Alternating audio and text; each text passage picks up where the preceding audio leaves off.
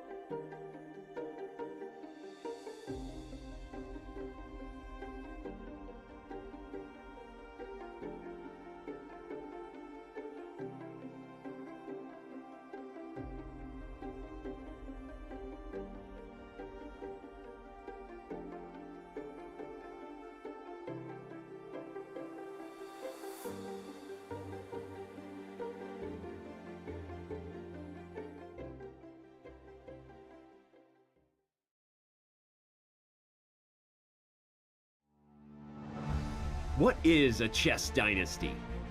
Unceasing dominance, move after move, again and again and again. We have a resignation, we have history. He is the 5-time FIDE World Chess Champion. But a chess dynasty can also be cruel. It forces most to defer their dreams until next time. If there is a next time. It's losing. Oh my God, did he just blow? Yeah, he did. I'm blown away. The game is over. As the chess world turns to Kazakhstan, the Magnus Carlsen dynasty is set to close. The FIDE World Championship is finally up for grabs. For two chess superstars lying in wait, until next time is now. Jan Nepomniachtchi has methodically done what he needed to do to get another shot at the title. The pressure to seize the moment this time rests heavily upon him. Oh, wow. No way! He forgot to play g5. Oh, gosh. Once that white knight comes in, it's going to be game over. Ding Liren knows firsthand what the end of this dynasty means. An unexpected chance to make history. Can China's best turn his good fortune into eternal fame? Ding, he's on fire right now. He's back in the zone, and there we go. Ding wins. Wow, wow, wow. Ding has leveled the score. The legacy of this championship spans across centuries. It reads from the names of chess giants. For the first time in a decade, a new name will raise the trophy and be etched into chess history. It's the 2023 FIDE World Championship. Whose name will next be called champion?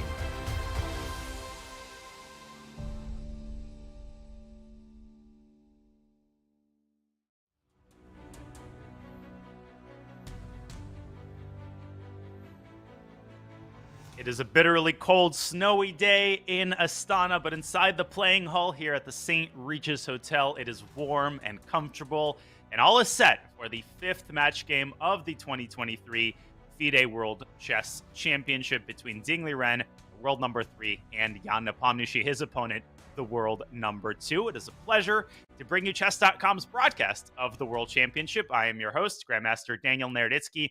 Alongside me today is, of course, world number 6, Grandmaster Anish Giri. Anish, good morning to you. This is a huge game. Good morning. Another day for us here and another exciting round coming up as the players have warmed up, traded some blows, and are back to even. They are indeed. Traded blows is a good way to describe it as we look at the scoreboard. The current score is 2-2, but it wasn't always like that. Nepo struck first, but Ding struck most recently. The first game ended in a topsy-turvy draw. Then a very confident victory by Jan Nepomniachtchi. That was followed by a confident draw by Ding.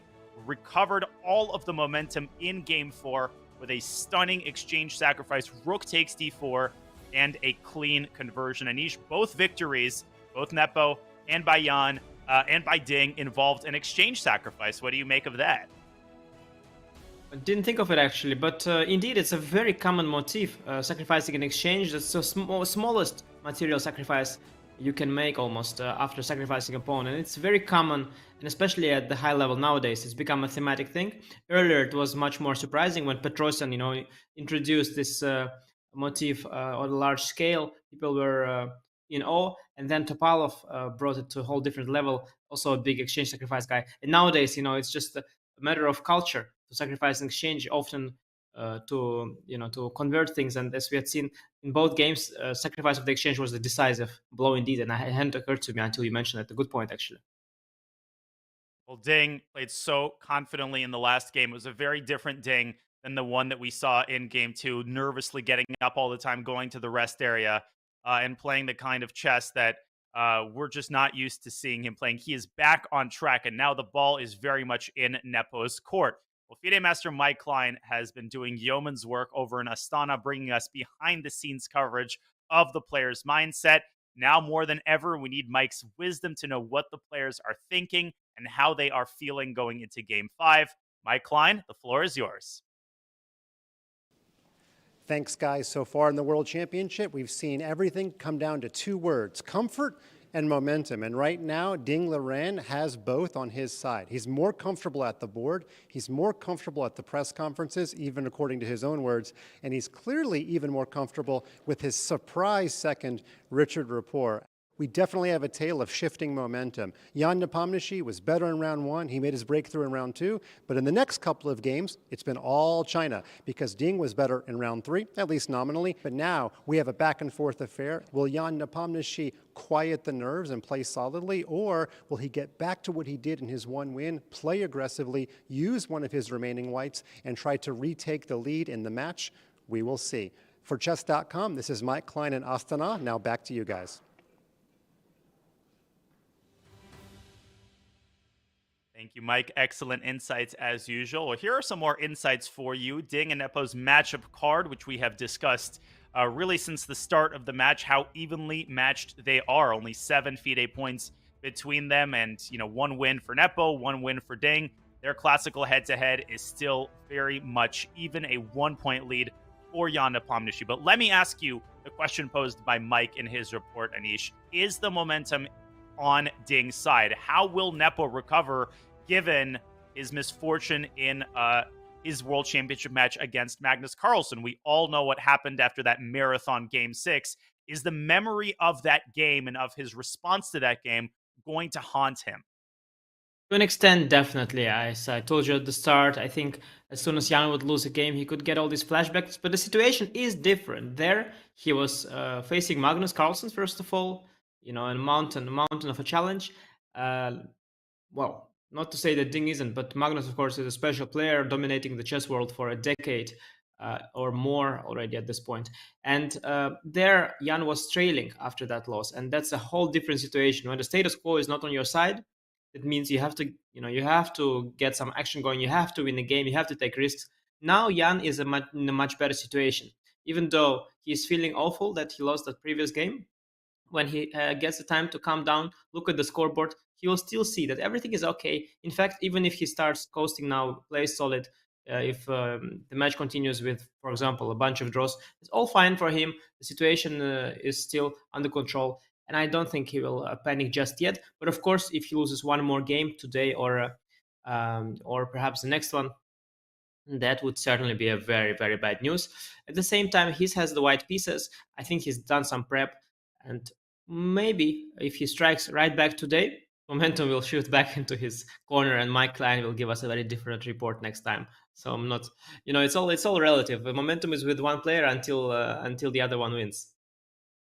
It is indeed. And, the Nostradamuses of the chat, they were singing one tune after Nepo's win in Game 2. The match is over. Ding is not going to more of the same after Tata. Now, those very same Nostradamuses are singing a completely different tune. The match is over. Nepo's going to lose. Let's not overstate the case. The match is tied. It is absolutely impossible to predict what's going to happen in the match or in this game.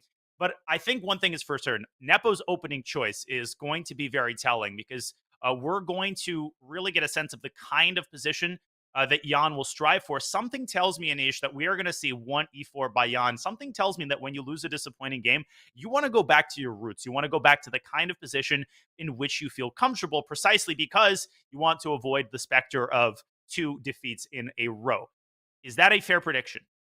I agree with all the points you mentioned. At the same time, the problem is very often you would wish to play one e4, but you need these ideas. As Ding said in the previous press conference, I guess you remember at some point when he was asked, you played d4, c4, you're going to play e4. And Ding smiled. He said, it's not about the first move. It's about what ideas you have. I think Jan would rather have ideas in one e4, obviously. But if the team hasn't come up with something too interesting, and if they have better ideas, perhaps, for example, against the Carlsbad that Ding has played in the previous game, then he'll have a choice. Do you rather play one e4, get a more familiar position, but no particular great surprise, no great idea? Or do you go for the Carlsbad where you have some interesting new idea in this rich position, but you're less familiar with the pawn structure? So this is the kind of choices a player has to make. Of course, if he had a choice, he would go for one e4, but not sure what the team cooked up for him. We will see. I think the Carlsbad that Ding has played also offers very rich play. Many pieces remain on the board. Structure is very close. Perhaps some new concept somewhere, some new maneuver Jan could uncork. And his team had some time. It's been 2 days with the rest day in between as well. So definitely possible for them to dig into that. Also, we don't know what Jan has prepared before the match. Perhaps he already had something ready, for example, in the Italian opening that he was waiting to use, and maybe now it's a good moment to use that. So we don't know that as well, so makes it quite difficult to predict. But, if I have to play the devil's advocate and you predict one e4, I'm happily taking one d4 as a prediction. I think my odds are pretty fine here. Indeed, and I think a case could be made for either choice. Obviously, you made a good point about not using up all of the aces up your sleeve and saving perhaps your best preparation in the most needed moment, right? The moment when you really can't afford a loss and you can't afford an uncomfortable position out of the opening. So I'm personally very, very excited about what we see in the first 10 moves. And for those joining the World Championship recently who want to know what is at stake, well, why is it called the World Championship again? Well, that's because the World Champion title is at stake. And that title is the most coveted title in all of chess. But there's also a €2 million prize pool, with the champion earning 1.2 million of them and the loser earning 800K. Of course, the champion also earns the right to defend their title in the next World Championship match. Will that match be against Magnus Carlsen, who will have to basically start from scratch and win the Candidates Tournament, or will it be against the same opponent? Well, only time will tell. Nobody could have predicted that Magnus Carlsen would not be sitting in one of these incredibly comfortable World Championship chairs. In fact, he's sitting in a different chair niche. He's sitting in a poker chair, I think, in Vegas. So Magnus Carlsen kind of living it up while these players are duking it out over the chessboard. Oh yes, and you have to realize these two, they're so hungry for that title. It would mean so much for both of them. And Carlsen not playing is a opportunity, a small window of opportunity, because of course it's easier to overcome someone who you're so evenly matched against than beating the Magnus Carlsen, who's dominating chess for so long. And so they both, came very, very well prepared, ready. And you could see the pressure on both the players. Ding was very open about it. Jan didn't talk much about the pressure, but you could see from the mistake he made in the previous game, pressure also gets to him as well.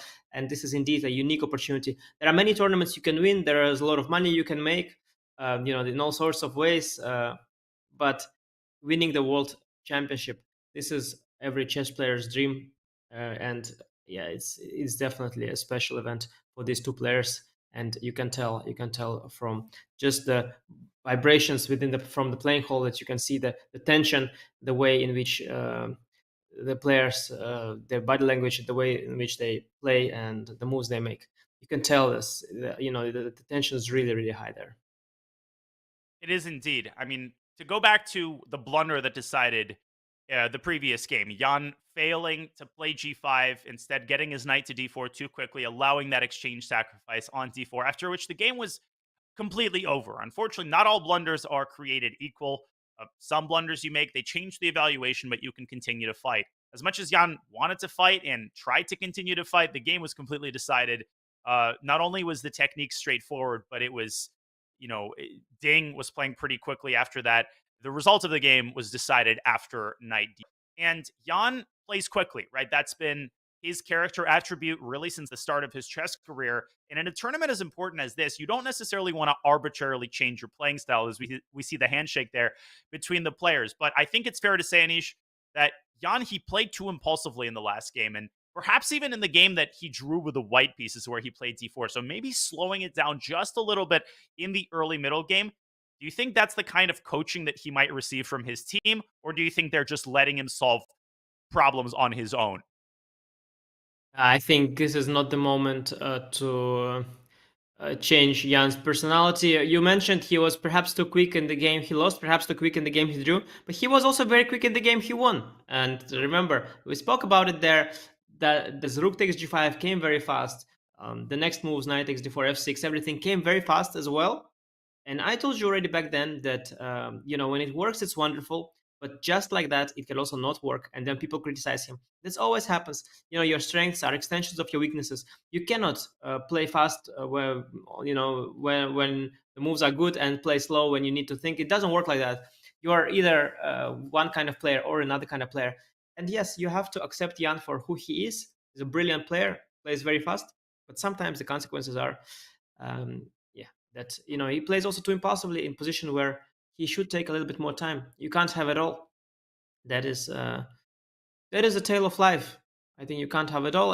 But the player that Jan already is a brilliant player. He's won the Candidates Tournament twice, and he's definitely capable to win this match as well. I don't think the coaches and his team is going to tell him, how to play chess. They should come with suggestions in the opening. They should tell him what are the opening ideas they've cooked up, and then let Jan take it from there.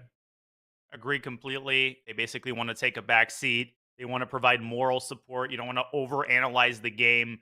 You want to give the player the space that he needs in order to recover the way that he wants on his own terms. And Jan's conversion in game 2 was honestly one of the most brilliant stretches of chess that I had the honor of watching. The speed with which he was executing all of the top moves and sacrificing the exchange. That is the Jan which is going to have to show up in this game. Of course, the distinguished guest making the ceremonial first move this time. We'll see who it is. I think this individual just shook both players' hands, and the game is about to begin. It is 2:59 p.m. local time over in Astana as the players look at the cameras for one more photo shoot. And I believe that the e-pawn has been moved 2 squares forward. It will be retracted, and then Jan Nepomniachtchi will himself execute the first move. And here we go. The moment of truth, the first important moment. What will we see from the laboratory of Jan Nepomniachtchi and his team on the first move? This will decide a lot, Anish. It won't decide the result of the game, but it will decide the course of the game, at least in the beginning. Oh, yes, already the first move sets the course of the game, as you mentioned. From my angle here, I think I saw a d4, but I think that is not relevant to what the guest has executed, because I think he's done it without consulting Jan, and Jan has taken the move back. There was a symbolic first move. Now it's on Jan to decide whether it's e4 or d4. I don't expect another move, but anything is possible. Nowadays, players are also versatile. Can be anything. Let's see. And it is e4. Wow. Okay. I lost this one. Fair and square. You had the right to first to pick the move first, but I think I would have picked d4 anyway. So yeah, no, a good guess there. Ding will follow it up with e5 certainly. And then the big question I have is whether Jan is going to repeat the Spanish, or perhaps he cooked something up in another variation, maybe Italian, or maybe some wicked Scotch or something like that. We'll see. Ding is taking his time, but I think it's more of a formality. He is just taking a moment to get into the game. But e5, of course, happens. e5 happens. Knight f3 is immediately on the board. Ding following up with knight c6. No Petrov for us today. And this is the second moment of truth. Bishop is off to b5. So we have another Rui Lopez. And we remind you that in the first game of this match, Jan played the deferred exchange. He dropped his bishop back to a4, as he just did here, and then took on c6 in 2 moves. Will we see a more mainstream choice by Jan? I think is the next big question, Anish. Yeah, I guess in the modern chess at this high level, you don't repeat this kind of ideas twice. The opponent had time to prepare an antidote. So Jan will play something else. He plays d3 first. Very, very mainstream stuff. The big question is after b5, bishop b3, and then d6 or castle. The main question is what sideline has Jan cooked up there. There are lots of different options. There's the a3, the a4, c3, some bishop d2 systems, lots of different things. And Jan has played mostly a3 system, but I guess for this match he might have prepared anything else. We are about to find out. I'm quite excited, looking forward, because this is one of the most relevant theoretical tabias in the modern chess. Indeed, and you said that Jan played a3 here. He plays c3. There was a time when the move d3 was considered a sideline. Of course, rook to e1 is in formal terms the main line, but I don't think d3 can be referred to as a sideline anymore. It's been so popular and so common at the top level that we should probably refer to it as a second main line. But here we see c3 by Jan Nepomniachtchi. That's an interesting choice. So we have the main line position with the difference that rather than a rook being on e1, there is a pawn on d3. How common is this? Yes, and indeed. So the maximalistic approach that white could take is to go rook e1 with the pawn still on d2. That would be here. And then go for the c3, d4 setup directly as we pull up the analysis board here. But as the theory has established, after rook e1, b5, bishop b3, short castle, Ding plays this opening called the Marshall, and before white gets a chance to go for d4, black strikes in the center with d5, and then the play involves pawn sacrifice. And as the analysis have shown that this is not so simple for white. The bishop comes out, the queen comes out. Black has lots of counterplay. In many of the variations, black regains the pawn or has excellent compensation. Very often, the bishop gets traded for the knight, and then black gets the bishop pair advantage and simply plays pawn down for a long time, but without any trouble, just manages to hold up the game, because the bishop pair in an open position could be often worth almost as much as a pawn. So all this big theory here basically is the reason why the players realize that, okay, playing c3 is not so simple, so maybe let's go for lines where you go d3, like d3 here, or h3 first, or a4 first, and then let's say d3 after bishop b7. And then at some point the questions become, okay, but if we play d3 here, why don't we play d3 instead of rook e1, and don't pretend like we want to go d4 in one go? So this is all common knowledge by now at the top, and that's why d3 is a big system. It turned out you don't need necessarily to go for c3, d4 to fight for the advantage. You can also maneuver first and go for d4 later, or not even go for d4. There are also plans where, for example, bishop retracts and you go for b4 and a4, keeping the pawn structure as is and in the center. But what Jan has played, the system with c3 and h3, it's an interesting system, and you will tell us a lot about it, because after knight to a5, bishop c2 followed by c5, the standard way to fight for the center even more. What white often does is going for d4, and that is one of your favorite openings, I believe, the Chigor in Spanish, with the tempo up for black. So you will certainly take this, but the players who play the Marshall, they're not so comfortable in these close positions after, let's say, queen c7 and d5, that they choose to often to avoid it. And so Ding played bishop b7 instead, and Jan followed it up with a4. I think this is my game against Alireza Firouzja, who played this rare combination of moves against me in an important game, which was not online, but it was on the screen in like it was in real life, but on the screen in one of those Champions Tour events. I think it was in the US, in Miami, and very confusing system. I think after knight a5, which is the standard way to play, Alireza retracted the bishop to a2. Ooh. So yeah, very funky stuff. Ding should still be prepared, but he has to try to remember, because it's very confusing. You can play a4 already here. You can also play, maybe you can play a4 also here. It's all very confusing. You can just always have these different d3, c3, a4 moves in different order, and you have to with black, try to remember what is exactly your prep, what setup you go for. Yeah, just like in the Italian and in the Carlsbad, Nepo has chosen a couple of systems where it's just immensely hard to remember the right setup to play with black. And we've talked a lot about the fact that these players are not immune to human influences, like forgetting your line or forgetting what's in your file.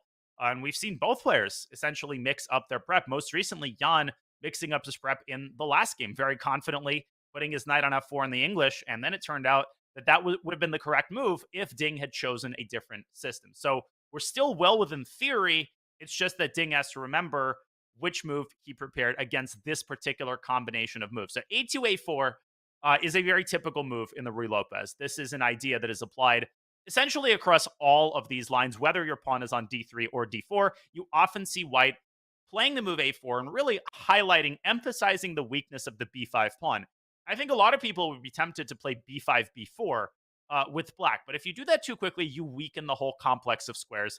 On the queen side, white's knight can go from d2 to c4. Typically in the Ruy Lopez, white's knight goes from d2 to f1. That's partially why you play rook e1, and we might see white play it anyway. And then the knight maneuvers to g3, and in the ideal scenario, often jumps to f5, engineering counterplay and an attack on the king side. So I would say that white's setup preserves maximum developmental flexibility. White's knight could even come out to a3. White's rook could sit on f1. It could move to e1. And Anish, I think that's what makes black's position tough to play. You just don't know exactly where Nepo is going to develop his pieces just yet. Yes, indeed, white is trying to retain maximum flexibility. But I do think that Ding has looked at this extensively, because if you imagine you're preparing, you look at the database, and there is a very recent game between Alireza, who is extremely high rated, and myself, with in all modesty, still pretty high rating there as well. So the game would be pushed very high in the database, also very recent, last year. And there was a 1-0 in that game, because I eventually lost it. It was an Armageddon game, and Alireza was very quick. I lost that game eventually. And so if there is a 1-0 played by Alireza in a rare line in your repertoire, you take that game very seriously. So I think Ding has looked at it, and also his facial expression, the way he sits there. I know Ding, he knows what he's supposed to do. He's just sitting. As I told you, he likes to take this 10-minute thought. It's a thing of Ding to think 10 minutes after his opponent selects an opening. Then for 10 minutes, he tries to recollect everything he knows about it. and then he starts blitzing. So Ding is sitting there waiting his usual 10 minutes, and then he will execute a quick move. Indeed, it before makes sense. Knight a5. Another important idea that I want to talk about in general, that is this bishop on b7 in this pawn structure. And the bishop on b7 is staring down this pawn. Yeah, Ding took even less than 10 minutes. Played knight a5. The point that I want to make still remains valid. The bishop on b7 is either misplaced and will potentially head back to c8, e6, or it will activate itself with black striking in the center with d5. Bishop a2 was the idea of Alireza, actually, and I also played c5. Wow. And it's the bishop only g5. game in the database, Anish. It's the only game that comes up. Yes. I just searched this position. It's Firouzja against Giri from August 2022. So now we know who the inspiration was for Jan Nepomniachtchi. You always seem to be involved. But bishop g5, which was just played, is a novelty. Alireza had played knight b1 to a3, which is the idea we were just discussing. Yes, and I think the reason why I'm always in the base is because we play so many games now, so many online games, so many tournaments. I think I played 700 games in a year. And so, like, whatever opening you play, my game will be there. So that's somehow, I don't know why that's indeed the case. But bishop g5, yeah, so it's a matter of move order. So what Alireza did in the game, he played knight a3 first. Now, what will usually happen, White wants to probably trade the bishop for the knight and get this knight to e3 closer to the d5 square. You can do that in different ways. You can start with bishop g5, which is what Jan did, or what Alireza tried. He tried to go knight a3 first, queen d7, and then bishop g5. He gave me the opportunity to snatch this pawn, by the way, which I used. And this is actually a decent way to play, but then somehow I misplayed it later on. So instead of knight a3, Jan starts with bishop g5. The knight can still go via a3, but it can also very well go via d2, rook e1, knight f1. And it's not clear which route is better. There are ups and downs to both these approaches. Also, the big question in this system, by the way, is whether you take AB at some point or not. It's always a question. So black often plays this move queen d7, sort of hinting at bit x a4 ideas. And then white, is often wondering whether to take or not. Also, white often is facing a dilemma whether to take on f6 or perhaps wait a little bit. So yeah, bishop g5, I think technically a novelty, but I believe not shouldn't be a big surprise because the computer suggests both these moves. They are very similar, and I think should still be in book. But of course, by now already it could be a little bit vague in his head what the move order was.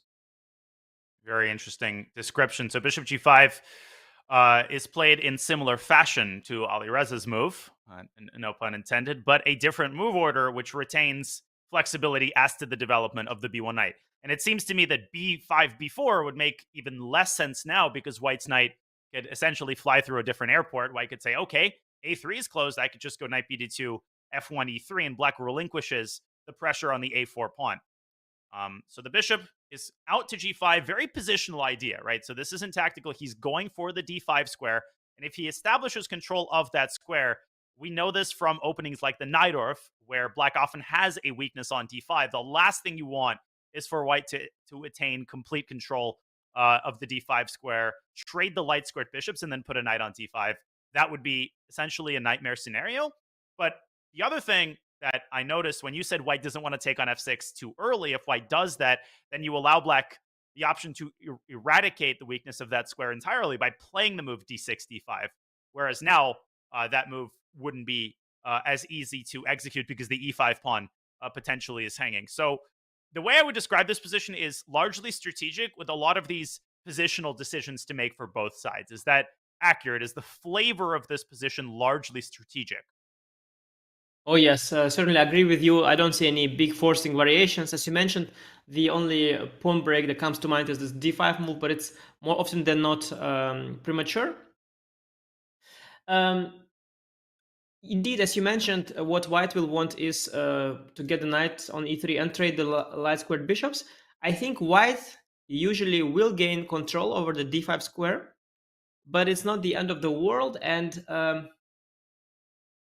the problem white often will face in these positions, and I think maybe we should not talk too much about them as we will approach them eventually, and we'll have to talk about something later on as well in the show.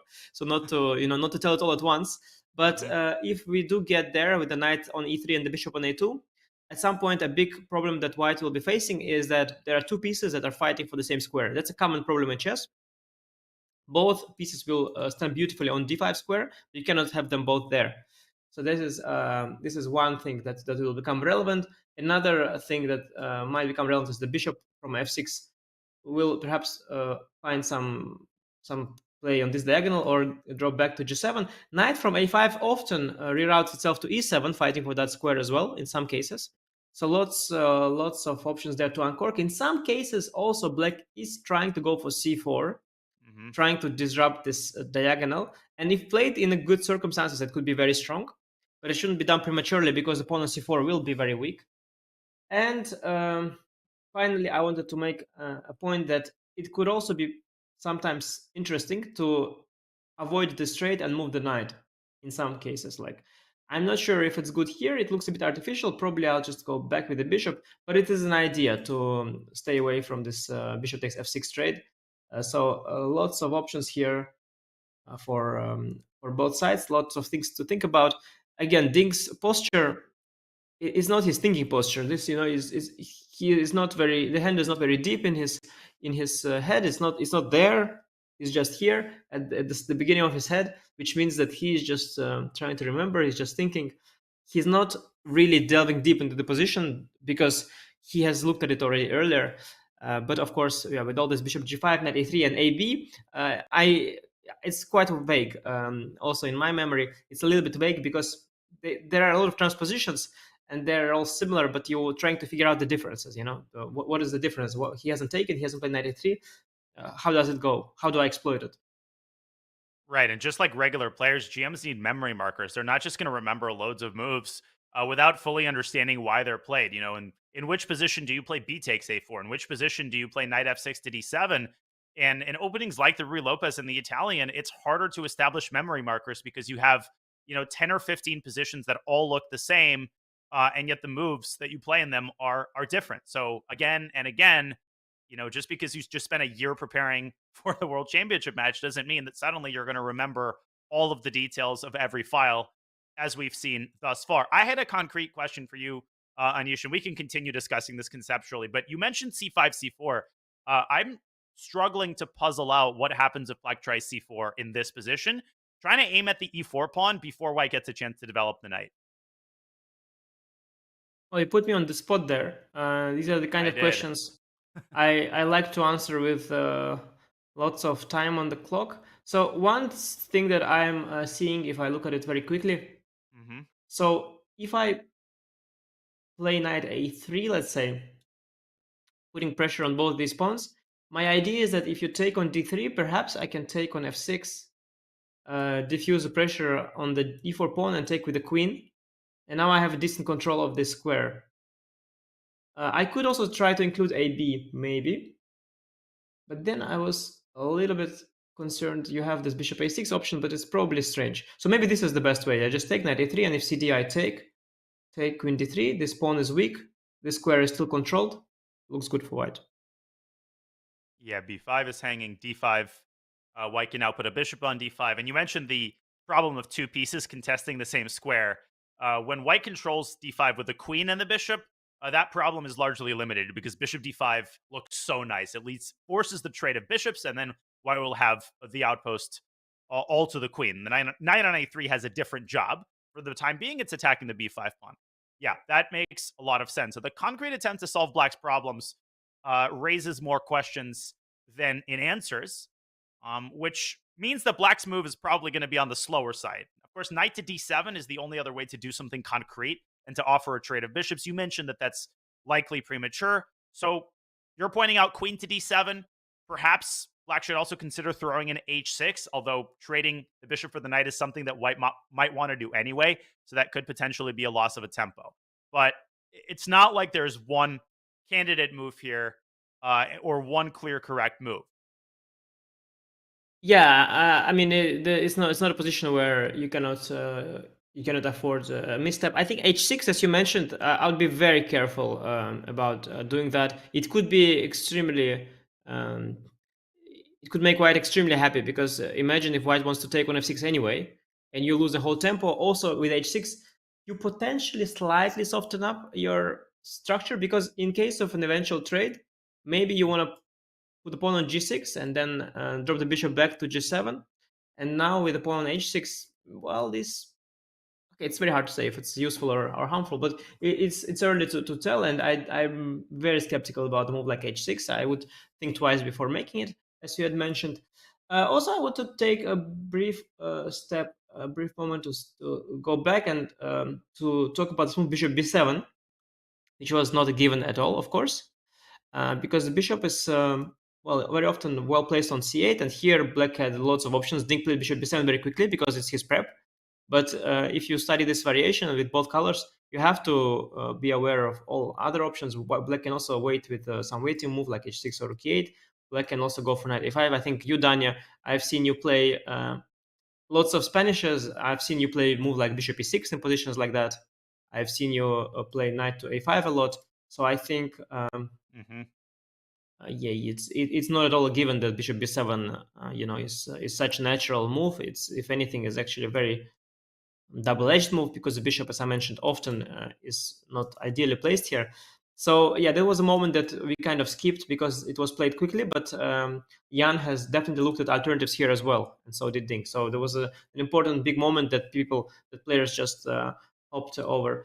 And now we are here, and Ding is still trying to remember. Takes already quite some time. Maybe actually it's his thinking pose, his new thinking pose, who knows, because yeah, he takes a lot of time. I think it's the queen d7 that is very tempting move, but after queen d7 with knight still on b1, I am wondering if knight d2 is not possible, because if you go b takes a4, with the knight on a3, I was really in control of this pawn, but with knight on d2, white has bishop b1 followed by bishop c2. Wow. It's a way to regain. Also, there is also this idea of And bishop taking d5. and bishop d5. Yeah, this is also an idea I've seen, where you regain this pawn, maybe even better here. So yeah, ba very risky with the knight on d2. Knight on a3 was blocking the rook from the a4 pawn. So in my game against Alireza, I had this position and I took on a4. Yeah, this was actually quite juicy for me. But I made a big mistake later somewhere, more like immediately on the next move. He went for some knight h4 business, and I did something terrible there. But yeah, this is no longer relevant, as Jan started with bishop g5. Queen d7, knight d2. Yeah, it's a question how black should proceed, and then also why exactly if he played queen d7. So Ding is trying to think. I mean, if you look at the position from from a human perspective, and you try to fight with the d5 square, this move knight d7 makes a lot of sense. Now, if we trade, positionally I'm kind of happy with this trade. I would think I'm happy because I traded a pair of bishops. My pawns are on the dark squares. I guess bishop e3 feels more principled. Now if you go back with the knight, white got this move for free, because you went here and back to here, and you went here and back. So winning a tempo like that is kind of nice for white, I guess. Although the bishop on e3, it's not clear how well it's placed. So these kind of thoughts are going through Ding's head. He is already having his hands wrapping his head. I guess he doesn't recollect, and now he's just trying to think and to make sense of this position. He has indeed, and he's now spent 13 minutes and counting. So that's more than his traditional 10 minutes, I'm remembering my file think. And almost the entire time, Nepo got up from the board immediately after playing bishop to g5, the novelty, and he's been pacing next to the board, right? He hasn't gone to his rest area where we're used to seeing the players. He's been pacing back and forth near the board. We've seen his silhouette appear a couple of times. So kind of interesting behavior there. I wonder if Nepo is excited to reach this position, because if he took a very, very deep look at this with his team, and there we see Jan walking around there with his hands crossed, and he's about to come back to the board because h6 has indeed been played. That's a big middle move. We'll get to it in a moment, but I wonder if Nepo's excited to reach this kind of position, and I wonder if his team looked at h6, Anish. Oh yeah, yes, for he sure. Has. There's He's already played. Yeah, he's already played, and indeed h6 is one of the suggestions of the computer. Queen d7 was the other. C4, d5, by the way, are also quite possible. The computer doesn't hate them, as the computer doesn't hate knight d7. But h6 is the yeah, it's a fine move here. I was skeptical about it because I told you often white wants to take anyway. But in this case, I didn't see how to force the trade. Queen d7, the white would just play knight d2. So yeah, Jan takes quickly, AB quickly as well. As I mentioned earlier, it's always a question, you know, whether you take or not. I don't immediately understand why you have to take. Perhaps b4 becomes an option when the a file is now closed and you have to deal with the consequences of these positions. So he took and played knight d2, and now yeah, the knight will probably head to e3 via f1. Yeah, these positions I am quite familiar with. There are different ways of playing here. The price of a move is not very high. Once again, a positional game. And what I think was Jan's choice for this game, I think he's drawn some lessons from the previous white games, and he decided not to chase, not to chase some big ideas and some weird openings. Instead, he decided to focus on himself and play what he's most comfortable with. This is really his home territory. 1e4 is what he played, and small positional Spanish, slow Spanish. I should say, by the way, that Jan is not one of those people who played Spanish all their life. I should tell you that. I don't know if you know that, but do you know what is the opening that Jan played his entire childhood? Was he a Scotch player? A sort. Okay, at some point he migrated to Scotch, but it's much worse than that. Much worse. I can tell you, I know.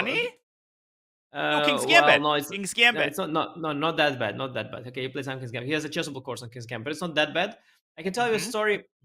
When I was so it was the match Topalov against Kramnik played at the time. So we speak 2006. I was 12 years old. I was at a training camp, and then Jan, who was 16 years old, he came to that camp and he gave a lecture on the opening that he always played. And that opening was e4, e5, and d4. Oh, d4. He played this against me in our Chess.com blitz matches all the time. And then he would take with a queen. Yes. This is a central opening or something it's called. He plays this all his childhood, this ridiculous system, which is why he's extremely good in positions with more space, in this kind of positions. The Marcoussis binds, the Philidors. He's extremely good and comfortable in these positions. And here the line goes something like that, some old line. Yep. I think he used to play some queen g3, some rook e4. I don't know, they play some nonsense f4, whatever. I don't know. I don't even know what they play.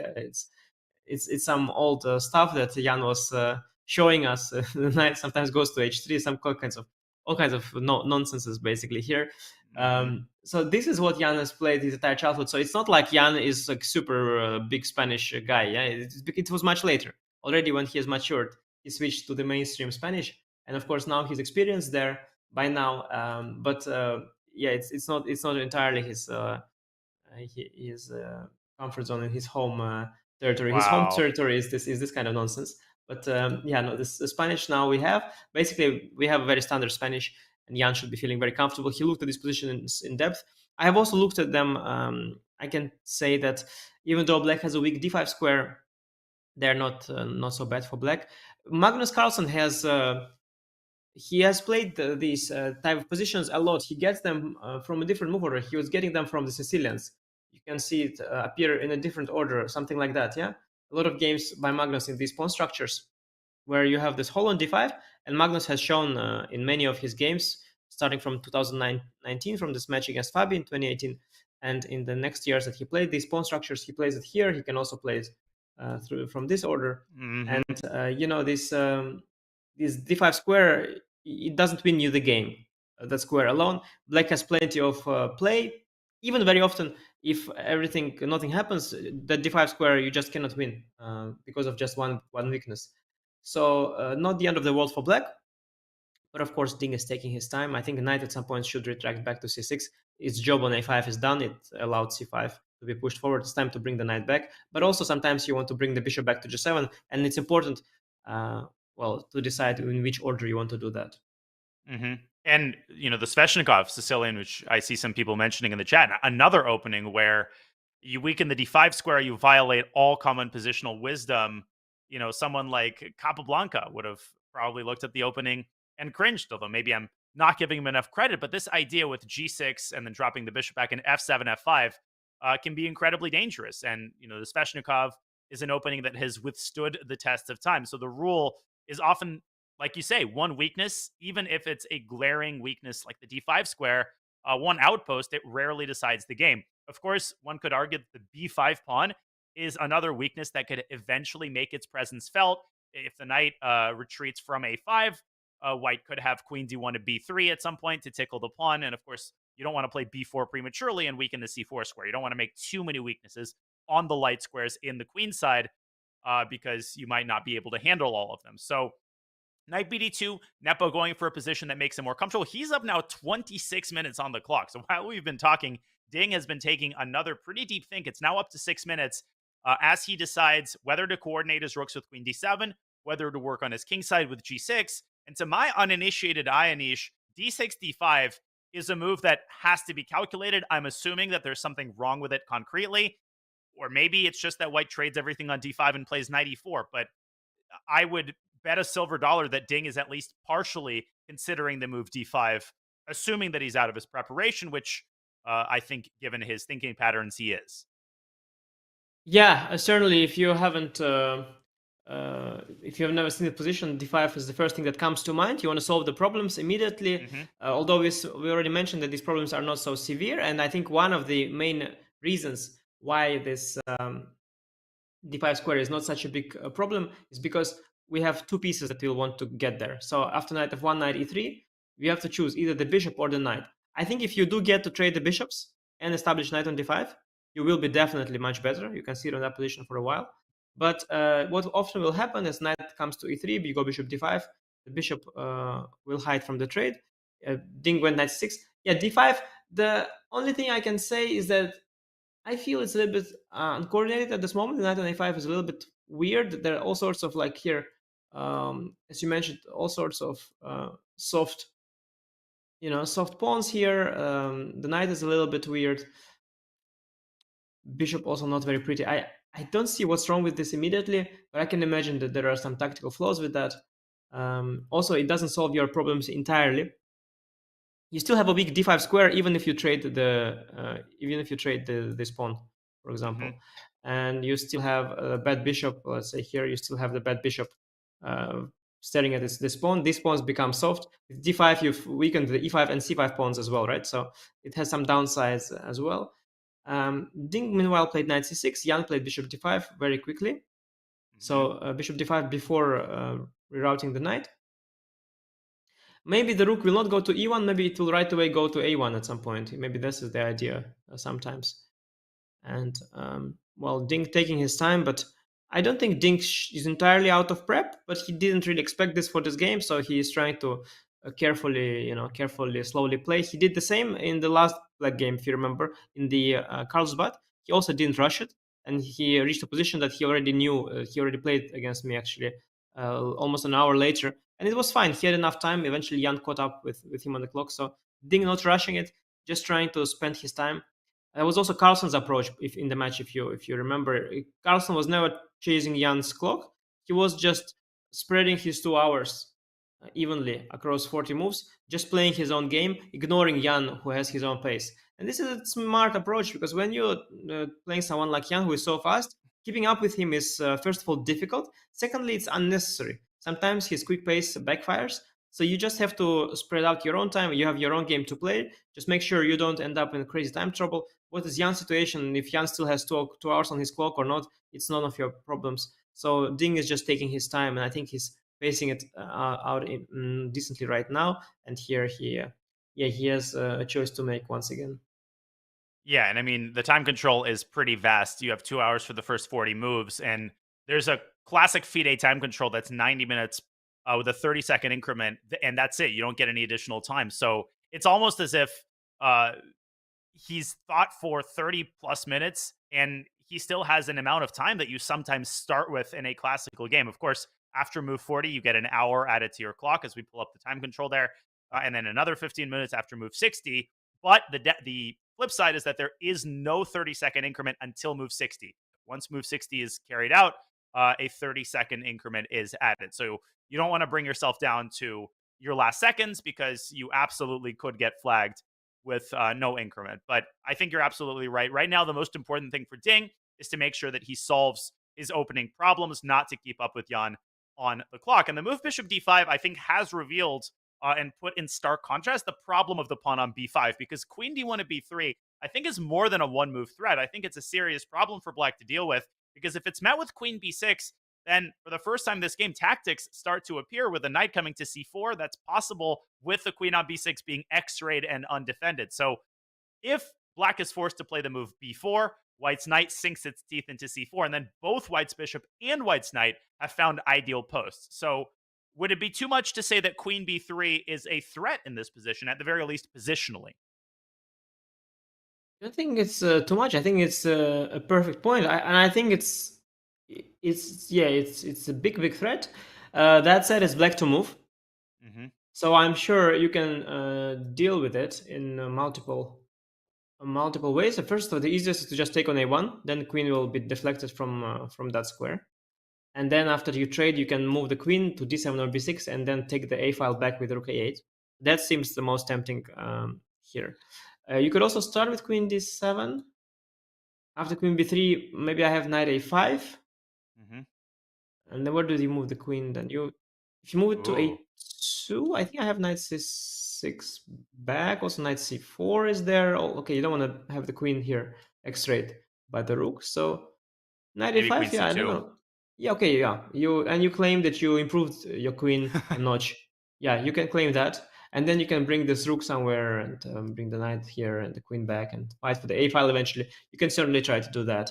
I think, yeah, both are possible. I think it's up to Ding to decide whether he wants to bring the queen out. I think also to b6 probably possible, no? b3, knight a5. Wait, is there Knights. rook a5? Oh, Bishop you're d5? considering the exchange tag. Rook takes a5. Yeah, And I was Ding on his has side, made a but move. yeah, Ding has solved this problem of queen b3 in the most direct fashion. He just traded on a1, and after takes, he just plays queen d7. Yeah, now you don't have the queen b3 move, and rook a8 is coming.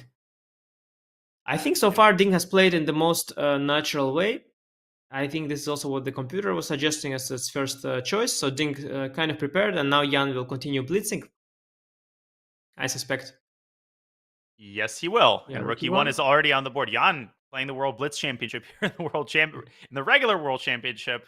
Now, all of Jan's moves have been pretty natural too. Both players have, picked off the low-hanging fruit. In this case, we've talked about this maneuver from the start. Rookie One, Knight F1, Knight E3, and of course, the Knight ultimately would like to sit on the D5 square. But from E3, the Knight could also access F5 or G4. So it's not like D5 is the only post for the Knight. And the most natural move by far, I think, for Ding would be Rook F8 to A8, sending the queen off of the A file. That's why, ideally, you want to occupy open files with the rook, not with the queen, because the queen is very easy to chase away.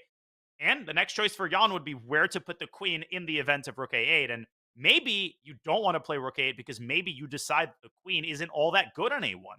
What do you think? Do we think, are you expecting Rook A8 from Ding? Yeah, difficult to say. I do think when there's one open file and there's one rook, although we talked about it in one of our earlier broadcasts, in some cases you don't need to occupy that open file. But I think here it's too tempting not to be played. Rook 8 is kind of an automatic move, I think, for me. And I want to mention that the fact that Jan plays so quickly, it's not necessarily a great news for his fans, because that means that Ding is following the very main line of his prep, and that is a good sign for Ding, meaning that Ding just makes all the best moves, and Jan remembers that because you usually, when you prepare, you remember best the main line, right? So Ding is just following the main line, but the main lines usually end with equality in the end. So Ding's just following the main line, the main path. No surprises there to Jan. But so far Ding managed to stabilize the position. The only question is, of course, how will he deal with the long-term threat of the knight appearing to e3? And I have something to say about it, but I want to see how the game progresses. First of all, I want to see if what Ding will choose, and also I don't want to give too much away about this position too early on. Of course, we have to space it out, but rook a8 is very likely. And my intuitive guess would be queen a1 to c1, not because I played too much bullet and I'm thinking of some later sacrifice on Definitely, h6, but that might definitely be an because of idea. I that. mean, listen, if the No, knight no, definitely because of does that. appear on it is because of that, of course, especially the bishop on d5, creating ideas of the moment h6 was played. I was thinking of ways to get a queen to g6 or a knight to g6. That is one of the most classic bullet ideas out there, and it's very easy to miss. So I think it's safe to say, Anish, and maybe I'm jumping the gun here, but with the bishop sitting on d5, with a pair of rooks traded, I don't think f7, f5, that plan, which is so common in the Sveshnikov, which we talked about earlier, I think that's become unlikely. I think black will focus his attention on directly solving the problem of the d5 square. Knight c6, back to e7. To me, to my kind of primitive positional glance, seems like a very tempting move to just forcibly evict the bishop from d5 and to control that square with the knight so that white's knight doesn't as easily land there. Yeah, I just want to first point out that queen c1, that is like your instinct. It would never occur to me to put the queen on c1 because I am completely in the positional mindset here. I'm not even dreaming about any attack.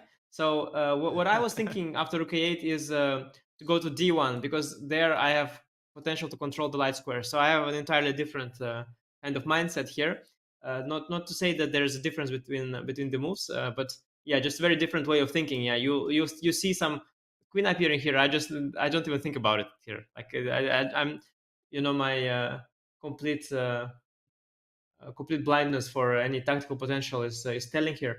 But with the move you mentioned, 97. Now it's a very serious move. It's, of course, you establish better control over the d5 square, but you allow a trade of bishops. And don't forget, although the position is somewhat closed, black still has a bishop pair. So giving up that asset is a pity. And now white has a potential to, at some point, get a knight on d5. Of course, you will probably never let me do this, but if that ever happens, you will regret having traded these bishops because, as I mentioned earlier, the fact that knight and the bishop are fighting for this one square is no longer an option. And now also, if you go for d5 at some point, I have seen games. Where white just remains with the knight against this bishop. Black even got d5, but white would get some light squares. I remember there's one thematic game here between Erwin Lamy and he played against a Chinese player. I think it was Zhu Jiner. And Vaikanze. And it was a very instructive game. They've got the structure. And at some point, Erwin played the move h4. And then Zhu Jiner had to play h5. And she didn't. And so Erwin managed to get even more light squares under his control. And he won a beautiful positional game as all these light squares are becoming weak. So these kind of ideas become reality. What you could also try doing is removing the bishop at some point and then going for 97, evicting the bishop this way, and only after the bishop leaves do you then potentially come back to control the d5 square, having avoided the trade of bishops. So this is also an idea that black has in these kind of positions, but it's all about execution here. So do you go for the a file first or do you not go for the a file? That's a big question. And then indeed, do you trade these bishops or do you not trade them? That's another big question that black's are going to answer.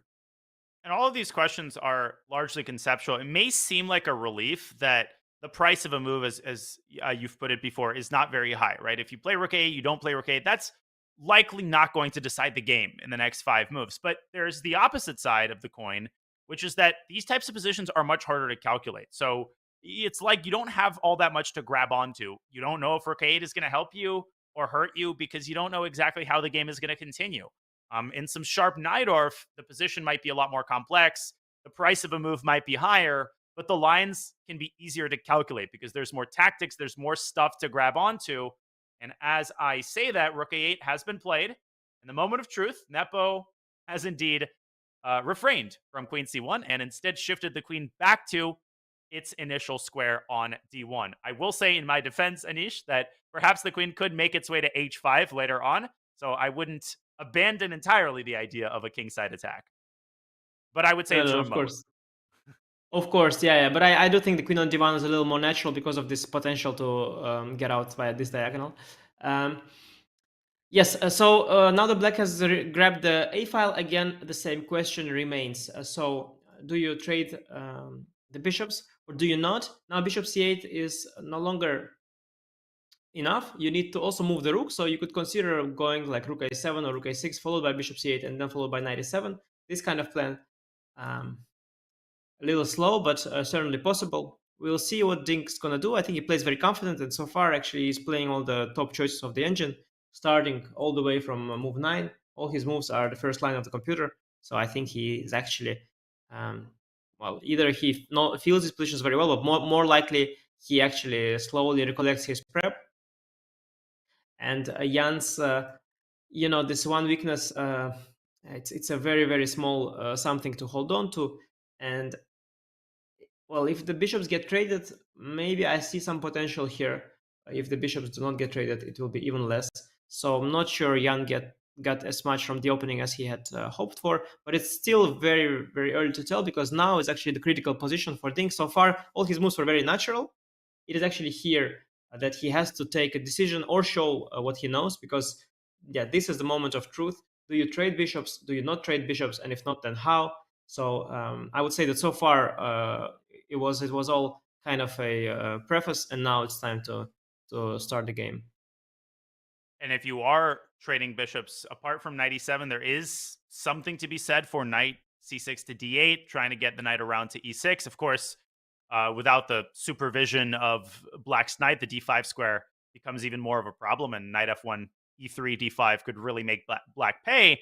And then the second question, if you aren't moving your knight from c6, then what are you doing? How are you improving your position? Of course, g6 and bishop g7, I think, has to be considered. For one thing, it moves the bishop away from f6, which means that if white's knight ever does land on d5 or on g4, it won't do so with tempo. This might sound like a very remote consideration, but that's how you have to play in these types of positions, right? They're very conceptually heavy.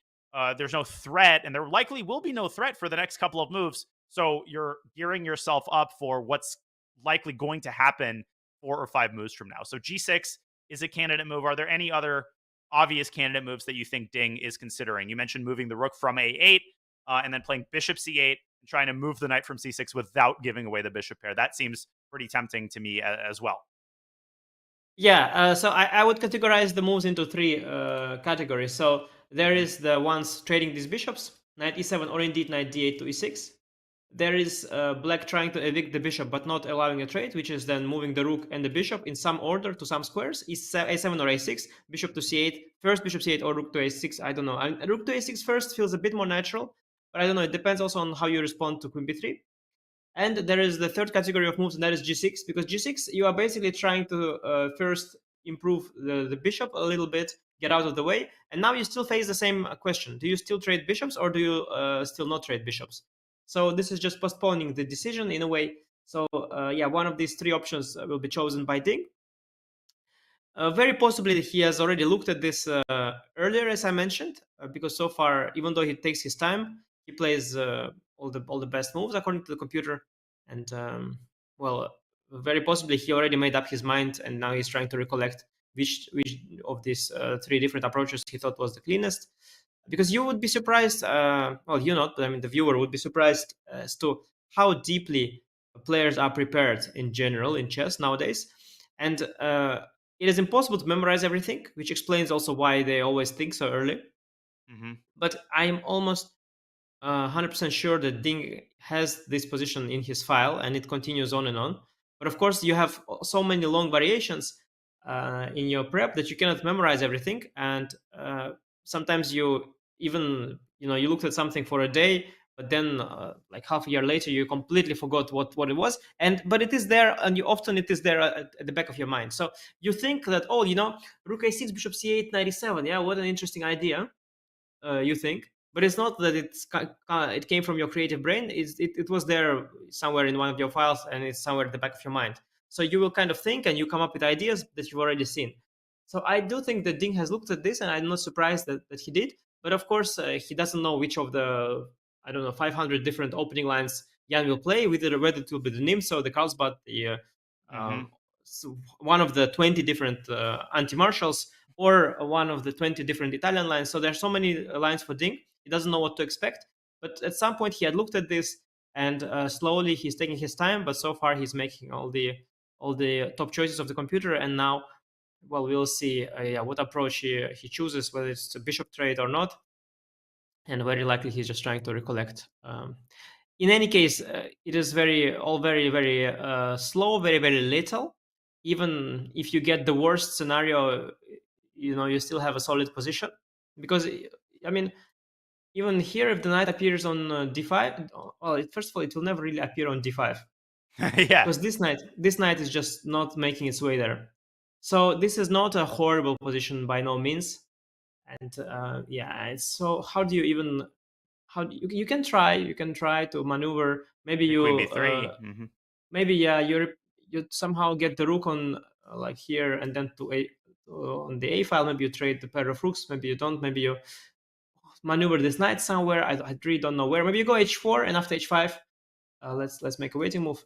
You maybe have some knight g5 ideas. Okay, this, by the way, is maybe something. Attacking here, if you move the knight, I move the knight here. I got something.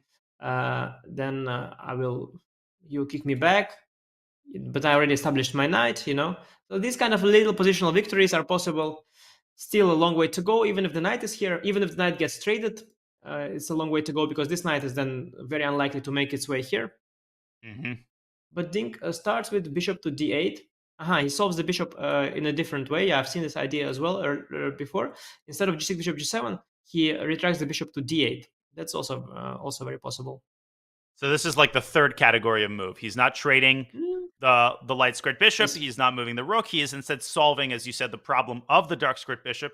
The benefit of this move is that it opens the path for the f pawn, not suggesting he's going to go king h8 and f5, but he's taking that vulnerable piece off of f6. So now knight g4, knight e3 to g4 potentially wouldn't come with tempo. And as you're indicating, the bishop could swing its way over to b6 and aim at the f2 pawn. Again, all of these are remote possibilities. He's not playing c5, c4 anytime soon, but he's gearing himself up for potential scenarios. So do you think that bishop is going to make its way to b6? If it was black to move in this position, what would be your subsequent step toward improving your position? So how I would see the bishop ending up there, I mean, I don't think it will land there immediately. But what I could see happen is, let's say I play knight f1, which is probably what Jan will play. Knight should eventually get rerouted. Then let's say I will try to do this ambitious plan of keeping the bishops away from a trade.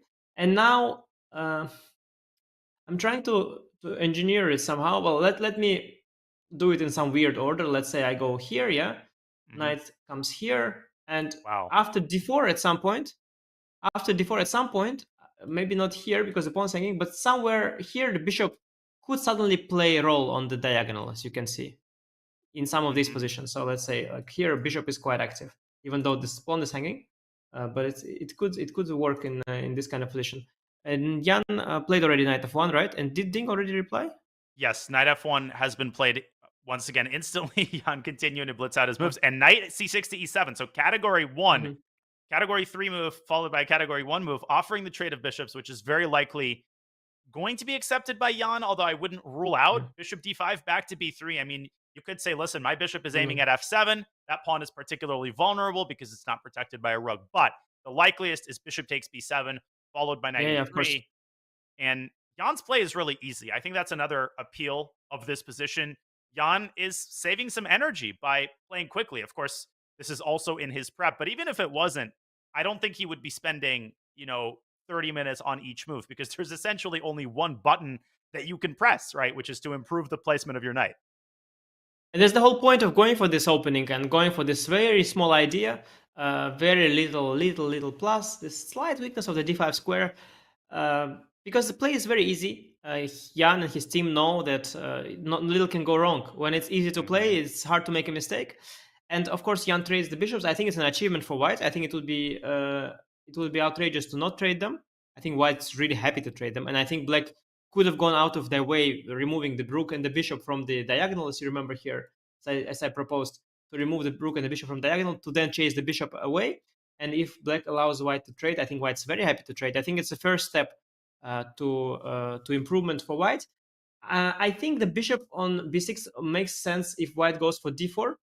if white doesn't go for d4, it's hard for me to see this bishop doing very much. Well, maybe after a potential c4 somewhere, bishop could have a future on a5, but yeah, long way to go. It was also bishop on g7 was also definitely an option. Hard to say what is this bishop on d8. Yeah, it's also subtle, and but I have to say the trade of bishops I think is an improvement for Jan's position, and I am kind of optimistic for him. And now also the clock is in his favor. Yeah, I think a little something there to work with. Also, Yeah. you know, on the king side, so I think g6 bishop g7 was safer. Now the reason I say it is that, okay, let's say already I have an idea of knight h4. So let's say you make a waiting move. I can play knight h4, and I want to trade this knight, which would be huge. That would be huge if I get to trade the knight and establish knight on d5. But if you now go g6, preventing knight d5, then the bishop looks really awkward, yeah, with the pawn already on g6. So I'm not so sure whether Ding's bishop d8 97 plan is so accurate. To me, it looks a little unnatural, but let's see how the game will proceed. Yeah, it's important to see how Ding is going to follow this up. But things looking pretty comfortable for Jan as bishop to b6 is indeed played. Ding completes his maneuver. He's now down 45 minutes on the clock. So he still has plenty of time, over an hour. But, you know, Nepo getting everything that he wanted out of this opening, almost all of his time still left. Virtually no risk. There's never absolutely zero risk. But he gets to play and squeeze this tiny advantage out potentially for the next 40 moves. So buckle your seatbelts, folks. We are in for a really interesting middle game as Jan tries to justify his opening choice and reach the ideal scenario of good knight versus bad bishop. But we will take this opportunity as Jan returns to his board, and he will presumably ponder his next move to take our first break of the day, folks. This is going to be a long, interesting, and very important game. The match is tied 2-2.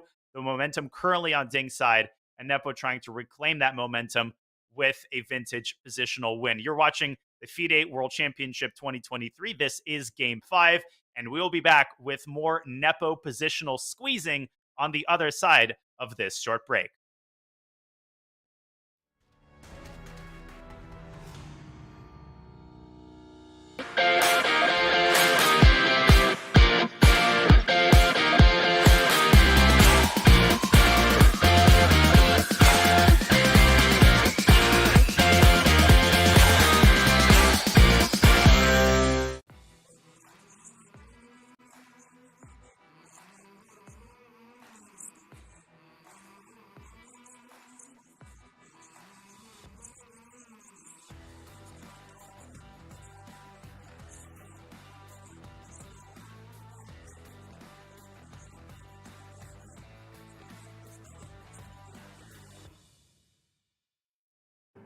Introducing WorldQuant, the partner of the Champions Chess Tour and Chess.com. WorldQuant is a global firm in the field of quantitative asset management. If you don't know what that is, it's the job of building complex mathematical models that seek to identify market inefficiency. For 2023, WorldQuant Brain is bringing together its International Quant Championship and the award-winning Champions Chess Tour to hunt down the next generation of quant finance specialists. It sounds very exciting. You put your skills in practice in a case competition where you get a real challenge. And I signed up. WorldQuant is seeking new talent and new energy, and it's looking at the world of chess to help. Because nobody knows how to analyze a position better than a chess player, right? No quant experience? No problem. So, do you think you have what it takes to compete in the International Quant Championship? Sign up and be the next quant champion.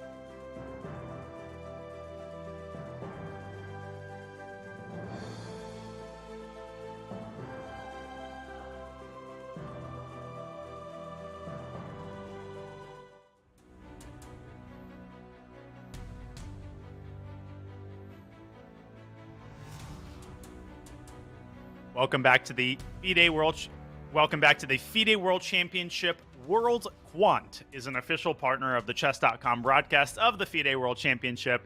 They're a global firm that builds complex mathematical models to identify market inefficiencies. Now, World Quant Brain is bringing together its International Quant Championship and the chess community to hunt down the next generation of quant finance specialists, because nobody knows how to analyze a position better than a chess player, right? If you think you have what it takes, register for the International Quant Championship. Head on over to go.chess.com/IQC or use !IQC in the chat. That's XQC with an I rather than an X. Folks, we hope you're enjoying our coverage of the World Championship between Ding Liren and Jan Nepomniachtchi, Grandmaster Anish Giri, Grandmaster Daniel Naroditsky, bringing you coverage of this very important Game 5, whose importance, well, it cannot be overstated. The score is 2-2. The momentum is on Ding's side, and Jan Nepomniachtchi trying to really cool down the flames of Ding's momentum with his opening choice. Anish, as we examine this position and as Jan advances his pawn to h4, which is an idea that you had mentioned in reference to g6, grabbing space on the king side, trying to fully establish his dominance over the light squares. If you showed Jan this position at the start of the game and you said, this is what you'll have after 23 moves, I think he'd be more than happy. He'd say, sign me up. Yeah, I love it. And I'm pissed that Jan has played the move h4 so quickly, because I was so proud of this idea that I wanted to show, because I think h4 is a beautiful move and it's extremely strong here. But Jan, maybe he's still prepared, or probably he just understands his positions really well, because h4, it's a fantastic idea and I really love it. As I had mentioned earlier, Black wants to go h5, but here it's met by knight g5, which is just very dangerous with the black bishop so far away from the king. So I think with h4 followed by h5 and knight heading to f5, I think it's a disaster for black already. This could get incredibly unpleasant. This is the first time when, if you say, what are white's next 3 moves? If you give white 3 moves, the game is over. Like, if the knight appears on f5 and the queen on g4, the mate threats on the king side are totally insurmountable, because that's the downside of black transferring his bishop over to b6, his queen on b7, his rook on a8, all of the pieces clustered on the queen side like that. As primitive as this point sounds, his king is essentially exposed. And I think Jan is saying, listen, I'm not only about the d5 square. I'm not just a one-track mind. I'm also going after your king and going after the f5 square. Yeah, I think things have gone wrong for Ding already. I think the combination of trading bishops as well as bishop d8, bishop b6 plan, I think it's just been very wrong. Now, the only thing I can suggest for him at this point is, I like this idea of c4. It's a very nice positional idea, opening this bishop. I think you can't do that immediately because of takes and queen takes on d6. But maybe preparing it with queen c6. What do you think? Yeah, I was actually going to ask you about the immediate c4. You're right, the knight on e7 hangs at the end of the line. But let's take a look at queen c6, because if he does, in fact, play c4 and he does it without losing material, trading the b6 bishop for the e3 knight, is it a fair assertion to say that that cools down white's initiative here? Oh, that would be a dream come true. And let's perhaps take a look at the analysis board as we delve deeper into this stuff with queen c6. I think queen c6, to me, seems very tempting. Also, keeping an eye on the b5 pawn here. And now, well, if you are going to allow me to trade the bishop for a knight, let's say if we get this, I think this is just an absolute dream for black. I think black is doing very fine here. I don't see any problems any longer, as the one knight getting traded means there is no longer an issue with the d5 square. Surprised the bar is still with white here. I really like black, but okay, maybe knight h4 still keeps some initiative. But I think here, instead of h5, c4 is probably too drastic. What do you think? c4, is that? Well, then your old move, bishop a5, could come in handy. Although bishop a5 is a one-move threat. Just rook e2 and the a file is closed. And then bc could actually be met by dc, because queen takes e4 obviously fails to knight d5 and white wins material. Yes, this was my point. The only thing is, of course, it's rook e2 is slightly in the way of the queen, potentially heading to g4. And actually, that's a big pity, because I really want my queen on g4 after h5, knight h4. But it's maybe good enough. Maybe it's good enough anyway. Besides c4, maybe there is an even cleverer move. Let's take a look at this position. I have this knight d2 move sometimes. I don't need knight h. Okay, knight h5, knight f5, knight 4, knight 5 is of course like my dream, but sometimes you have to be realistic. Dreams don't always come true. Knight d2 maybe.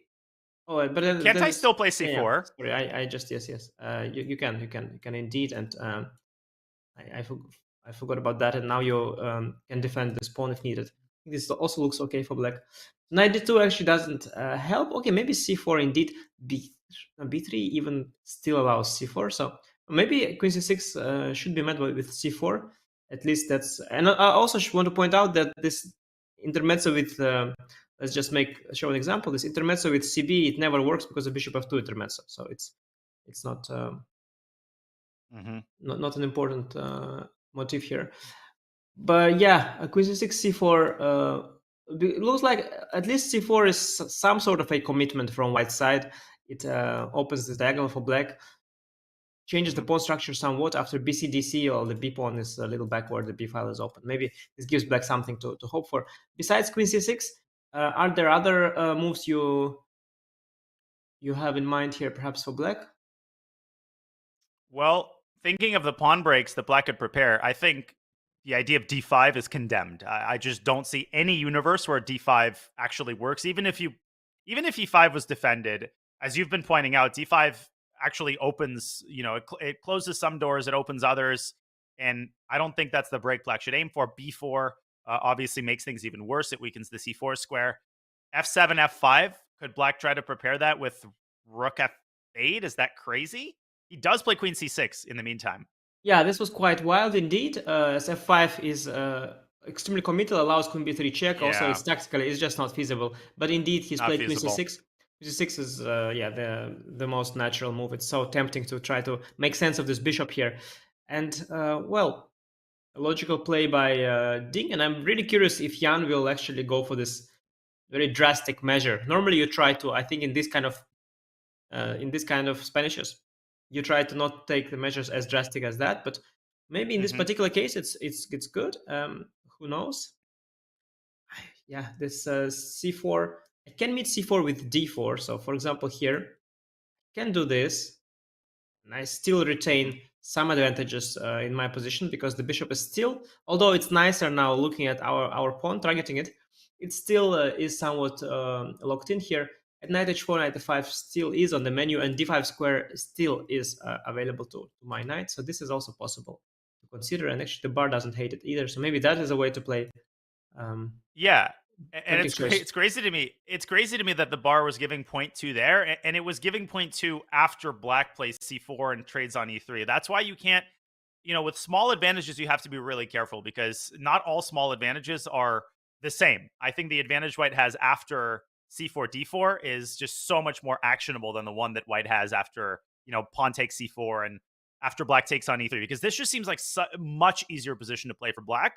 Now maybe knight h4 and queen g4 and rook g3 comes really fast, but I'm skeptical. I mean, even first of all, black can drop the queen back to d7, and black's pawn structure isn't visually appealing, but how are you really going to attack the d6 pawn? So this is, I think, the quote-unquote worst case scenario for Jan, which actually tells you how good his position is, that even if black achieves everything that he wants, white's position is still a little bit preferable. So c3, c4 is one option. I was also thinking about queen to e2, trying to stop c4 directly, but maybe that doesn't stop c4. Pawn takes c4, bishop takes e3, and I was thinking pawn takes b5, because now the desperado sack isn't quite as effective, and white retains the extra pawn. What do you think about that? I love it. Yeah, I love it. I didn't really realize that you have this resource actually, and that makes me love the move queen e2, because I like not committing to things. Well, I am married and have a bunch of children, but like World Championship commentary. Yeah, but when it comes to pawn pushes, I like to not commit to too many. So I don't want. Okay, I'm okay with c4, but I also see lots of disadvantages with it. So I'd rather not. And I also rather not allow you to go c4 and meet it with d4. I mean, we can, but rather not. So in that sense, I really like the move queen e2, because I think we keep all our threats alive. While black can insist on preparing c4 somehow, but rook c8 is that's a huge bummer, because now I can grab the a file, which is huge. Wouldn't do that. And otherwise, Hard to say. There's always this move rook a2 there somehow, trying to put some pressure, but it could also be just a waste of a move, frankly. So you don't know if you want to play rook a2 in many of these positions. Yeah, very pleasant choice for Jan here. I think he will be salivating at the prospects of choosing here. He played very fast so far, so I expect him to still be in the mood to play fast. Though, having said that, he looks very focused, and I think he might as well take some time, as this is a very, very crucial moment. He has lots of options, and he doesn't want to sell his position. His advantage also too short. My favorite so Right. far is Queen e2, but we'll let Jan take his moment there. And it's probably the case that Jan is not only deciding on a move to keep his advantage. He probably knows that he's better after c4 and better after queen e2. He wants to figure out what type of advantage he wants to have, what exact type of position he's aiming for. But yeah, the reason I like queen e2 is because it keeps the structure and it just keeps his foot to the pedal. h5, knight h4, knight f5 is still a threat that Black has to deal with. And it's just very hard for Black to figure out a robust way to secure his king side. So I think the start of this game is going excellently for Jan. Obviously, the previous game went excellently for Ding Liren, who scored his first and thus far only victory of the World Championship match, leveling the score at 2-2 as Jan ponders his next move. And presumably Jan will take a pretty significant think. Let's take this opportunity to listen in to Ding sharing his thoughts in the press conference 2 days ago after the previous game. Here's Ding. How to say? Yeah, this game, I guess I made myself to fully focus on the game, and the result was what as I expected, and yeah, it's I can say it's the most important win so far, since World Championship is totally different. For example, let's say candidates.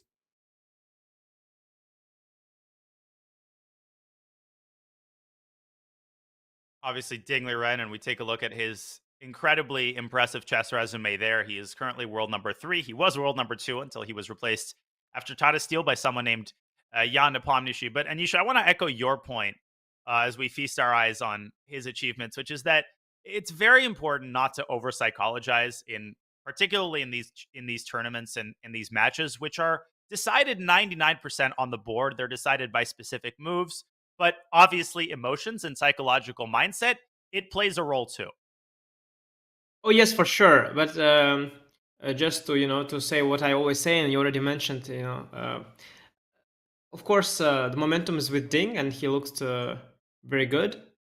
He's a very shy and a modest guy, but what you've seen now, that was a very confident Ding on the press conference, as confident as he can appear. I mean, he is, of course, always downplaying, his greatness, and he's being very modest and very quiet, but he is feeling great. At the same time, well, how great can you feel when you have when you have a weakness on d5 and there's nothing works for you really, and you have the set position. So I think it's very important to look at the position on the board, and I think the opening has worked out like majestically for Jan. I think he couldn't have hoped for this in his wildest dreams. Like, Ding has chosen the most uncomfortable setup with bishop d8 97. I think this is really, at least optically, this is the clumsiest setup from all that I could see from all the options that we were looking at. This is really the one that gives Jan the most opportunities.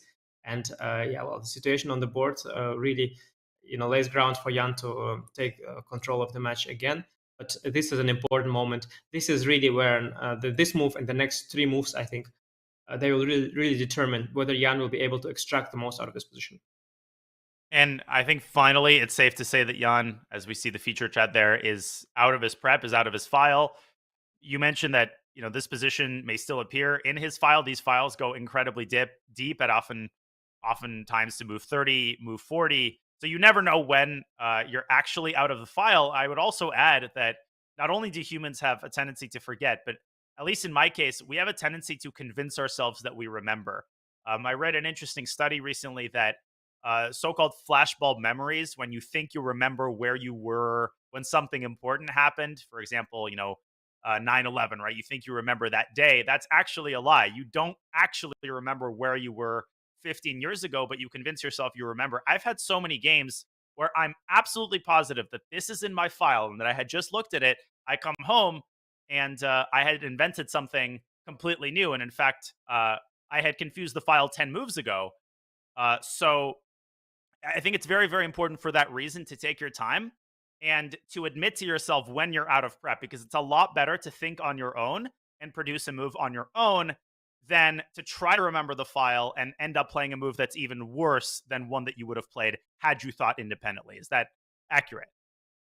Yeah, it's a good point. And in general, memory is a fascinating topic, and not only related to chess, but as you mentioned, there's this phenomenon where you remember. There's also this phenomenon where you tell yourself a story and you form that memory. So you remember the story that you tell yourself, and that's no longer the truth. So you have also all sorts of cases of people confessing to all sorts of crimes, and because they were under pressure, and they suddenly think that they've done something. Exactly. Yeah, I mean, looking at this position is not a crime, though, and but that said, I don't expect Jan to be in book because, as I mentioned earlier, Black had so many options. In particular, starting from here, I mentioned Bishop C8, Knight E7. I think a very reasonable setup.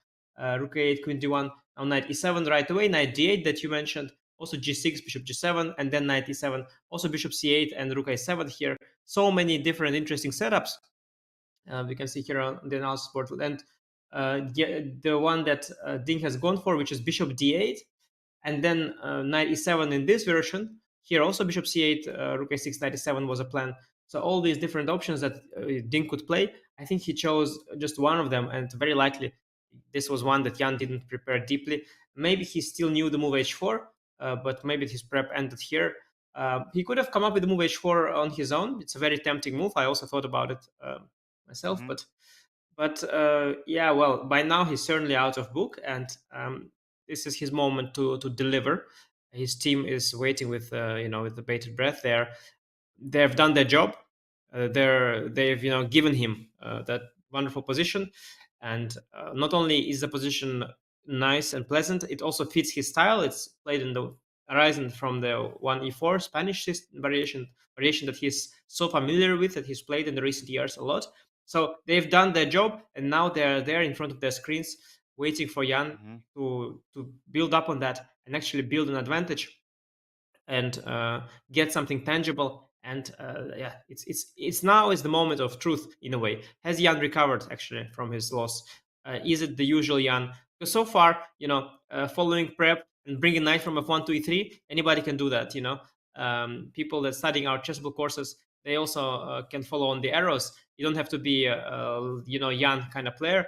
But now it's really the moment to show the world that Jan is a great player. It's his moment to shine, and whether he will find and make something of this position, that is the big question. Yeah, so right now our big candidate moves are c4. That might be White's most committal move because it actually changes the pawn structure.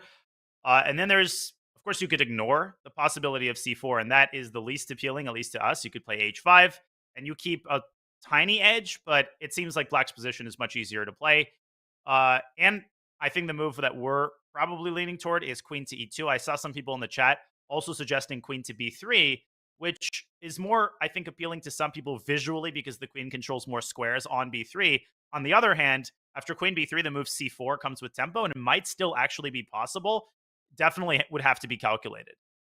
Yeah, and that same variation after queen b3, c4, dc4, bishop e3, cb, bishop f2, king f2.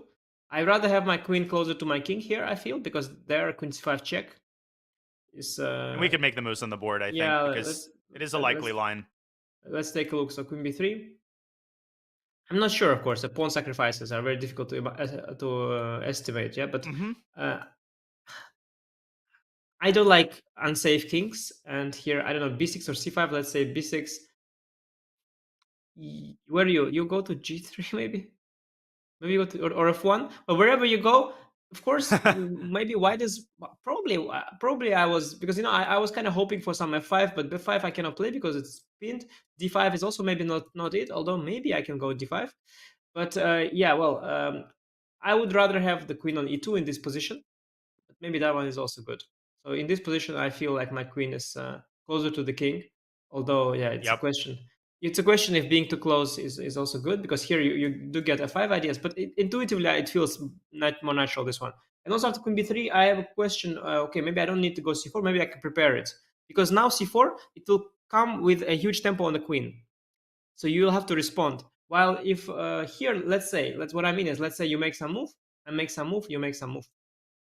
Now I have some time to react. While if we do it here, the queen is threatened.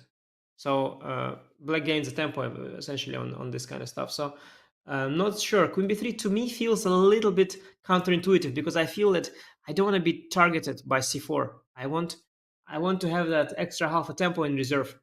But it's a big question, especially what I wonder about is this position. I think it's far from given that this is clear for white. Don't you feel? Oh, yeah. No, far from clear, because f5 is coming, as you said, and there's mating constructions with black's knight appearing on g3. And it's one of those things, when you have a decision like this, and you know that you're better to begin with, we talked about this in a previous game. I always feel like whatever decision I make, doesn't matter which one, I'm always going to regret not making the other decision. So I could totally see myself going for this position, saying, man, I didn't have to have a situation with an unsafe king where my opponent has counterplay. I could have played c4 on move 1 and be chilling with a slightly better position. But then you play c4 on move 1, you lose your advantage, and you say, man, I could have had an extra pawn, and I was afraid of phantom threats against my king. So, these decisions are always so hard to make and to not regret. And in the meantime, h5 has been played, Anish. Whoa. Yeah, and when you said, Daniel, that we like it the least, I wanted to respond there that, okay, we don't hate that either. Because d4. Mm-hmm. Yeah, likely. I think d4 is the follow-up. Yeah, at least with h5, mm-hmm. you playing in the most principled way. Like, you don't want to waste time. Queen e2, you say what you want, it's a waste of time. Let's be frank there. It's a waste of time, and I'm really not sure Jan is salivating at the prospect of this position. He thinks he's better, like you said. He is indeed better, and now he's better, but he has to deal with the weak king. Why? What for? After h5, c4, d4. Well, there's no question of weak king. Knight h4 still coming. The fact that the bishop is looking now at our pawn, it's a very abstract thing, and I'm not sure black can exploit it actually. So I don't dislike h5 at all. I wouldn't say that I dislike it. We have to see how this plays out, but so far definitely an interesting choice there by Jan, and we'll see if also we have to see if d4 is it. Maybe he actually wants to go dc, and maybe he sees why the computer also likes it for white. I mean, maybe it's this position, for example. Yeah, Ding plays c4. Maybe he wants knight to d2, and wow. And Ding ran back to the board, like literally ran, and he's already played c4. So we're about to find out whether Nepo wants d takes c4 with an ultra simple position. We'll only have one pair of knights on the board, or whether he wants to keep some spice alive with d4. It would be more in Nepo style, I think, to play d4. And Anishi also might be tempted by the prospect of applying pressure on the e5 pawn. So he might feel like not only does he retain the idea of knight h4, knight f5, but he's also forcing black to respond to the threat of d takes e5, and d4 is already on the board. Ding now has to figure out a way to keep e5 protected. He can do it directly with, queen back to c7. I like the look of rook a8 to d8 to x-ray the queen and to take the sting out of d takes e5. And one thing I'll tell you that worries me about Nepo's choice, especially if black plays rook to d8, is the prospect of black playing d5 in response to white moving the knight away from f3. That pawn on d4 is ultra defended, but once the knight moves away from f3, white also has to reckon with the prospect of e takes d4 and the possibility of black setting the center on fire by creating the pawn cube with d5. Yeah, and that's a good point. You certainly have to address the threat of knight h4 as you have to address the threat of d takes e5. I liked the little facial expression Nepo made after d4, sort of implying like, I don't know what you planning, Ding, but I think you're in trouble here. And of course, d4, honestly, it was an absolutely only move in human terms. Allowing bishop takes e3 trade is outrageous. The fact that the computer suggested it, it goes to show that humans, we all think in a very different way. We have our pattern recognition, and we're very inflexible. The engines see so many more factors that are for us very hard to comprehend. Of course, d4 is the move. and Jan played it instantly and confidently. And now it's on Ding. I think, yeah, rook d8. Well, one thing I have to say is that with pawn having made it to h5 already, which usually is not the case. Well, here, if I ever get my knight to f5, oh boy, you will suffer. So I'm very worried about black. But indeed, for now, maybe rook d8, intending knight h4 d5, as you had suggested. Well, it's... But is it even... Can I not still go knight f5 there? Yeah, you probably can. Very- I mean, that's total do this. pandemonium. The position suddenly gets very tactical there. There's a fork thread on e7. That has to be calculated very carefully, but it seems like black is risking a lot more. Yeah, what I want to say, exactly. You have to calculate, but the price of of the calculation, the price of your mistake for black is very high. If it works out for white, it would be really bad news for black. So I don't know. Rook d8 also somehow counterintuitive, stepping away from the open file into a closed one. Maybe this is this kind of desperate move you need. Are there any other options? So okay, taking on e4 is bad because of knight takes c4. I think that's pretty clear cut. Yep. Taking on d4, I think taking on d4 is actually an option, so it's the most natural one as well, perhaps, don't you think? I was worried about knight takes d4 and then knight f5, and if you trade bishop for Bishop knight takes. and then I take with the queen, and that position, maybe I'm misevaluating it, looked really, really unpleasant. Okay. Yeah, interesting. My instinct was that it's somewhat of a relief for black. Of course, I understand that you are still better. I agree with that, certainly. But at least there, I got rid of your knight. So my other knight controls this key f5 square. So I felt that at least in... we can maybe pull up the analysis board to look at this position in more depth, as it's quite a relevant one. After ED, I actually expected CD. But maybe you're right. Let's see, knight d4, bishop d4, queen d4. Yeah, the bar is... well, it's somewhere in between. Of course, yes, I understand you're better because you applied pressure here. Your knight is very good. At least, well, knight f5 is not a big threat anymore, as my knight defends it. I don't know, how bad is this endgame after queen c5? How bad is it? Well, white could It's also bad. play, yeah, takes and rook d1. I guess h5 is hanging there, so probably white should play this Yeah. primitively. Very bad. Also, the fact that you got this pawn h5, even in the endgame, it's a very nice clamping down this black pawn structure. And well, yeah, I don't wanna suffer in this endgame. I have to say it's worse than I had anticipated it to be at first. What are my other moves? Can I try to activate my rook, or I'm worried about e5 tactics? Oh, yeah. Oh, yeah. Now we're speaking my language. e5, d5, though. Black keeps d5 center maybe, closed. Yeah, and I am attacking this pawn for what it's worth, and maybe workable. Maybe workable. Just to be sure, can we dismiss the option of CD? Is that so terrible? Because I was actually thinking maybe CD. I don't think is it's an option. terrible at all. I think, instinctively giving black the pawn majority felt a little bit iffy. Maybe d65 here can be considered. I was Yeah, hoping for some 95. Yeah. I think it's unpleasant everywhere, and white's got the luxury of the choice. It's like that old Russian anecdote where a man gifts his friends two ties for his birthday, and the next day he comes out and he's wearing one of them, and the punchline is, what, you didn't like the other tie? The point being, whichever one you would wear, you don't like the other one. So white is spoiled for choice, but it felt like knight takes d4 keeps all of the advantages and eliminates a lot of the counterplay. You are right in that knight d4 is also a much more practical choice in this situation. Jan wants to play without risk the entire from the start of this game. He plays a very comfortable opening, the one that he's familiar with. He wants to stay in his comfort zone after a difficult previous game, which is also the understandable and probably the correct way to go. And here, a CD, you create an imbalance. For all you know, things can backfire. One day the c-pawn can queen or whatever. And after knight d4, well, the only imbalance is in these two pawns, pretty much. And there, okay, the d6 pawn is weaker than our centralized pawn on e4. And here, black has to suffer, well, without much hope of taking over the initiative. So I think knight d4, as you mentioned, that is the better practical choice.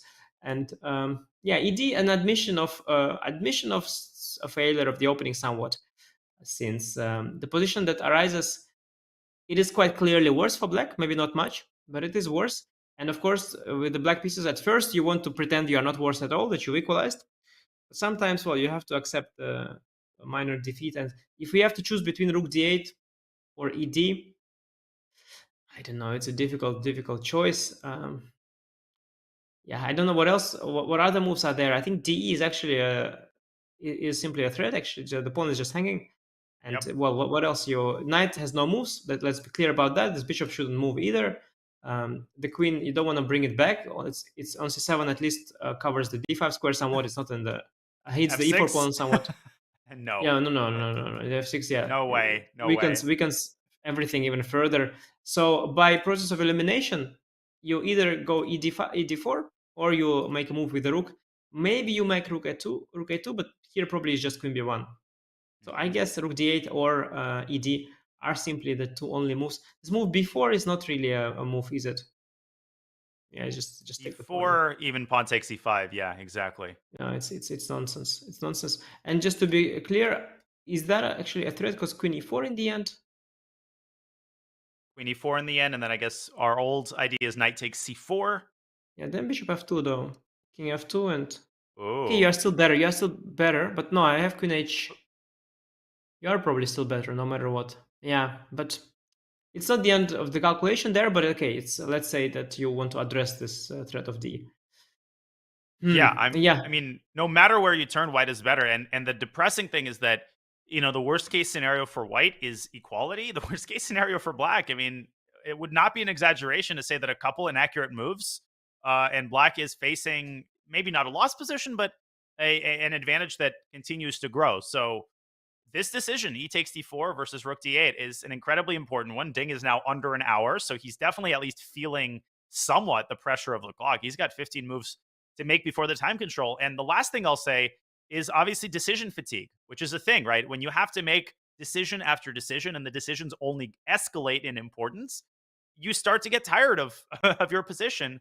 And the decisions are certainly not becoming any less important, with now several concrete threats on the horizon, d takes e5 being one, and knight h4, knight f5, and queen g4 being the other. Yeah. No, good point. What is your instinct? So, what if you had to take a decision now? Which move would you make? Rook d8, without question. E takes d4, knight takes d4. Maybe I'm not giving it a chance, but that position just looks sad to me. Interesting. Yeah. Now let's take a look at rook d8 in a little more detail as Ding is pondering. By the way, he is dropping further down on the clock, and 54 minutes. It is, of course, a lot of time, but you have to realize that it's move 24, and the next few moves are very, very difficult. And potentially he's going to face an unpleasant position, similar to the one he faced in the first round. Their time might be crucial, so I'm not optimistic for Ding, but let's take a look at rook d8 on the analysis board, perhaps, as we can delve deeper into what are the thoughts Ding is having after this. So is it knight h4 that we are looking at? Yeah, we are looking at knight h4, right? We were looking at knight h4. And you also have maybe e takes d4 first. You mean in this position? Mm-hmm. Yeah, followed by d5 maybe. But we're looking at d5, right? That was the line, and then we said knight f5 is possible. Wow, what a position! Yeah, takes queen f6. I thought was the most natural, and I didn't see actually a problem here for black, even though it's very shaky. I didn't see a problem. So now, yeah, because g7 is protected, so queen g4 doesn't have a clear point. E takes d5, not possible, drops the knight, and d takes e5. That seems like the most reasonable. You take back on e5? Yeah, opens the diagonal for the bishop, by the way, which is a big plus, but I think queen takes e5, yes. It looks pretty fine for black, actually, now the bishop is activated. So maybe rook d8, knight h4, d5 is not so terrible. Is there another move than knight h4? Well, I would point out that d4, d5 is maybe not out of the question, but very close, because this is exactly what black wants. The prospect of taking on e3 and then maybe even playing f7, f5. So white's going to keep that pawn on d4. Knight h4 seems like the only logical continuation to me. But if d5 works out for black concretely, maybe that's exactly what Ding is calculating right now. At the same time, black doesn't have a clear next move, actually. So maybe you can do something slow, maybe queen to c2, perhaps renewing the threat of d takes e5 is an option. But now e4 is much more tempting because you no longer can recapture with the queen. So this position becomes very attractive for black. Even so d5 here. Yeah, absolutely. So even d5, yeah. No, it just was not the idea.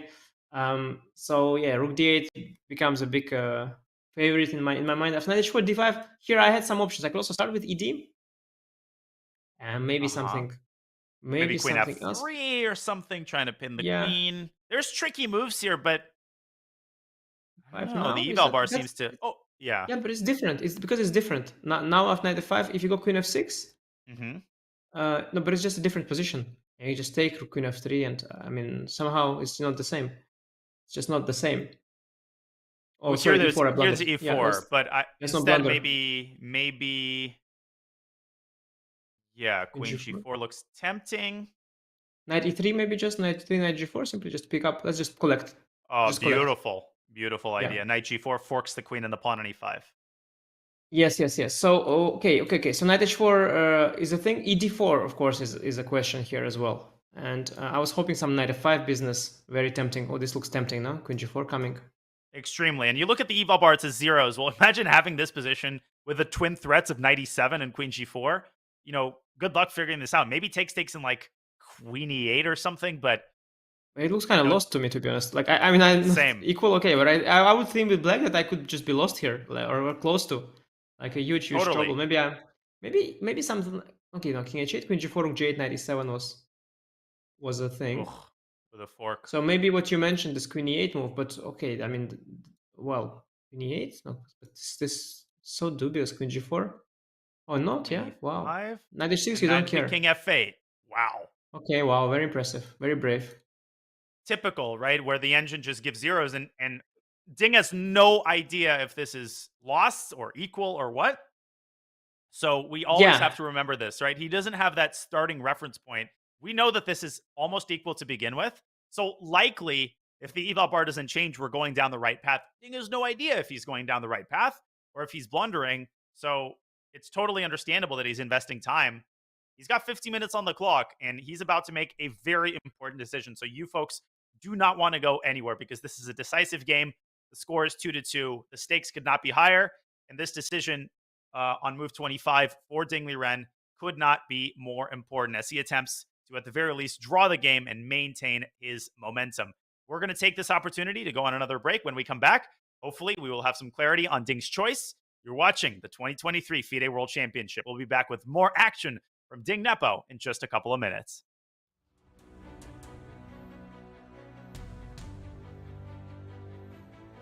Today we're going to go down into the New York City subway, set up a table on the subway platform, and see if we can get some strangers waiting for their trains to play chess with us.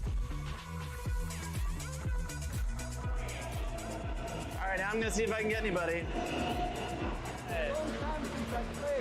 I'll be Wyatt. Wyatt. Yeah, 'cause I don't do magic yet. Sounds like he knows what he's doing a little bit.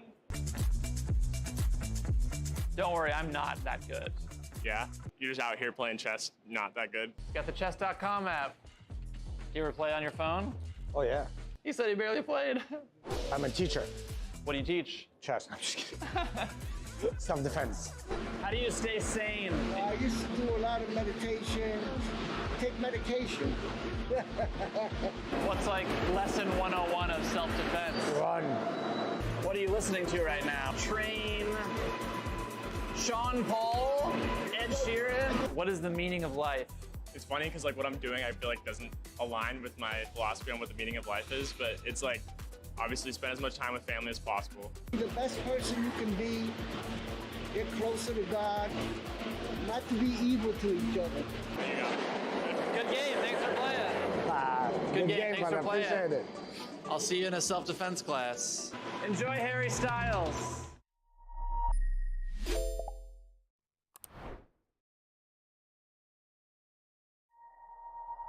When Damon first approached me with the idea of teaching children to play chess, I thought, you want to do what? Oh, okay, whatever you want to do. I'm behind you, I support you, but how are you going to do that? And the more we talked about it, the more he laid out the plan. We tried some things, and 15 years later, we have a fabulous program.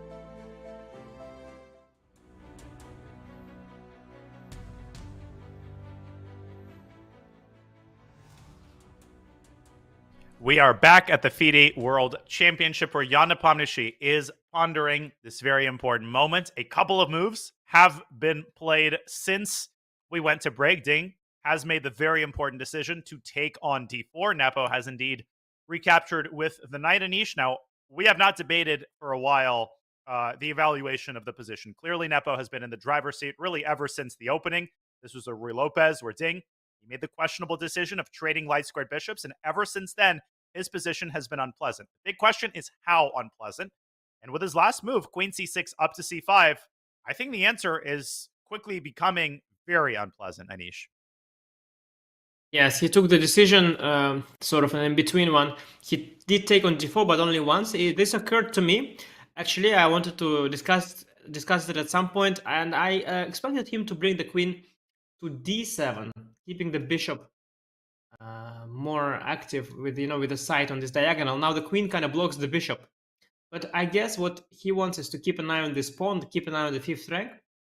Certainly a sensible attempt, although very dubious one. I mean, if you imagine that I will get the opportunity to go knight f5, not only do I get a monstrous knight, which is like positionally an achievement because I can reroute it back to d5, but also there might be some direct threats against the king. Now, what Ding is hoping for is that after knight f5 takes, knight takes, there is queen takes f2. For now, that is true.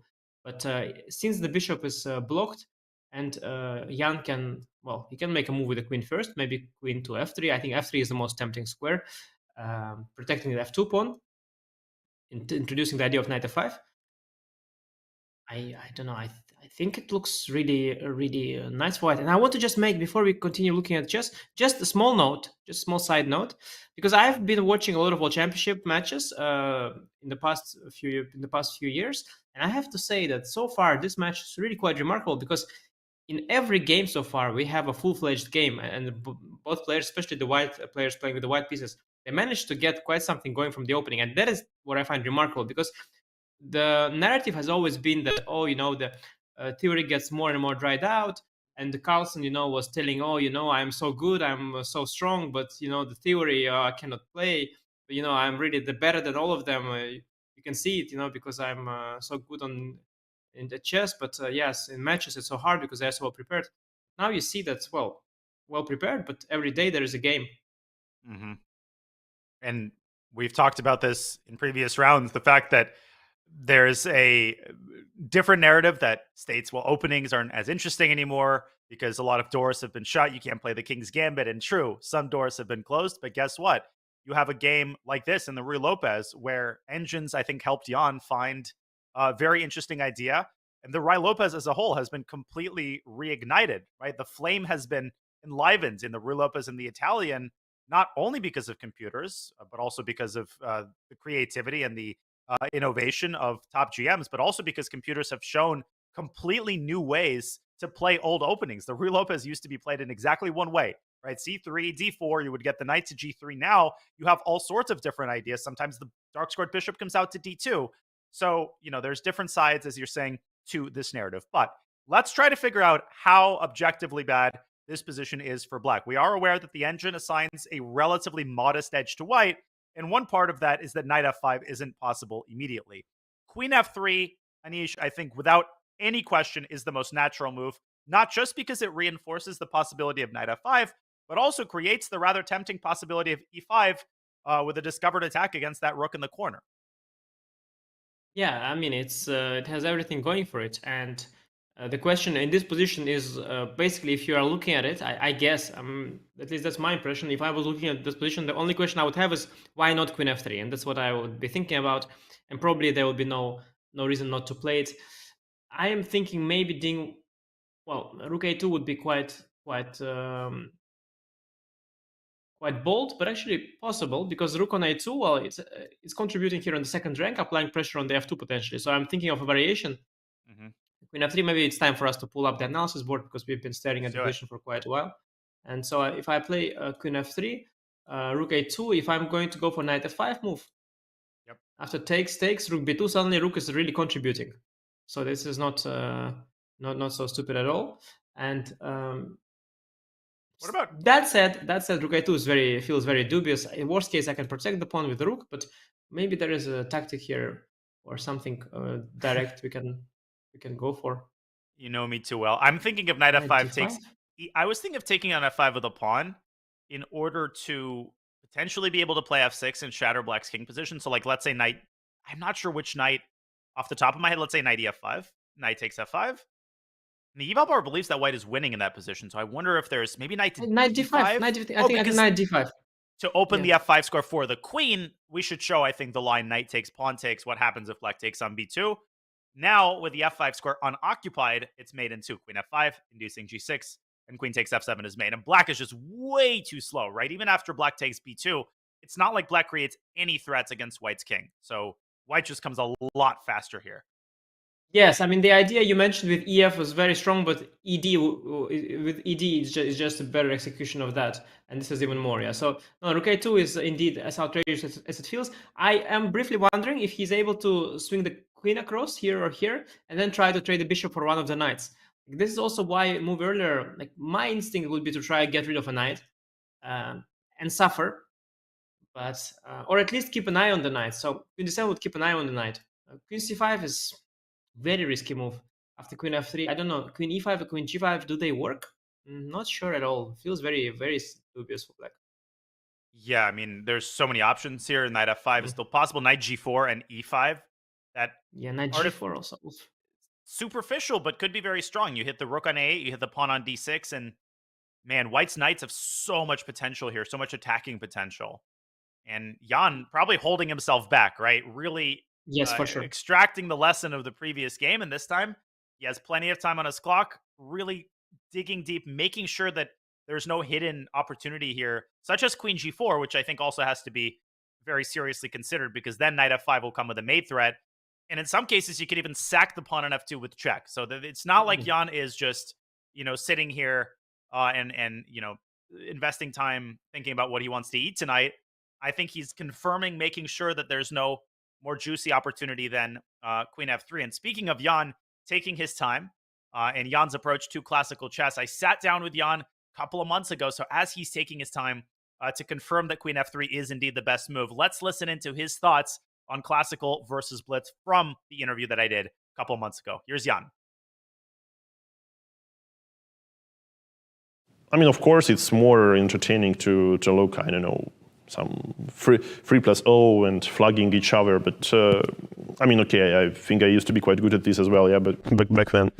And maybe I can also, get back to some of my esports skills, but your priorities have shifted. Yeah, absolutely. So, I mean, in terms of enjoyment for me, yeah. So I really find a good classical game, which you not necessarily win, but you have like a big clash. So you like spend, a few hours thinking about something really, really interesting. You try to also get into your opponent's head. So how is he thinking? What is he planning?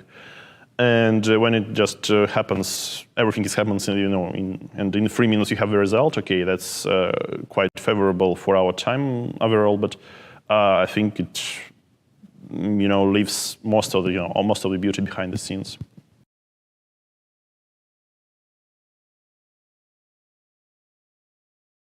Jan is obviously an incredible blitz player and incredible rapid player. He's played Ding in rapid so many times, and sometimes when you watch Jan play classical, it is like watching him play rapid.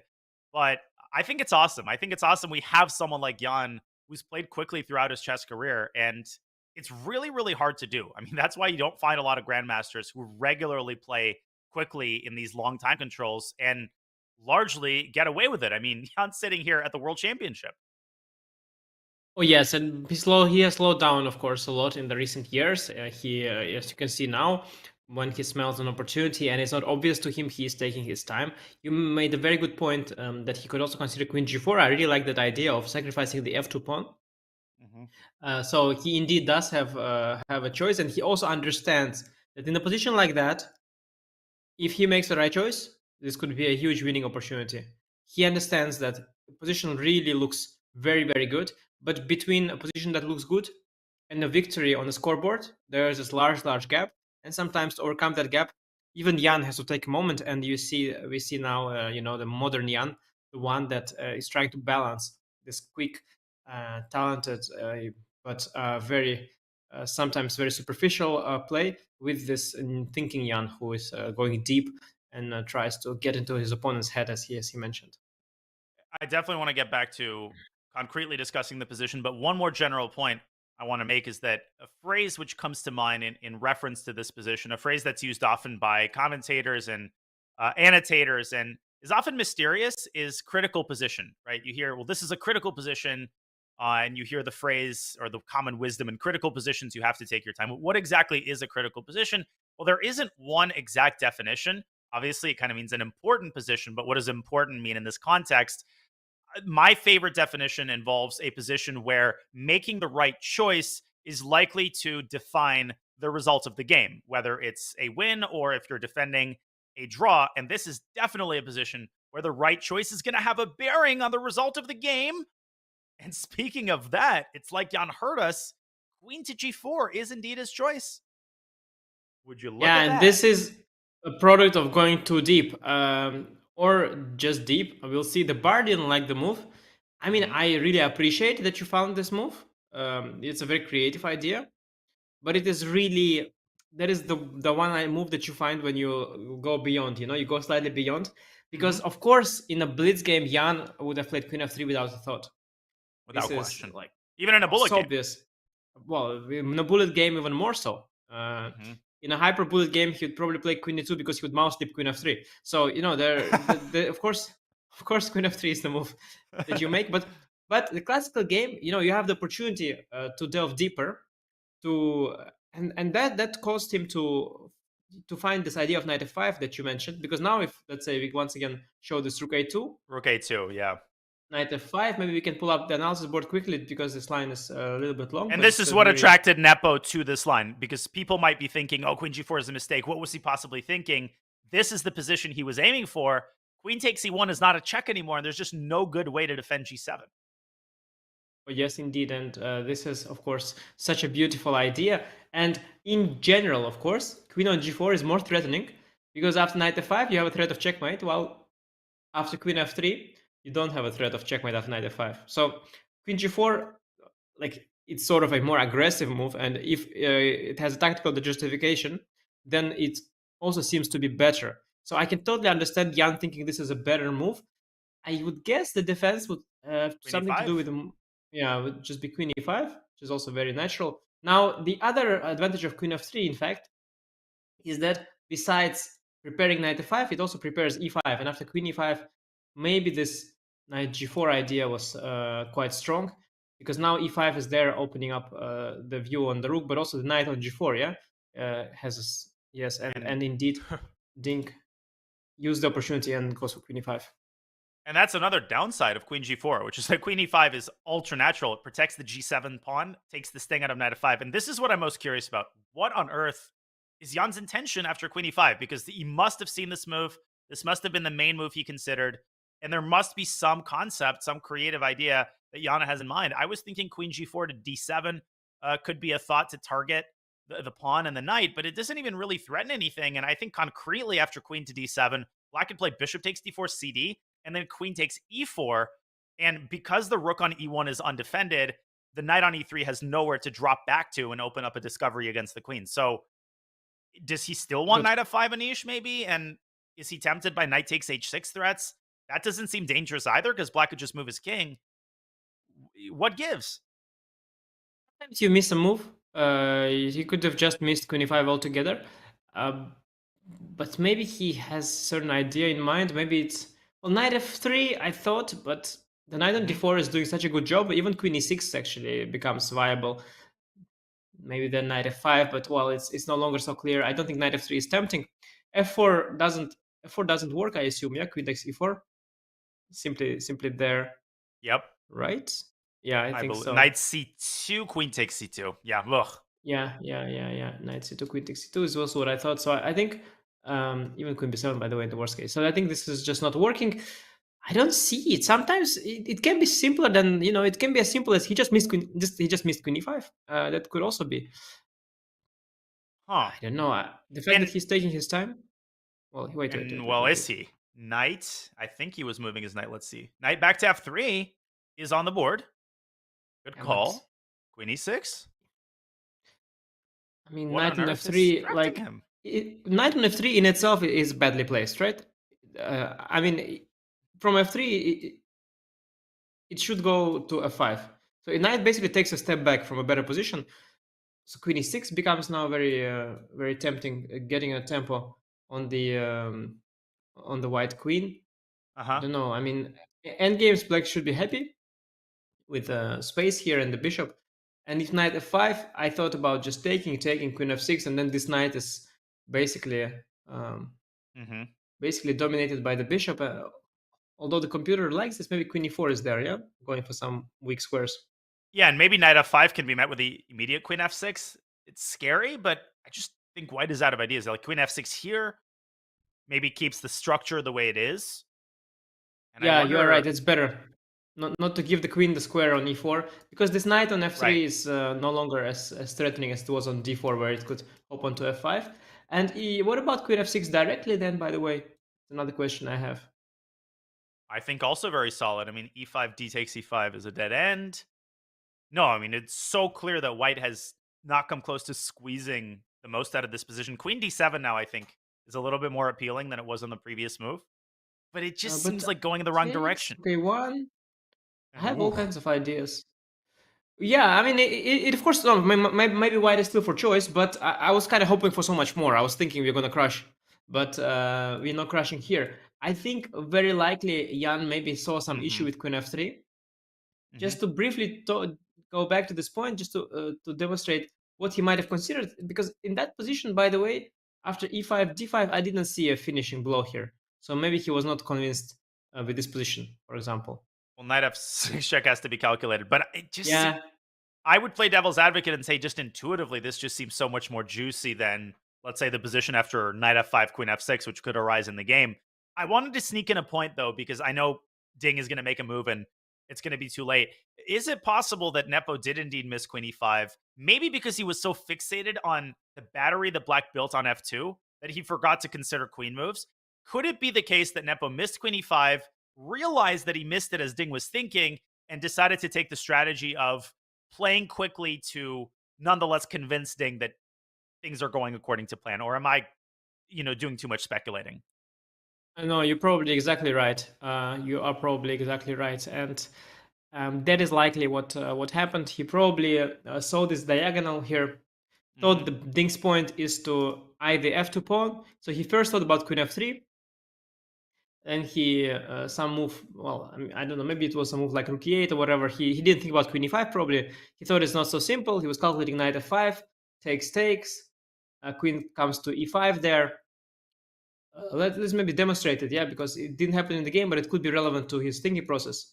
And maybe he thought, well, in this position, I'd rather have my queen already on g4. So he went queen g4, and indeed, he just missed this move queen e5 altogether, very likely. And then he, realized, okay, time to go for plan B, knight f3. It reminds me somewhat of the first game. There too, opening was played very well. He's built up a big advantage. And then when the time came to make something of it, he started taking the time and slowly started making wrong decisions. I think a similar kind of pattern happening here as well. He's definitely given up a large portion of his advantage, but we will see still plenty of life in the position. Maybe there will come a second wave of the attack after knight f5. Maybe he will be able to still get an advantage, because I still prefer white's knight over black's bishop. But of course, this is not what could have been. Yeah, I think white is still not risking. That much is clear. Black's pawn structure is still inferior. Even if, the eval bar now gives essentially all zeros, and knight f5 falls instantly. So Nepo, whether he saw this or not, that doesn't change his speed of play. And it's kind of ironic, Anish, that the one move in this game on which he actually took more than, let's say, 3 minutes turned out to be maybe not a serious mistake, although I would call it a mistake. I think it is a serious mistake, because queen f3 would have led even objectively to a clear advantage. And now the position, if Ding can play queen f6, which is not necessarily a given, that can be a hard move to play, because it can be hard psychologically not to just take this knight off the board. But if he plays queen f6, we can safely assert that Nepo's advantage from an objective point of view has been erased. Yeah, and it is not new at all. The idea of overthinking is not new. people, making mistake after long thought is the most common thing in the world. That happens a lot because, first of all, yes, when you start to overthink, you question your thinking process, you start looking too deep into things. And also sometimes just the fact that you are thinking long, it means that you don't understand what to do. And then, well, even though you spend more time, you still don't know what to do and you make a mistake. So nothing new there. It's very common to make an inaccuracy, mistake or an inaccuracy after a long thought. But before we before we sort of talk about this narrative for too long, let's first let Ding make that decision here, because if he takes on f5, which is also tempting, after ef, queen f6, queen e4, we saw the situation could still get out of control for Ding, as the queen from e4 can aim for all these weaknesses the black has on the queen side. Instead, black has to really find this move queen f6, I believe, and it's here that Ding should actually be fine. Although, yeah, still questions. Maybe takes queen f5. Some Bishop questions, C5, maybe. maybe. Oh, yes, but some E5?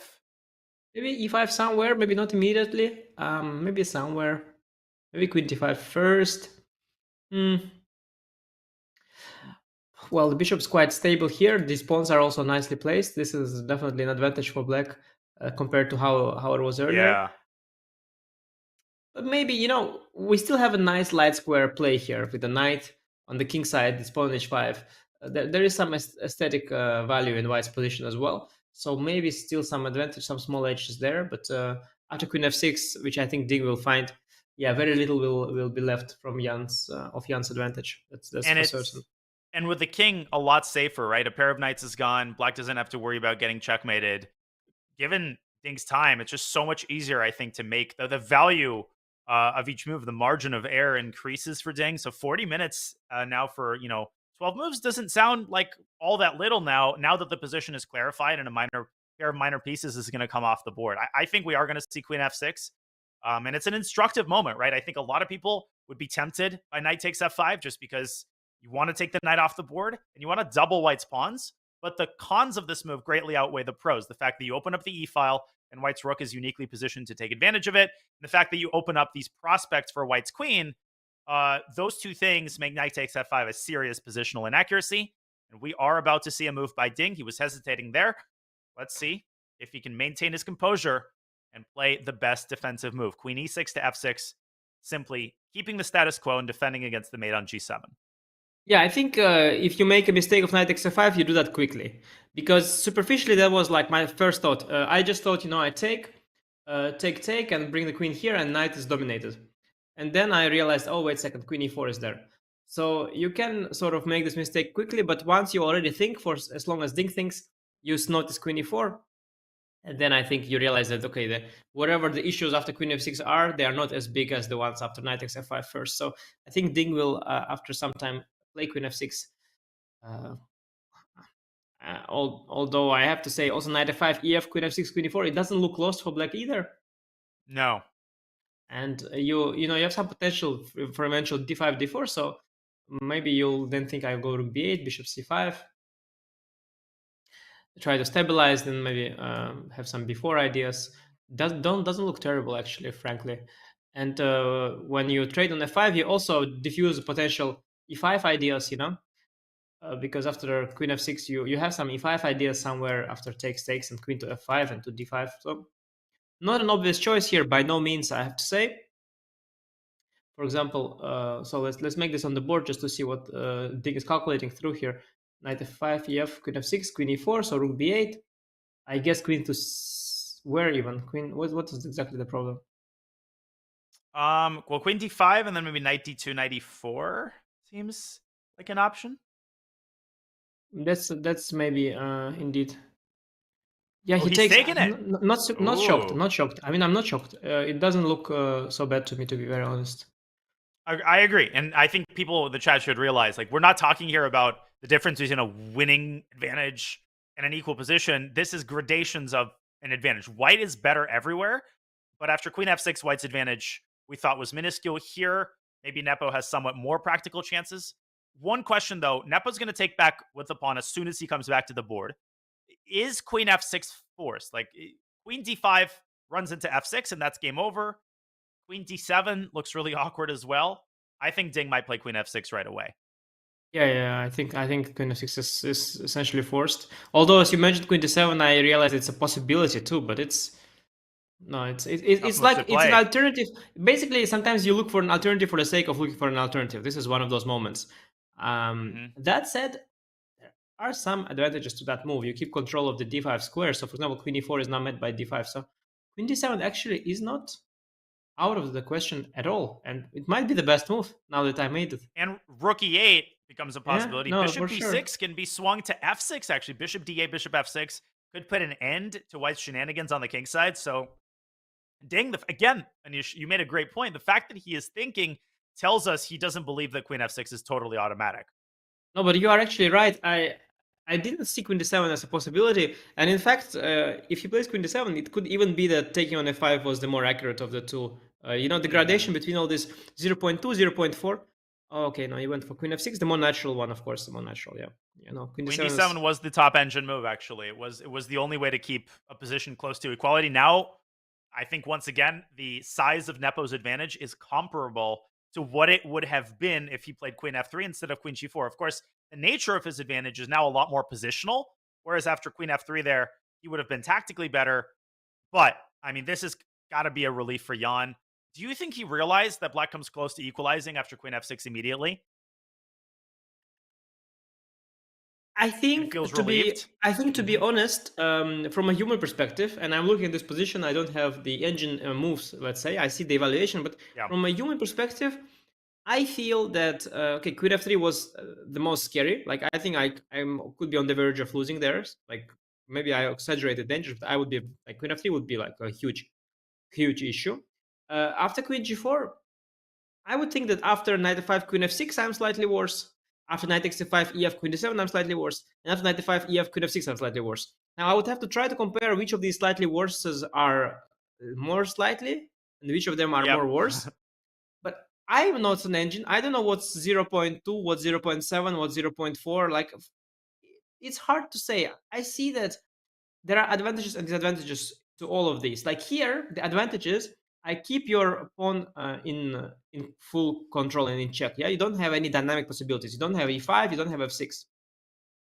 I control your pawn completely. Your knight is kind of controlled as well. My bishop controls the d4 square. Knight d2, knight e4 is a very long route, and also an abstract one that for now with the queen on e4. So I think what Ding did is the most stable way to play. So I think I could even see myself do the same thing.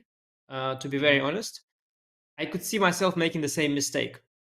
So I wouldn't be too harsh on him. Yeah, I think it's just very difficult. And well, I like with d5 and after bishop c5, you could start knight e2, knight e4. I also really like g3, king g2. I have this obsession with maybe even g4, by the way. Very nice. G4, right? If you're already, moving your king away from the diagonal, maybe g4 just captures more space and creates the later potential of g5. So I wouldn't abandon, given the fact of the presence of the knight, the idea of a kingside attack later down the line. Absolutely. And I think the main advantage of the move g4 over the move g3 that I see is that, for example, after queen d5, bishop c5, g4, b4, I can take queen takes c4. And after bc, my f5 pawn is protected. So it guards the f5 pawn as well, which is, I think, a very important thing. I think g5, let's say, is still early.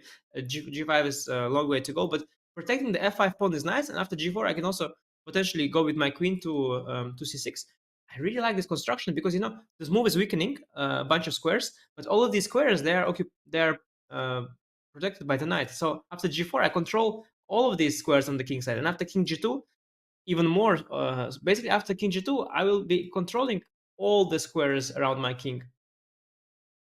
And literally. I actually would go so far as to say that if it were black to move here, b4 would come very close to solving all black's problems tactically, because c takes b4, queen takes b2.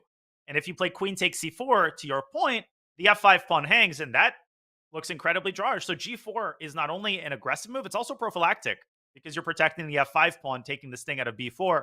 There's probably other ways to defend against b4, but I think it's crucial for Nepo to identify that as a threat, because queen d5 doesn't actually defend against b4. I think that would be a serious mistake, which would fritter away the remnants of White's advantage. Yes, and exactly that's exactly the point. After Queen d5, Bishop c5 was a mistake. Indeed, b4 is actually the threat, and indeed g4 is right now immediately the best move, I think. At least, okay, we have to check with the computer later, but from what I see, I think g4 is the way to go here, and I think Ding has underestimated that, because after g4, I no longer see a move for him which is attractive, as b4 loses the pawn. And if you let me improve my position further, g4, king g2, I'll stabilize even further. I will find a way to improve it at some point. I will be penetrating with my queen. I can at some point try to enter with my rook. Very, very juicy position for Jan there. And okay, we have to say it anyway. It was nice for White, but this, yeah, now I can sort of sense why allowing EF was not the best of the ideas. And I'm looking forward to see Jan play g4, because I think from a human perspective, once you see g4, you cannot resist. Yeah, I mean, because it accomplishes so many things, and what makes Black's position hard is just there's no endpoint to the suffering. It's not like, okay, I need to make a couple of moves, and then I'll be able to trade off a bunch of pawns, and I can stabilize. And it's not even like White is attacking, and if Black defends accurately, he will be fine. Black's weaknesses are chronic. Black's pawn structure is inferior. Black's minor piece is inferior. And as you point out, White has so many easy ways, so much low-hanging fruit that he can pick off the tree. G4, king G2, queen D5, knight F3 can travel from D2 to E4. White's rook controls the most important open file. Man, I mean, I don't want to overstate the case. I think an engine would draw this 100 times out of 100, obviously.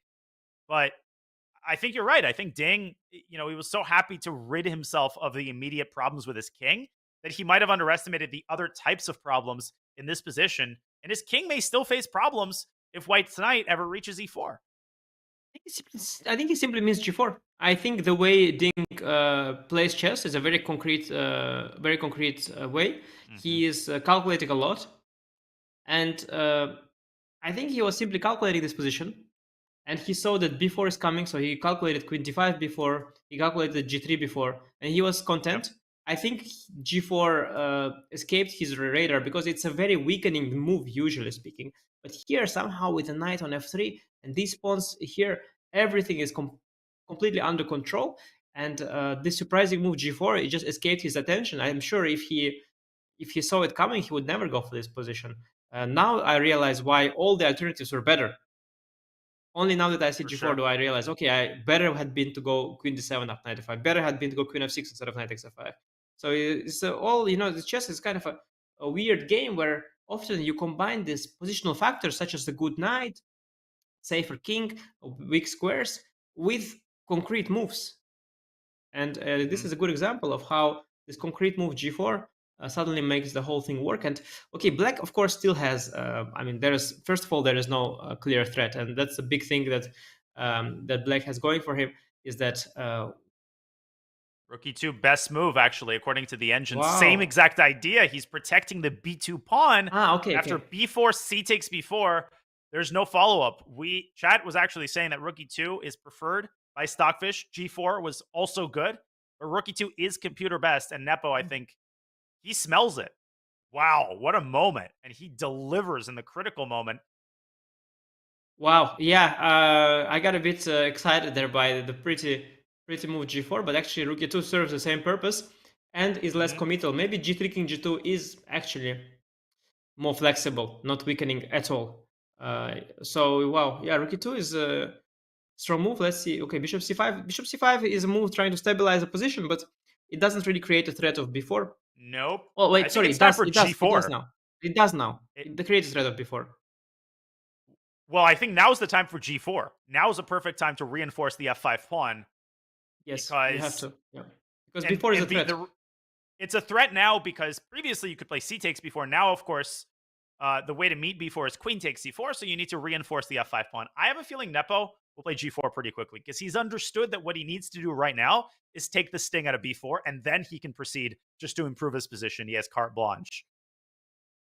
And do you see why g4 first was less accurate? So I'm trying to understand why rook e2 first was more accurate. I don't quite understand. Is there some concrete reason? The evaluations were very, very similar, so I think it might be virtually identical. Yeah, because I guess, basically, as long as you prevent before, it's also important to realize that probably the time is not such an important factor any longer, because black doesn't have any counterplay besides this idea of before. So as soon as you take it out of the way, and I'm glad that G4 still remains relevant. Would be pity we spoke so much about G4, we sang so many praises to the move, and I'm glad it still remains relevant in this position, because Yeah. otherwise it would look completely stupid. But now, yes, G4 still has to be found, and it is indeed a beautiful and important move.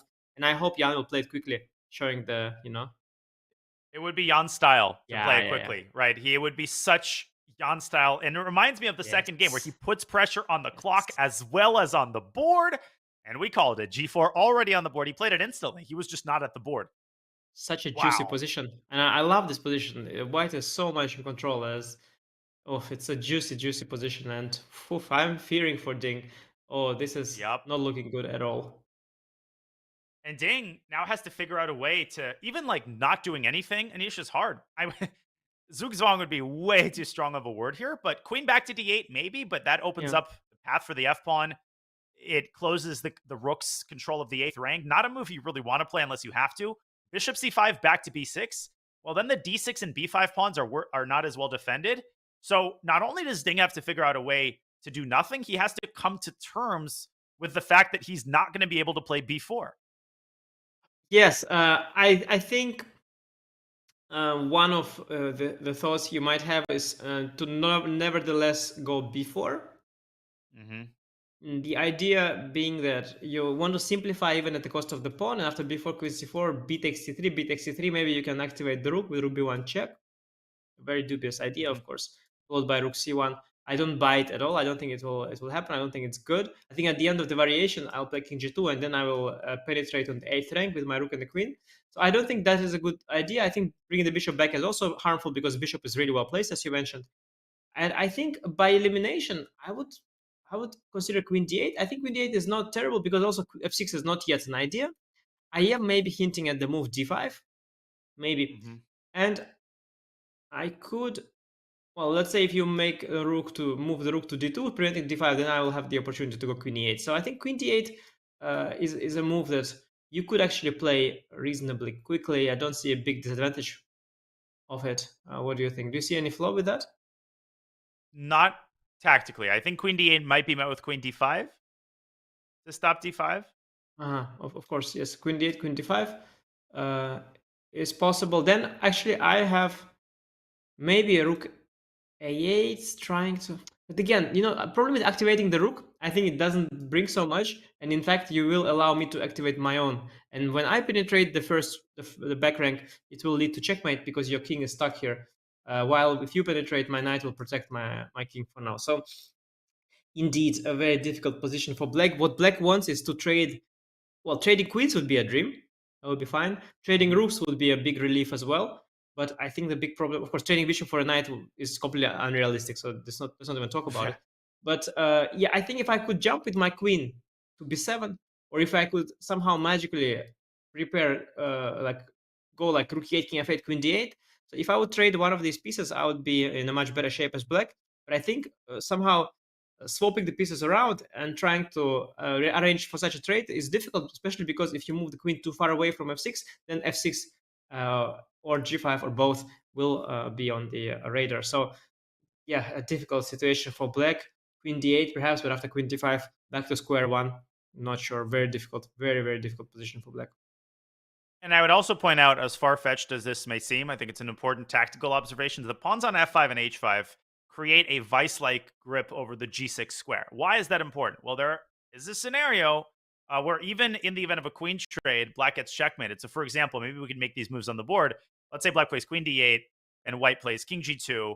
Let's say queen d7. If white's knight is on h4, then I believe queen b7, and I'm not saying that white should play knight h4, I just want to illustrate the concept here. There's a trade followed by rook e8 and knight g6. Of course, queen g6 check would also result in a checkmate of this kind because you have to take, and white's pawns should not be written off. Yeah, they're optically damaged because of the doubled f pawns, but they also create massive tactical potential, whether it's f5, f6, or whether it's a knight or a queen appearing on g6 in the event that the king is driven to h7. So I don't think we're exaggerating. Ding is in trouble, and right now, he's not only choosing a move, he's coming to terms with a new task that awaits him, not just in the foreseeable future, but very likely for the rest of the game.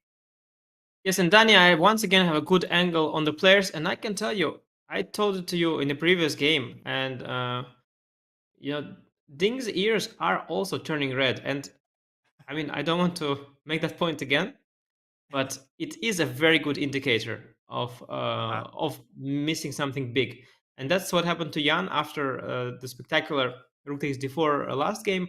Here, g4 is less of a blow, but it's still a very, very big one. I think given the time situation and how horrible this position looks, Ding is on the verge of the defeat here. And if he escapes this position, that will be a tremendous achievement and tremendous accomplishment for him. I am very, very worried for him here. I think still the path to salvation begins with maybe. Yeah, but the thing is, if you try to improve your position, it might very quickly get worse. So I was looking at queen d8, queen d5, maybe some queen to d7, using the fact that f6 is not yet possible. Maybe I want queen b7, trading the queens, but it is 95. Yeah, it's but maybe it's okay. Maybe 95, queen e8 or queen e7 even. Maybe it's fine. Maybe it's fine. No tactics there, I guess.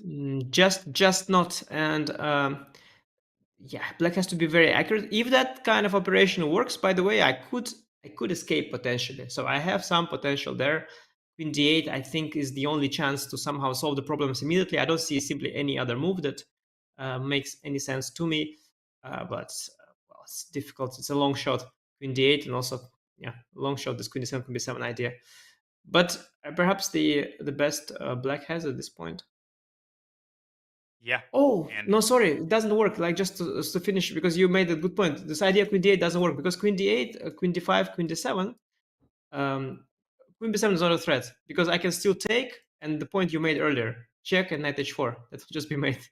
Oh, wow. Even if it's down. black to move, you can't get the rook off of the 8th rank. So that's such a debilitating feeling, right? That even the best case scenario results in checkmate. So you hypothetically can't even get any of the heavy pieces off the board. My guess would be Ding's going to go for b4 at some point. I don't think he's going to have the, patience is the wrong word. Maybe he has to play b4 at some point, try to open up the queen side and deflect white's attention away from the e-file and the king side. The question is when, now or maybe after queen d8, queen d5. But if I had to make a guess, I think Ding's going to go b4 at some point. Well, I'd be skeptical. I understand what you're trying to do, but you're basically just giving me a pawn, and yeah, I think that's not going to help very much. I think giving a pawn. No, I think what I was thinking is the likely one is after queen d5 to go queen d7 nonetheless, but not with the idea queen b7, but with the idea rook e8, because rook e8 I think is safer. I think I can afford to trade queens because I get to keep control of the back rank.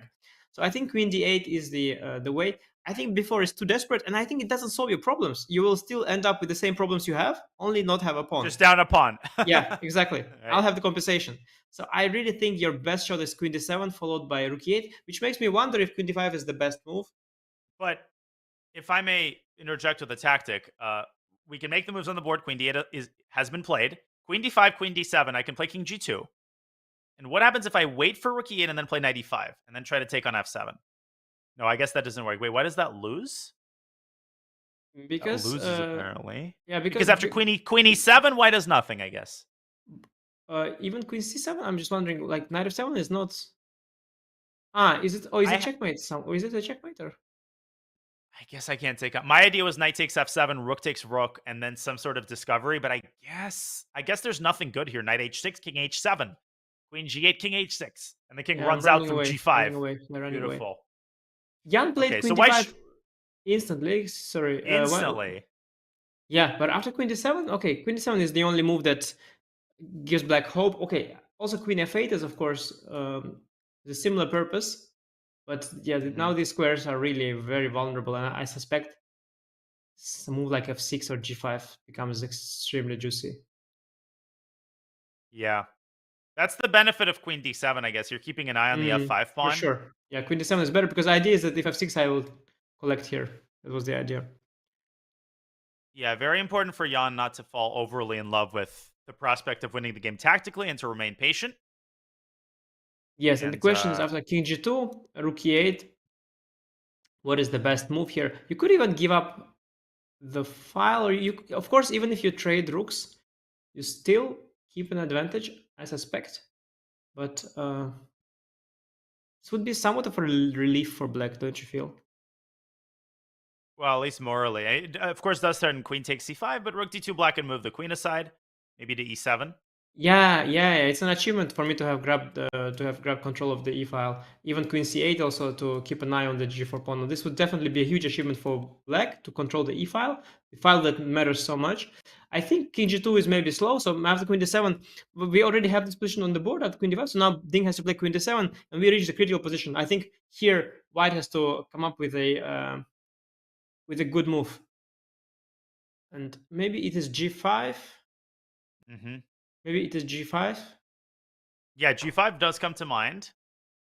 And then if black trades and plays rook e8, then knight f7. That's what I was now hoping for. there's Then knight takes f7. Now knight f7 works. And knight e5 check. Nice. Yeah. Wins the No, queen. this is this one tactic a day that one tactic a day. Well, I'm a broken record. That's all I'm thinking. Knight takes f7 in every position. Yes, exactly. So well, this already looks super problematic. Mm-hmm. Rook e8 immediately, but then I'm wondering if there is a direct finish because the computer is shouting at us. But I think, is it knight e5? But now queen takes f5, I think. Oh yeah, f5 is hanging. Or is it just positional? Take g6 and win, or g6? Yeah. Yeah. Just yeah. No, I. Oh, this is completely winning. Black is paralyzed because black is paralyzed. Of course, yeah. I was just thinking maybe the computer wants something more, but actually this is good enough. Black is completely tied down to the square. This g5, g6 is a huge upgrade. Well, you're talking about AlphaZero earlier. Again, AlphaZero loves this kind of pawns. Yeah, it's fantastic. So I think queen e7, g5. That is simply it. I don't know. I don't know why the bar is not all the way up yet. But as far as I'm concerned, my bar is all the way up. I think it's positional GG here. If Nepo plays g5, Ding might have to go to the bar in the hotel because this is just incredibly nasty. The time situation is getting worse. It may seem like he's almost at move 40, but no, this is move 34. And for the first time, we're actually looking at lines where black loses. So, the cost of a mistake is now at an all-time high. One more mistake and the game is lost immediately. And this is the worst possible moment to reach this kind of situation. Yeah, and again, I think the bar doesn't represent the difficulties Ding is facing. I'm thinking of a way, maybe is it king to f? I'm afraid any move I'll suggest, the bar will just shoot up. So watch this. Wow. Oh, wow. I think you're... I made it. No, but I spotted this idea of g6, queen b7, which is a very lucky resource. Very lucky resource. And you're defending against rook e8 with the king. That was the idea, yeah. I'm barely... And I've trapped your queen for a trade. And also, there is no longer a back rank issue because my king defends itself. Wow, actually, this is actually the defense, yeah? So queen d7, g5, king f8. It is findable. I somehow found it, but... well, it's not easy. Very, very, very desperate as well. What's crazy is that after king f8, knight e5, again, I'm like, then that's all I'm thinking about. I think black still has queen takes f5. And even though knight g6 is a check, it doesn't work because of fg, black defends the queen. So maybe knight e5, queen takes f5, and then some move. But this doesn't seem like the right path for white. So king f8, I guess white f6. Queen g4 is there already. It gets messy. It gets messy. The king can somehow zigzag up to g3. But okay, that has to be calculated, and that's exactly why Nepo has left himself with an hour. But yeah, gh, queen to d2 is also sort of a thing. But then maybe there's king g7. Maybe there's king g7. Maybe queen f5 also isn't losing. Wow. Very complicated lines, very dangerous for black. But at this point, if it works for black, it might be fine. So let's say now we are reaching the point, especially after queen d7, g5, king f8, where a couple of moves will happen, and either white will win or black will make a draw. We are reaching that decisive moment. We are indeed, and we have one more We have to take a break, so we will give Ding the opportunity to ponder his move, but we will bring you all of the action as it unfolds.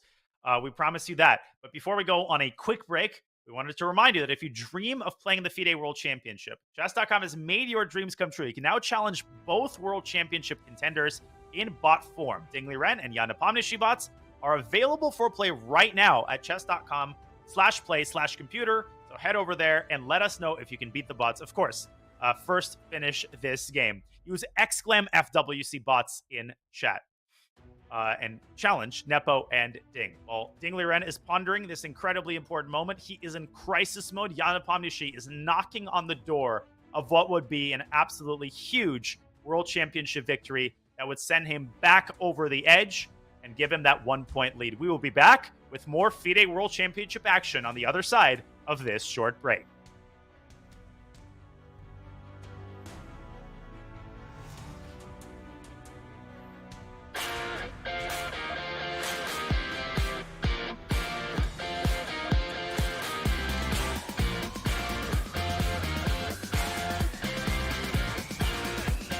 I do recommend Meetup to a lot of my friends that are looking for different things. Wine tasting, movies, book club, meet a lot of new people, a lot of new friends, and it will make you more social.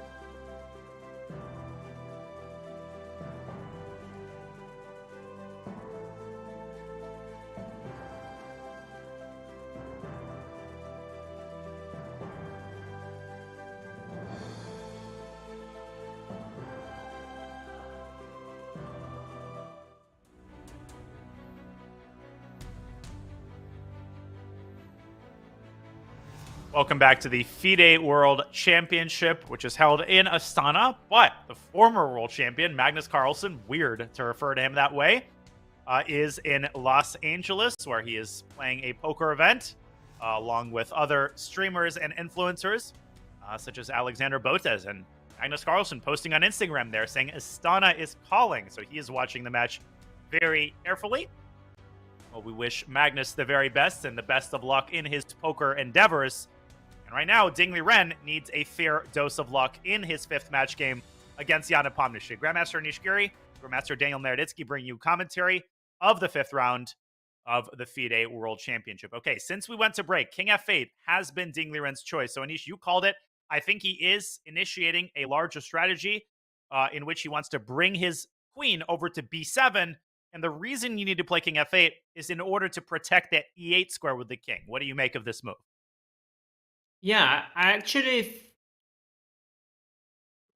Sorry, I just noticed the 95 option. But I was going to say that I actually like King F8 even more than Queen D7 to an extent, because the black queen still controls these 2 squares. And so he remains more flexible. But king on f8 is generally a good idea, as we mentioned already, because of this queen b7 idea, where the king protects this important e8 square. But there is an option of knight e5 here. What do you make of that? Knight e5, bishop takes f2. Oh, bishop takes f2. Yeah, bishop takes f2 is just yeah. No, bishop takes f2 is a good option there, because after that we will trade a bunch of pieces. And I was hoping, of course, after d5 to win the full pawn, but this no longer works. So it's actually your point is well taken. Maybe start with king g2. King g2 is definitely an option. The question is, though, after queen d7, how do you exploit? How do you avoid queen b7, and how do you exploit that extra tempo you have now to make something happen? Yeah, that's the big question. Queen b7 is definitely coming next. Now, even in the endgame, I think White would retain some chances of an advantage, but Nepo ideally would want to find a more concrete way to cash in his chips in the middle game. f6 doesn't work because g4 hangs with check. If you play king g3 here, maybe White shouldn't get fixated on keeping the queen on d5 and should meet queen b7 with like queen d5 to d2. But that is a step backward to be sure. So maybe king h3. No, but then the knight on f3 hangs. So king g3, queen b7, and queen d2. What do you make of that idea?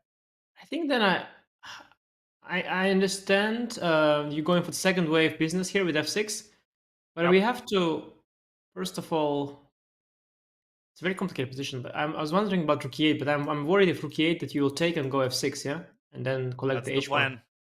That's the plan. Yeah. No, it's sometimes the second wave of the attack is even more unpleasant than the first. You sort of defend and push back the pieces for a bit, but then you realize that it's still a long way to go.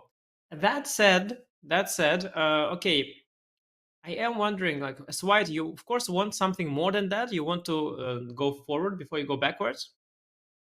So I would still take a look at the starting position and see what my options are here, because it's not obvious how to make something happen. Because if queen d7, I go knight e5, you go queen b7, I go knight c6, you have rook to e8. Yeah, I'm just wondering if I just give you a move. You have rook e8 there. I would also point out that queen c8. Queen c8 is possible to render knight e5 impossible because it protects the bishop on c5. King f1 is Nepo's choice.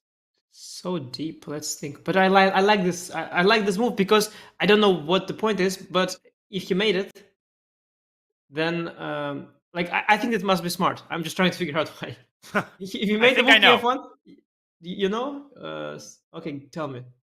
No, I don't. I thought maybe he wants to make queen c8 with the immediate f6, but I don't see a response there to queen takes g4. Maybe there are tactics. Rook e7. That's the response. He wants f6.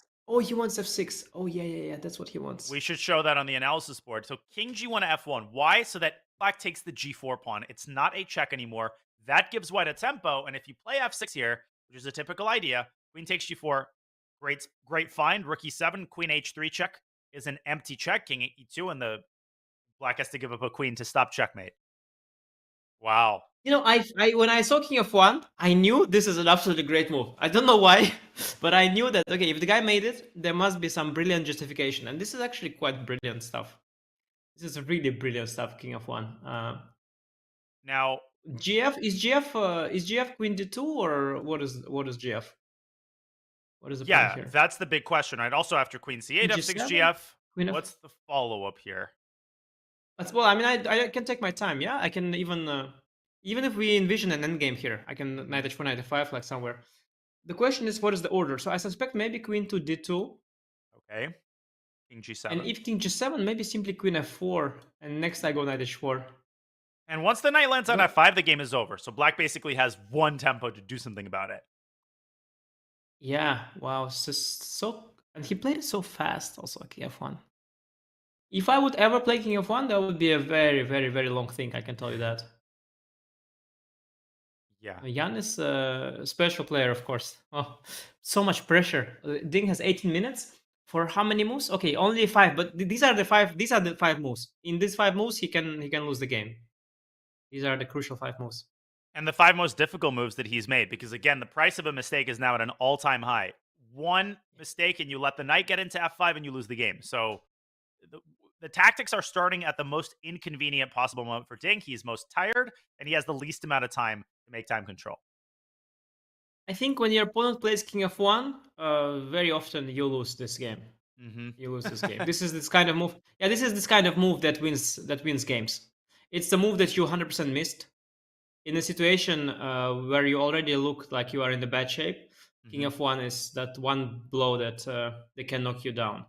But full faith in Ding here. He has some time on the clock, and he is a tremendous calculator. Yep. Maybe he will find a defense here.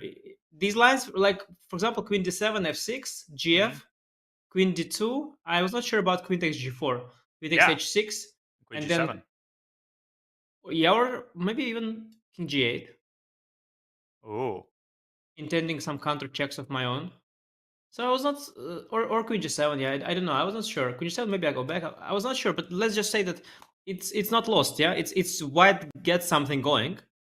Some kind of play commences, some kind of checks appear, but it's not winning. And maybe if Ding just calls this what could be a bluff, it could work out. But for sure, the pressure is on. And Jan, you know, he doesn't always make the best moves, but he puts pressure. That's for sure.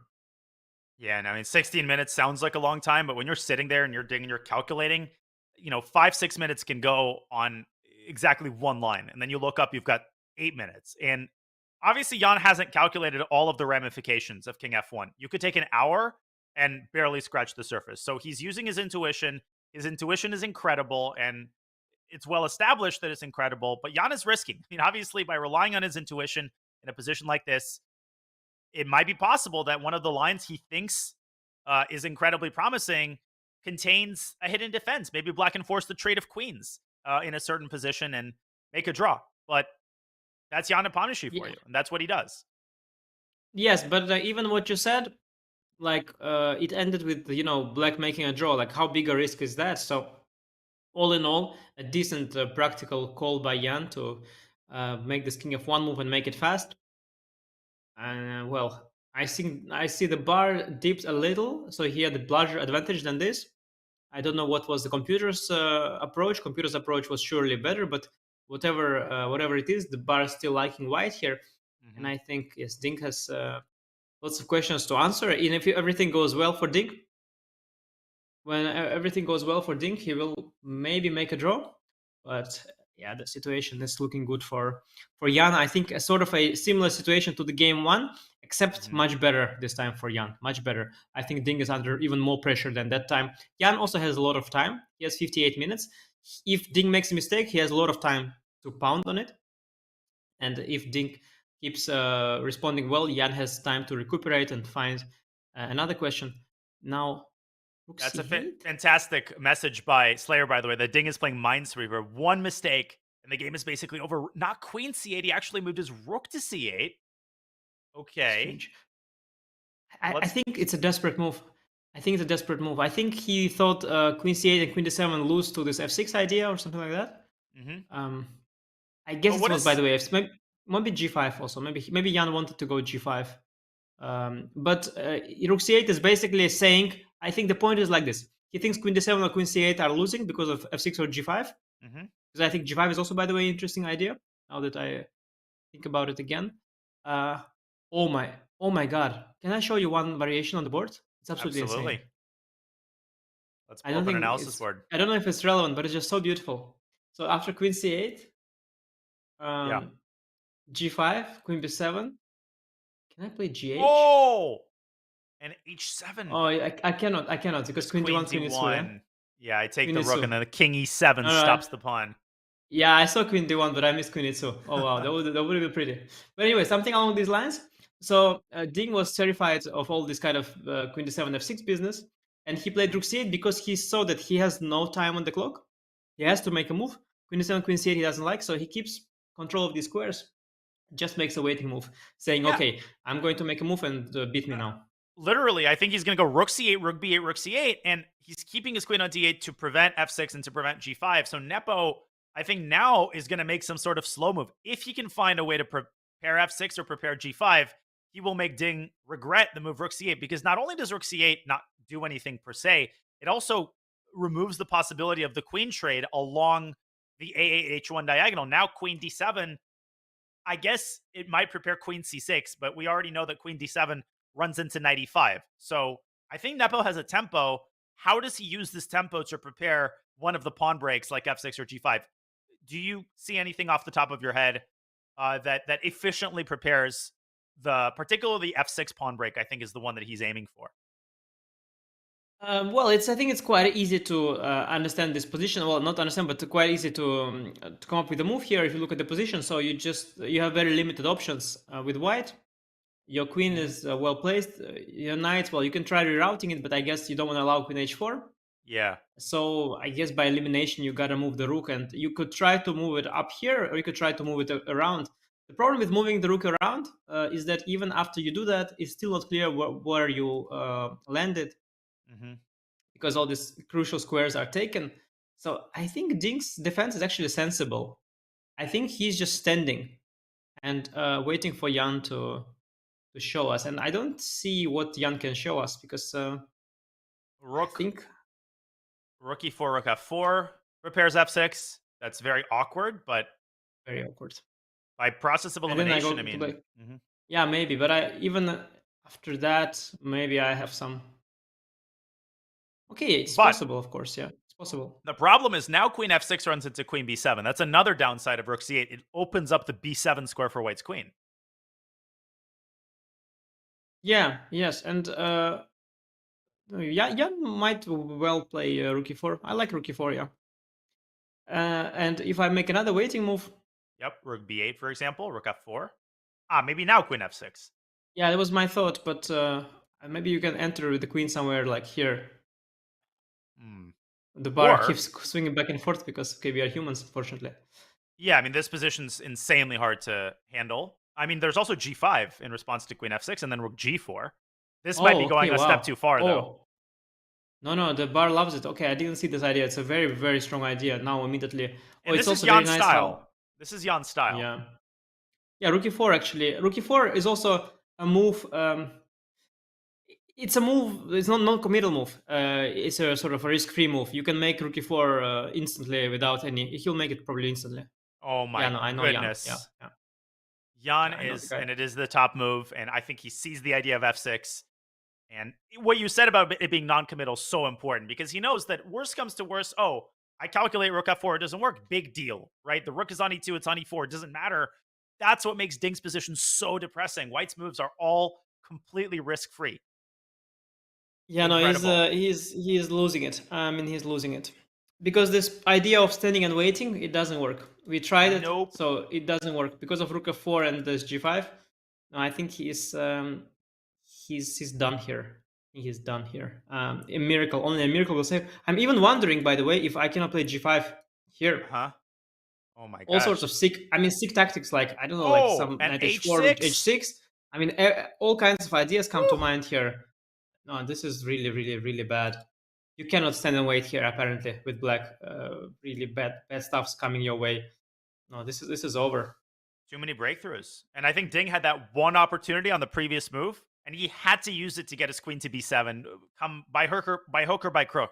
You know, whether the endgame was defensible or not, now that he's forfeited that opportunity, Jan is going to play f6 or g5, and he's just going to smash through on the king side. Yeah, not good. Not good for Ding.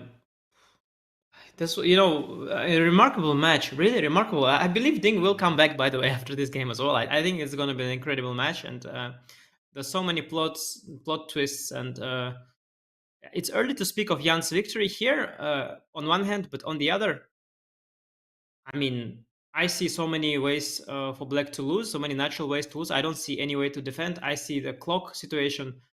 I think the chances are really bad for Ding, and if you can bet somewhere on Jan's victory, put all the money there right now, because it's an opportunity of a lifetime. Because it's just looking really bad for Ding. There are just so many enemies at Ding's door right now, both on the board and on the clock. And what a stark departure this would be from, the way that Jan handled his loss against Magnus Carlsen. I mean, this match is unlike that Carlsen match in any way. So I think it's very safe to say, and again, not shoveling dirt on Ding just yet, this game is far from over, but it's very safe to say that this is a new Jan, which has shown up in this match. And, the rumors of Jan's death after the previous game, those have also been exaggerated. He is not the same Jan who collapsed after his, 130 move loss against Magnus. This is a Jan who just doesn't let individual results affect him, and he's already shown that in this game. But now he needs to finish it off. He needs a couple more accurate moves, and he's got the time to make them. Yeah, he's got the time, and usually in a position like that, this is where, whether he plays quickly or slowly, this is where Jan usually manages. He is great at finishing things off. We have seen it in this match. I have to say, though, Ding, if we look back at his play in this game, I think it's been not very good. I think the opening has gone wrong for him. He shouldn't have traded the bishops in that particular version. And after that, he had an option, after knight f3, queen e6, knight f5. He had a few options. He chose what turned out to be the worst one. Then once Jan played this g4 and king f1, he didn't realize that he has to do something drastic. Now, he is in a very bad situation. So for Ding standards, this is not a very good game. Well, it's how it happens in human chess. Some games you play well, some games you don't play well. I mean, it's nothing outrageous. It's a normal game of chess, and he tried his best. But yeah, this is not his best game. And Jan, on the other hand, apart from this one moment where he could have gone queen f3, well, after and before that, he played an exemplary game and just playing a tremendous chess so far. And yes, I don't see how this game can turn around any longer, but we'll see. Maybe Ding can pull himself together and find something inhuman here that can still be a defense. Because I personally don't see it. Like, as far as I'm concerned, position looks dead lost. It doesn't look dead lost to me at first, but now that I notice the threat of g5, it sort of looks, it looks really bad to me. I don't know. Maybe some queen c7, queen c6 is the only try, but then f6 looks devastating. No, looks just all really bad. Yeah, whichever way you turn, there's going to be something. Nepo has also played with incredible speed this game. And I don't think that he premeditated it, right? I think that the position was simple. He chose a line that, with clearly defined plans, he executed those plans, and he's used his intuition to make important decisions. Thus far, it's been rewarded. Let's see, though, how long Nepo spends on potentially this final stage of the game. A move has been made. It is rook b8. Ding abiding by his strategy of just making waiting moves and giving Nepo exactly what he wants. Rook f4. Rook f4. Or g5? Or g5, yeah. Or your move, g5, yeah. I think g5 was the killer, wasn't it? Yeah, because rook f4 maybe allows this queen b6 or queen b7 maneuver. Because once the queen hits b7, it also defends the f7 pawn, taking some of the sting out of f6. Also looks lost, though, after rook f4, queen b6, f6. Queen b7, queen f5 looks pretty lost to me. Yeah. Agreed. But g5 is very much Nepo style, and especially to play it instantly. Your line with h6 and knight h4 was incredible. No, that was, at some point, you helped me out there with rook f4, queen f6, g5. At the moment you showed me this g5, I realized I can do it immediately. And I think it's if one of these two moves is wrong, this is an opportunity for Ding because Jan could pick the wrong one. Because, like from what I see, both look winning, and Jan can by accident pick the wrong one. I don't know. Is it Rook f4, Queen e7, f6, Queen e6? That is a defense, perhaps. 6, Queen e6, and then maybe. Man, so many juicy options there for white. Yeah, no, of course, the options are plenty, but maybe you're not completely winning there, let's say. Because of g5, so after g5, I mean, you have to take, otherwise f6 is crushing, and after g5, g rook g4. Yeah, okay, f6 is, of course, a blunder, but allowing knight takes g5 also doesn't look good. You know what is key in this position is the bishop on c5. It's a completely dead piece in a sense, if you look at it. It's totally dead. It's targeting the f2 pawn is all it does, and it is very well, like it's sitting very well on c5. It's guarded by the d6 pawn, but it is a completely dead piece. If you don't somehow attack the f2 square with another heavy piece, which is like a rook, let's say after b4, bc, rook b2. If you don't do that, the bishop is just not contributing at all. So after g5, g rook g4, it's white's rook, knight, queen, and all these pawns attacking the king. Queen can sort of protect somewhat. The rook can try, but the bishop is just on the other side of the board. It's like, this is, well, like this pawn on d6 cuts it away, the pawn on c3 cuts it away, so the bishop can never come back anymore. It's sort of stuck on the left side of the board, not contributing at all. So yeah, I'm not surprised that white has enough attacking potential here to win. Maybe after g5, g rook g4, maybe I can play queen f6, knight g5, and king to g8. And even there, h6 looks good. Oh, h6, okay, yeah. I mean, I think this is your kind of, I think in a bullet game you would be able to finish this one off here. This is just, for a player with good attacking instincts, this is enough. Jan is looking to the side. I think Jan has a difficult choice here because rook f4 and g5 both look very good, and I think he has to find the most accurate way because he knows that this could be the last important decision in this game. This could be really all you need to find. Yeah, and I mean g5 is less visually appealing as we see the visual contrast there. Nepo leaning back and now moving forward with Ding with his hands over his head. I mean, he has to take every single second here to calculate variations. He's under 10 minutes and still has 4 incredibly difficult moves to make until time control. G5 and rook g4 doesn't produce the same visual effect as rook f4 and f6, but you just have to appreciate that when the knight lands on g5, the combined attack of the queen and the knight on f7 is what absolutely kills black, coupled with the rook on g4, which supports the knight. And you're right, Anish. I think your point about the bishop on c5 is so important because you can't judge a piece by how many squares it controls, right? You can't just look at a piece and say, well, it's sitting on an open diagonal, it's good. You have to always ask, what role is a piece playing? What is it actually doing to contribute to the position? You could have a knight in the center of the board that's terrible because it's not contributing. Speaking of contributing, Nepo is contributing to Ding's downfall. G5 is on the board. Ignore that sign. That engine is superficial. G5, we believe, is the best move. And I think it's going to result in quick victory, possibly even before move 40. Oh, yes, and G5 indeed was the best move. It's also the most direct one. So when you mentioned that rook f4, f6 has a bigger appeal, I think that's sort of a stylistic thing, whichever you prefer, which pawn you prefer to push. But G5, I think, is the more direct move. And whenever you are about to finish off the game, you want to knock down your opponent, so you want to punch, and the punch is basically a move like g5 or f6. So rook f4 was a preparation for a punch, while g5 was the punch. And I think if you're choosing between the two, punch is the way to go. By the way, is a mistake, I think. I have to interrupt you, Anish, because a lot of people in the chat are seeing that sign which says g5 is a mistake. That is wrong. I checked with an engine of high depth. The engine takes about 30 seconds. But what you have to understand is that when it first sees a move, it evaluates it superficially. At first, it believes that g5 relinquishes some of white's advantage. When you let the engine sit, g5 is actually the best move at a high depth. So even according to the engine, which doesn't pull any punches, g5 is still the best move. You should ignore that question mark, which popped up on the screen, and it's going to lead to Nepo's quick victory. Please continue. Yes, and G5 is not like completely winning because of, I think, Queen D7, Queen B7, which looks totally lost somehow as well. But that is somehow only like somewhat winning.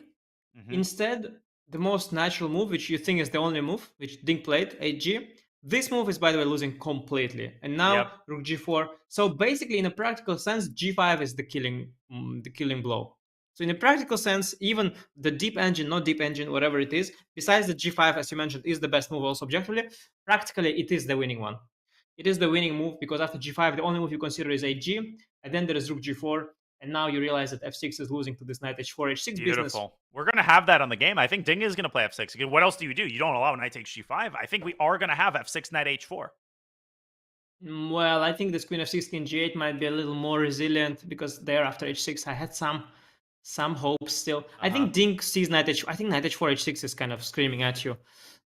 Even I saw it. And okay, if I see it, sure Ding will see it. Rook G4 is on the board.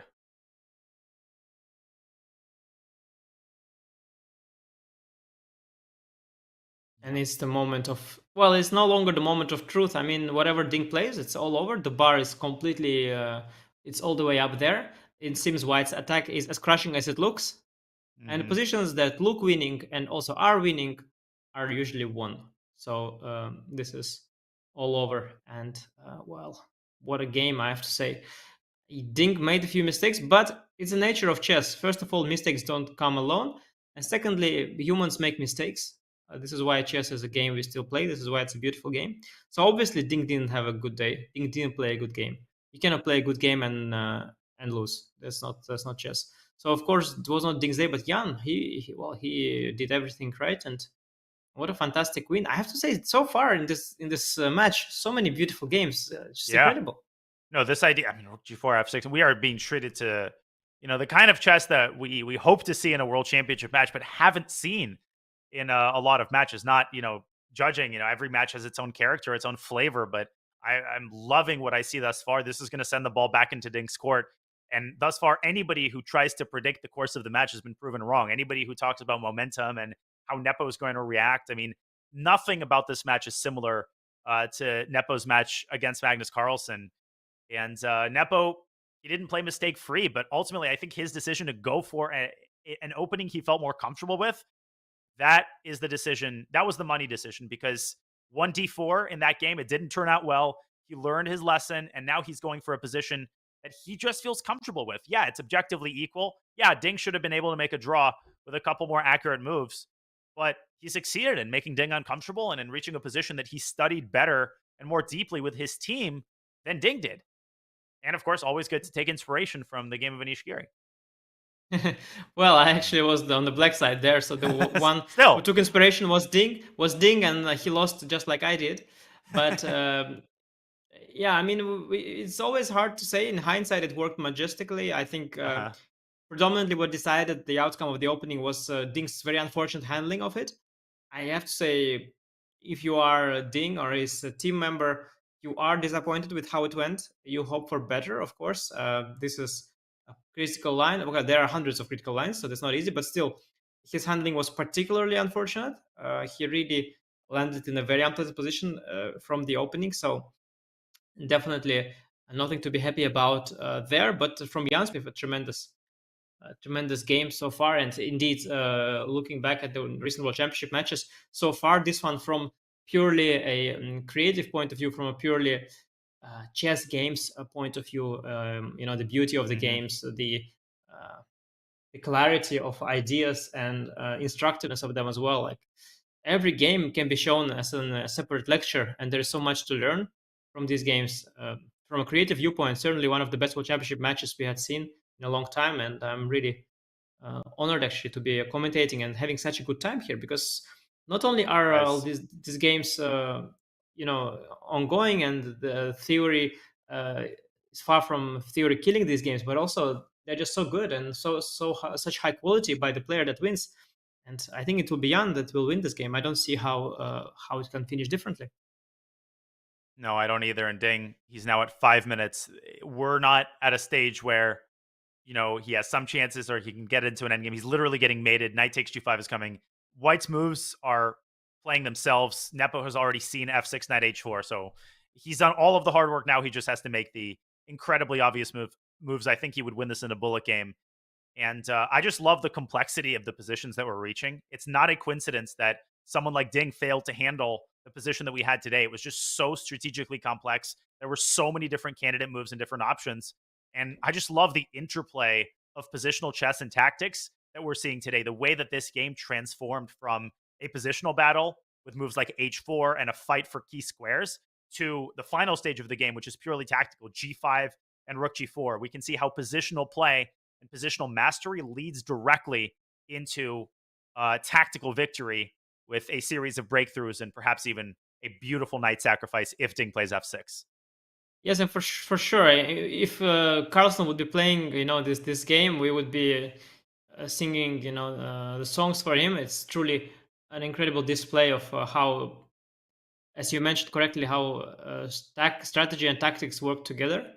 And it's really extremely often the case that you build up a positional advantage, and in the end, you clinch it by tactical means. This is just how it's done. This is sort of the textbook way to win chess games. You build up a positional advantage, you build it up, you sit on good squares, you bring all the pieces to the right squares, but then usually to win the game, you need that tactical breakthrough. And we see it here, g5 followed by rook g4, and after f6, knight h4, this is that clincher.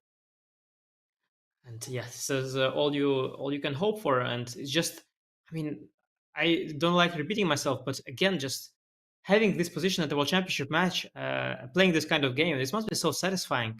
I, on some occasions, play a game that is similar to one like this one, where everything is so beautiful. It doesn't happen so often, I must say, at high level with me. Like, I'm not able to do that often. But doing it, against a player like Ding and doing it at such a stage, this is so satisfying. And we see that happen to Ding in the previous game. Ding managed to, completely outplay Jan. And here, Jan completely outplays Ding. This is just two extremely strong players with asymmetric strengths. And this leads to just beautiful chess. It's really, honestly, amazing what we are seeing. I've seen many of top level games, and there are plenty of wins and losses in top chess and other top tournaments. But we want number 2 and world number 3 beating each other, one beautiful game, one after the other. That's truly remarkable, and it's amazing that they've brought the best of themselves at this moment, at this stage. We've had 3 decisive games in the last 4 games, and now the ball is back into Ding's court, and again he's down a point, and again he's going to have to take some inspiration from the fact that he's already has a victory under his belt. He knows it's possible, but it's just amazing to see the momentum and the initiative of the match continue to change hands. Now, yeah, Ding is facing a deficit, but he has the white pieces tomorrow, so will he be able to recover? I think so. And contribute another incredible game. I mean, this match has been amazing, and I can't believe we're only, 4 games in. This is only game 5. This is a best of 14 match, so Nepo will have to continue performing at this level for many, many more days. And Ding is going to try to prevent that from happening. In the meantime, we've been talking. Ding has been thinking. He's now down to 90 seconds without increment. So this might be decided on the clock. But he finally moves. He plays rook to a8. And that is an indicator of how bad his position is. He has moved his rook in the last 5 out of 6 moves. And that simply allows White to do what? To play knight takes g5. I see the point. I see the point. I see his idea. Oh, so, rook a1, queen a8. Yes. His idea is that knight g5, rook a1. If you go to the most natural square g2, there's queen a8, offering a queen trade, which would be a huge relief for black. I'm wondering to what extent that is a relief, because even there I have some ideas. So I have all these f6, knight h7 ideas. But that's probably somewhat of a relief.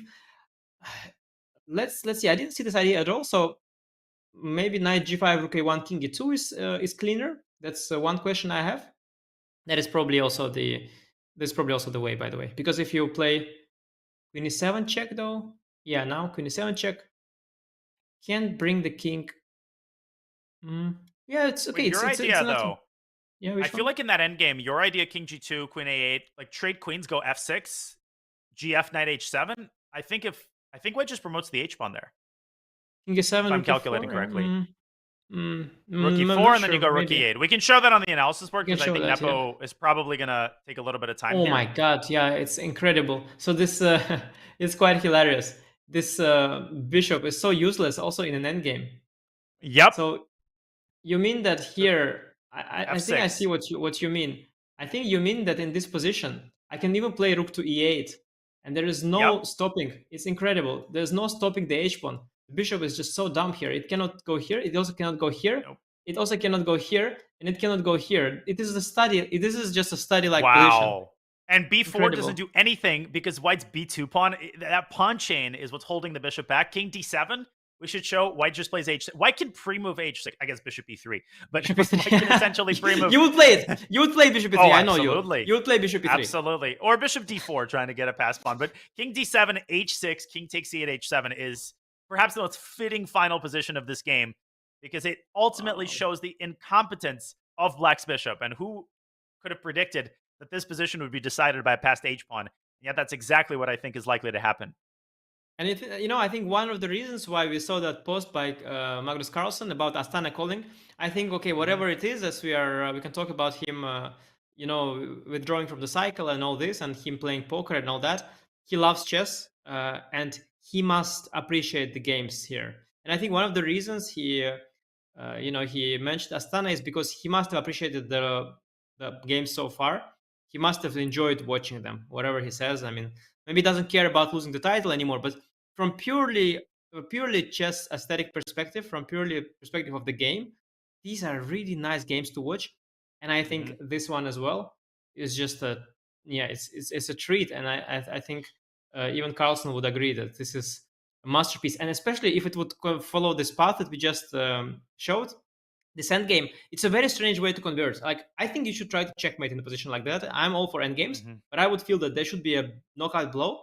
But this endgame, it's an absolute study. Like, you make all these 10 forced moves, and in the end, you trade the rooks, and then your h-pawn is 3 steps away from promoting square. This full board full of pieces, but black is unable to somehow stop that. It's a remarkable line, and I wonder if the game will finish this way, and if it will, your reputation of a prophet only will reinforce itself.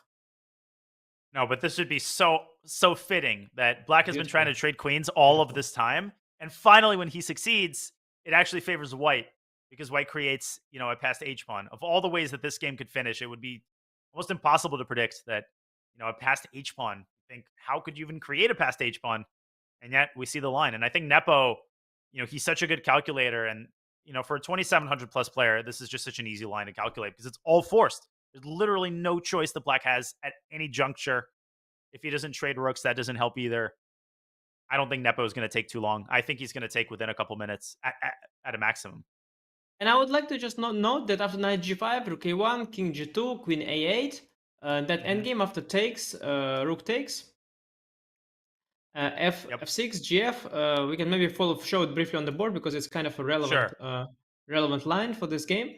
One extra reason why Jan will certainly see it is that and he's already played knight takes g5. Is that in this position, besides trading rooks, I think the simple h6, h7 also wins, as rook e8 is inevitable after that. So there's no need to be too pretty.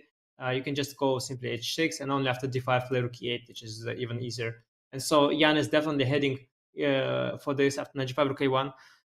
Yeah, I think it's pretty obvious that king g2, queen a8, yes, the line is absolutely forced. And a player like as gifted as Jan, when he smells blood, for him it's child's play. And I actually really like that Jan doesn't take all that long in these moments. Not, criticizing anybody for taking, especially in a moment as important as this, taking 10 minutes, whatever, to double, triple check the main lines. But I love Jan's confidence in his calculation. And we almost never see him take, 20 minutes to quintuple check a line. Once he calculates it, once he feels confident, he just goes for it. And he's got 42 minutes on the clock. He's not even going to use a 10th of them. Yeah, and as you mentioned, quintupling is not what he does. He probably does double, triple check it. But how many times can you double check a line? I mean, he sees it. I think he sees it in a flash. and then he spends a few seconds to double check it, a few more seconds to triple check it, and then people say he plays it fast, but he'll be like, "What do you mean fast? I triple, quadruple checked it. At some point, I have to make a move, yeah, and already 30 seconds passed. I mean, let me make my move." But he has seen Exactly. it all. Yeah, he's seen it all. He's just making sure, because you don't want to allow an endgame that holds, but of course. And you might want to check if king e2, but king e2 is not so easy actually. King e2 doesn't win on the spot. I don't think king e2 is easy at all. I guess king e2, queen e7, knight e4 is maybe winning for white still, but it's sure nowhere it's winning, near as but- forcing. Nowhere near as forcing as king to g2 and this endgame. Yeah, after takes an f6 in that endgame, also black doesn't have a. Black is lost with a margin. Yeah, so black is really lost there. There is no hope. Maybe Yeah, it's not like d5. the bishop Yeah, stops the pawn and then black creates a passer on the other side of the board. Black literally cannot stop the h pawn, and not Nepo. I just love that. Oh, he's gone king e2.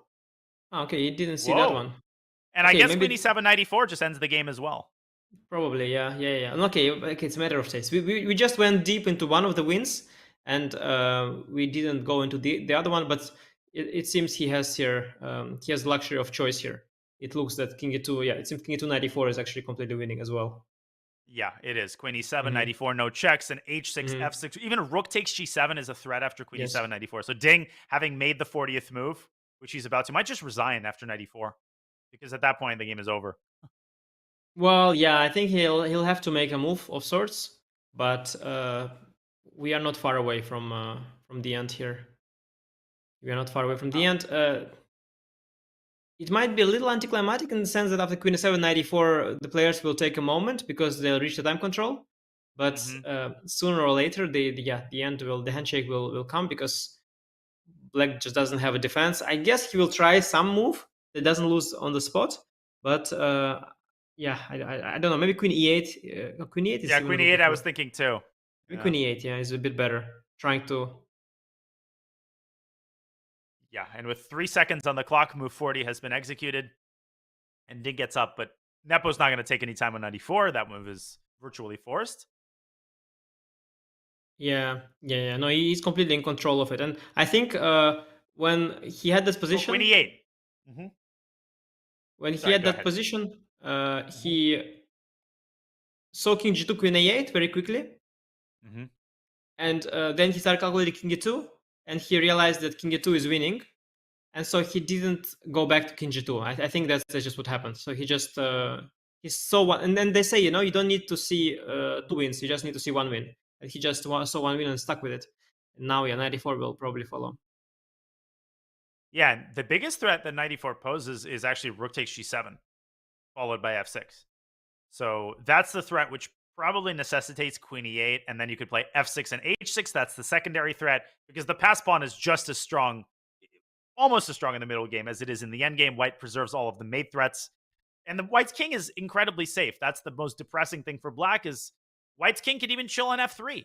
So 94 already on the board, and Ding has an hour, but he's got nothing to spend it on other than to come to terms with how lost his position is. Oh, yes. Oh, certainly yes. And I'm looking at different ways of trying to win this position. Mm-hmm. I suspect queen e8 is the must. I suspect it's a must. I don't. Only move, I think. Yeah, then at some point you can try also unpinning the king, maybe, because then you resume the F3? thread. Yeah, king f3 or king d2 with the idea like rook g8, king g8, knight f6. This would be an idea. Oh, nice. I think queen e8, king f3 might actually be the easiest win, even before f6. Yeah, So you because after preserve all of the f6, ideas. yeah, after f6 gf there is queen e5 idea. So if you start with king f3, then queen e5 I can take, and knight takes c5. So yeah, I can imagine the king f3 is the cleanest solution. I think the beauty of this match is that when it comes to winning positions, the players, they just show it to us. So far, the conversion has been superb, and I have no doubt that Jan will just finish it off cleanly. Ding is in the rest area. He's looking at the monitor, seeing that 94 has been played, and the process of coming to terms it takes a while. You know, he's going to exhaust all of the options, but the reason it's so one-sided is, again, because White's king is so safe. It's like, even if you gave Black 2 moves, even if Black could take the pawn on b2 with check, that would change exactly nothing because White's king would hide on f3. Yeah, Black didn't manage to drum up enough counterplay. It was very desperate already when he did that. His defense has failed after the move rook e4 because the defense of Ding was based on sitting passively in that position, and he missed rook e4 g5 idea from afar. When it came, basically his defense has fallen, and his attempt to activate his pieces came way too late, and of course it didn't lead anywhere, and I was already way too desperate. So yeah, the game that was lost already a few moves ago, and here it's just a matter of Jan finishing the job, and he is known to do this very well. So I don't expect any troubles here. I think Queen E8, Queen E8 will be played, and then Jan has probably a few different ways to do it. I think Queen E8, King F3, Queen A8 maybe is the attempt to make a few moves. Yeah, and then this whole f6 h6 procedure can happen again. Yeah, again, the endgame can be reached actually after all. So, yeah, Jan knows what the outcome of the game is going to be. He's walking around the playing hall, passing the time. And Ding, I don't think Ding is going to take 45 minutes. That's not his style either. Because who wants to sit there? He's going to exhaust his only option. Get on with it and go home because they both want to go home. Yeah, of course. But at the same time, it's not a position where you resign. Again, you see that you are losing, but you need your opponent to execute it on the board before you resign. I mean, that's what most players do. That's how these two play, as we have seen so far. They don't resign once it's clear to them they're lost. They resign once the due course has been completed. And I think so. There is a move like Queen E8, so you make that move. And then Jan has to find the cleanest finish. Jan will take a bit of time because it's important not to botch this one up. And King F3, Queen A8, for example, is not so obvious why it loses. So I think it will still take some time, as neither Ding should resign nor should Jan, stop making moves. So I think this will all commence. But at the end of the day, yeah, the game is predetermined, as is visible from Ding's posture. Yeah, this time, we can safely make conclusions based on Ding as he leans back, and that's not out of relaxation. Nepo is also pacing the same route, from one side of the playing hall to the other. He has not visited his rest area. He has hung around the board really since the start of the game. And Ding's face, it really says it all. The game's over. No, he got outplayed today. What can we say? He made a lot of mistakes. They made a lot of mistakes, and he got outplayed. And I think the trouble started early. I think on move 19, this bishop d8 followed by 97, these two moves, the sequence, it was just not good. He combined a few ideas together. He rerouted the bishop to b6, which is sometimes possible. He traded the bishops, which is dubious, but sometimes possible. But somehow all combined, it was not done in a coherent manner, and he got an unpleasant position. Jan found it with h4, h5, brought the knight over from h4 to f5. And then Ding had to already be very precise, and his first mistake with knight takes f5, ef, queen f6 was punished roughly, and already then he was really on the verge. That was a huge turning point. And sometimes when you look at games with an engine, you don't get a good sense of exactly where the turning points were, because the engine's always optimistic on the defending side, right? And oftentimes the engine gives 0.6, but we already believe that the turning point has been reached. And I really, really think that knight takes f5, right? That impulsive decision to capture the knight, had he played queen f6, that was probably the closest that he had come to completely equalizing really since the start of the game. Is that a fair assertion? That if we had to name one moment, right, one critical turning point, it was when he played knight takes f5. Yeah, maybe. I tend to give more importance to the opening phase. So I would rate the bishop d8 97 moment in the opening as perhaps an even more important one, because that was what I believe put him on the defensive at all. That was the root of his problems. But of course, getting a worse position, it doesn't mean you have to lose. And indeed, yeah, perhaps the biggest mistake was taking and queen f6. I mean, taking queen d7. Remember, that was the move that you suggested. That was actually a computer like that. Actually, that was maybe decent. But taking and queen f6, that was a serious mistake. But yeah, I think from a perspective of somebody who prepares so hard and deep as Ding, I think the sequence of move 19 and 20, bishop d8, 97, that was really the cause of his trouble for the most part. Just didn't get out of the opening with a good position. And there's been more decisive games, interesting stat, in this match through 5 games than in the first 5 games of the last World Championship since 2013 combined. Because in 2021, all 5 of the first games were drawn. Of course, Nepo loses the 6th game in marathon style. That was the first decisive game. In Carlsen, Caruana, all of the games were drawn. Carlsen, Karyakin only had a couple decisive games, and the first 5 games were drawn as well. The most decisive match until this one had been in 2014 against Vishy Anand, where 2 out of the first 5 games were decisive. And here we're going to have 3 decisive games. How much of a treat it has been to commentate this match, where even the non-decisive games, and this was your point earlier, Anish, even the non-decisive games were full of life. Perhaps the Carlsbad game is the outlier. That was the only one. I wouldn't even call it lifeless. It was full of strategic ideas. That game just never really got off the ground. All of the other games either were decisive or could have been decisive. The first game as well. Yeah, absolutely. And, we are so spoiled that we are complaining about the Carlsbad game, but that was a rich game in itself as well. And it's a tremendous show so far. The players are not shying away. They, from game 1, they didn't want a cautious start. They didn't want to waste the white pieces. I think you see that they're struggling with the black pieces, surprisingly. And I think it has to do with the fact that there is so much to know right now. Every time they have a position on the board, I know for a fact that they know that they must know this because they work on chess, they work on their opening repertoire. They have a narrow repertoire. They're working on it. They know that. There is so much now to remember. And of course, they don't recall the details and they just cannot recall the details with the black pieces. And almost no matter what white plays, there is just so much you have to prepare for with black. And I think that the fact that they are under pressure with black, both of them, that pushes them to play more aggressive with white.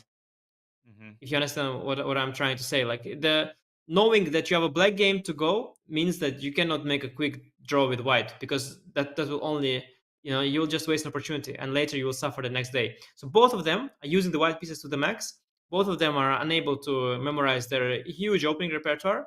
They're trying to make it as compact and as simple as possible. They're trying to play healthy lines.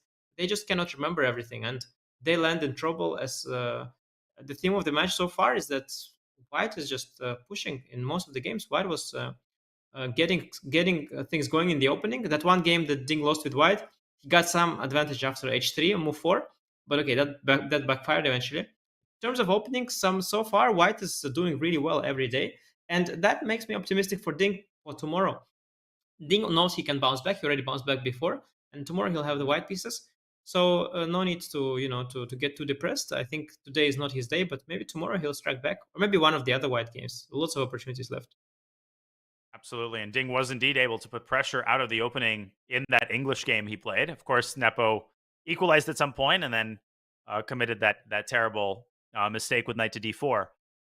But it's amazing the pressure that white has been able to put in general in top-level chess in the Italian and the Ruy Lopez. Like really thinking about the last couple of years, the abundance of ideas that white has trotted out in both of these openings has really put black under pretty significant strain. And the Marshall, it solved a lot of the problems that black was facing in the mainline Ruy Lopez. But as Nepo shows in this game, and as top players have shown in the last couple of years, lines with d3, lines with a3 and knight c3, tons of sidelines really pose serious problems with black that cannot be solved with forcing lines. And it's just a super exciting time to watch top-level chess, contrary to, the exaggerated rumors about classical chess being dead because of the influence of computers. Yes, and also in the previous matches, I mean, they were far from horrible. The match between Caruana and Carlsen was fascinating as well. Magnus was playing this sharp Sicilian with the black pieces. We had lots of fights, but somehow these games, they finished in a draw in the classical portion. And because either somebody would misvert or somebody would show tremendous defense. But there were already there were already exciting games there too. But in this event so far, the players, they're converting pretty well, and we have a full display of the beauty of modern chess, the width of ideas with the white pieces. You can play 4h3, you can go down the main path in a Carlsbad, you can go down the main path in Spanish, where you can have so many different ways to avoid the marshal. And it seems that it's not easy for black to be ready for all of this. Of course, next time Ding will be ready for this particular line, but next time Jan will play something else. So it's a difficult life of players playing with the black pieces, even when they're as well prepared as these two. For sure. Ding has now taken 12 minutes and counting on this move. Nepo has paced from one spot to the other, back again this entire time, ever since making his move. He has an hour and 40 minutes on his clock, so the result of the game is not in question. Queen e8 is the only move that doesn't lose the game on the spot, because it's literally, I mean, f6, there's h6. What do you think is going through Ding's mind right now? Do you think he's actually searching for a defensive move, or is he still in the long process of coming to terms with what has happened? You sometimes see players inspecting their score sheets in these types of situations. Ding hasn't been doing that, but his body language, just his posture, everything seems to indicate that he's about to resign, but he hasn't made a move just yet. Yeah, I think it's a combination indeed of glancing over the position, trying to calculate the consequences of Queen e8, making sure you are indeed lost, and also just coming to terms, because he was under a lot of pressure the last few moves. He was in a time trouble as well, so he was very tense, and he had to try and find the only defensive resources, if there were any. And now that he's reached time control, he can relax a bit. But as he is relaxing, he also realized that, okay, it's his last relaxation of the game. It's time to go home soon. And so he's just taking his time there, coming to terms indeed with the result. At the same time, his mind keeps wondering about the position. He keeps thinking and calculating. But what is on the foreground, whether these are the thoughts about him losing this game, or whether these are calculations, at this point I no longer know. These two are mixing. Sometimes you can have a conversation and have a position running on the back of your mind as well, right? You probably know that as well.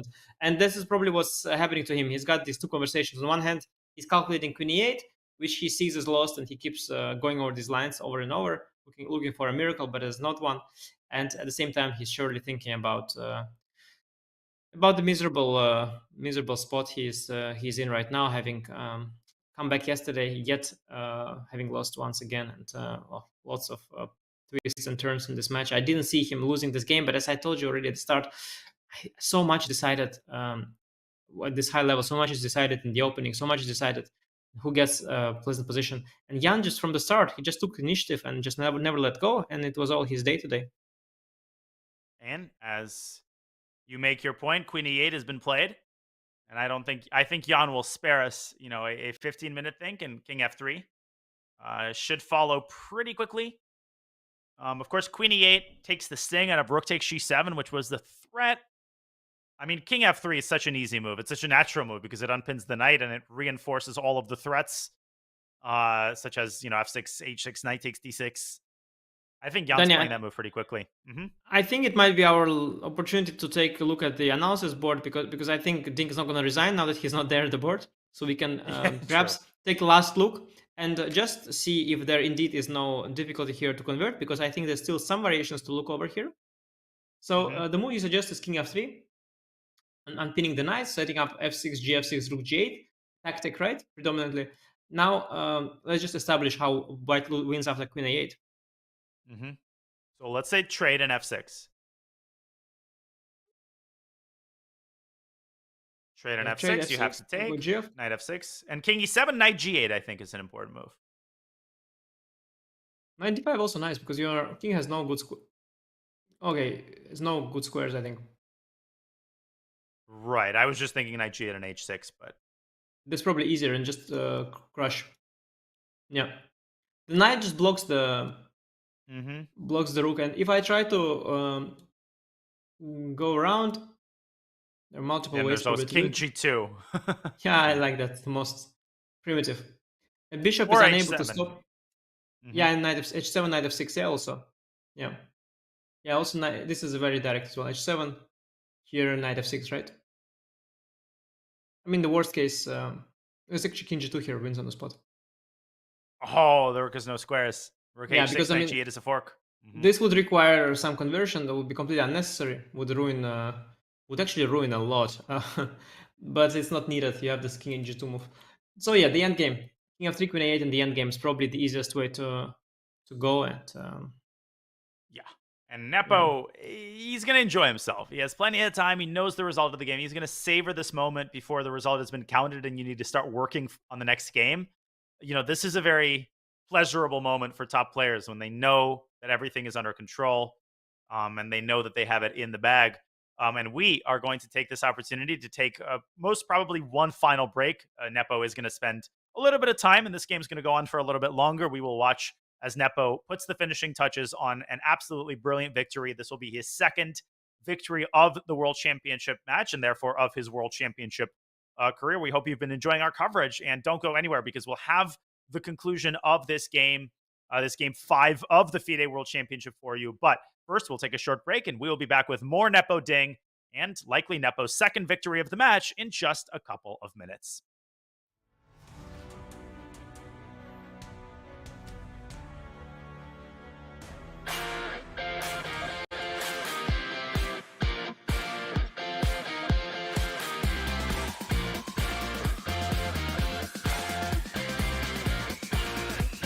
I do recommend Meetup to a lot of my friends that are looking for different things. Wine tasting, movies, book club, meet a lot of new people, a lot of new friends, and it will make you more social.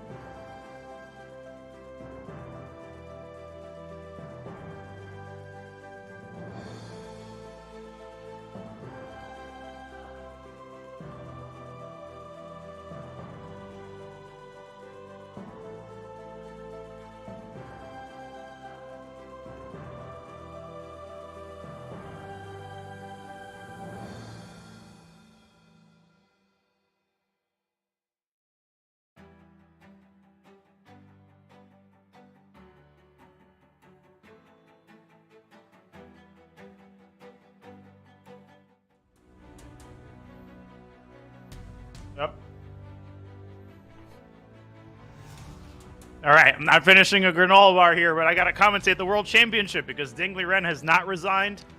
Ladies and gentlemen, we hope you've been enjoying our coverage. GM Daniel Naroditsky, GM Anish Giri, the world number 6. Chopping it up for you. Game 5, Nepo against Ding, is about to conclude. The last moments of the game as King F3 has indeed been played. Anish, Ding is prolonging the torture. He's in the rest area. He's sort of asleep. He's coming to terms with his loss. Whatever it is that he's doing, the result of the game is no longer in question. Yeah, and I saw from our chat, our chat members, they are saying they're losing all the games to Stockfish with the white pieces here. Now, you should realize that chess is a very different game across different levels. So if you're a beginner, what is winning? What means winning position? And if you are a top level player like Jan and Ding, what means a winning position? These are two entirely different things. And this position, it is clear to both the players that it's completely winning for white at this point. But of course, if we take, if we take a look at what happens in games between players rated 1200 or even above that, well, it's definitely different story. But yeah, so probably if you play against Stockfish, you'll lose. But Jan essentially has this one in the back. He has already found the win here, calculated all the possibilities to the end, and it is already a matter of formality here. It is indeed, and we expect Ding to eventually come back to the board and accept the inevitable. And he just did that. He's going to write down the move, and I would guess that he's going to play Queen A8 pretty quickly. First he's going to take a sip of water.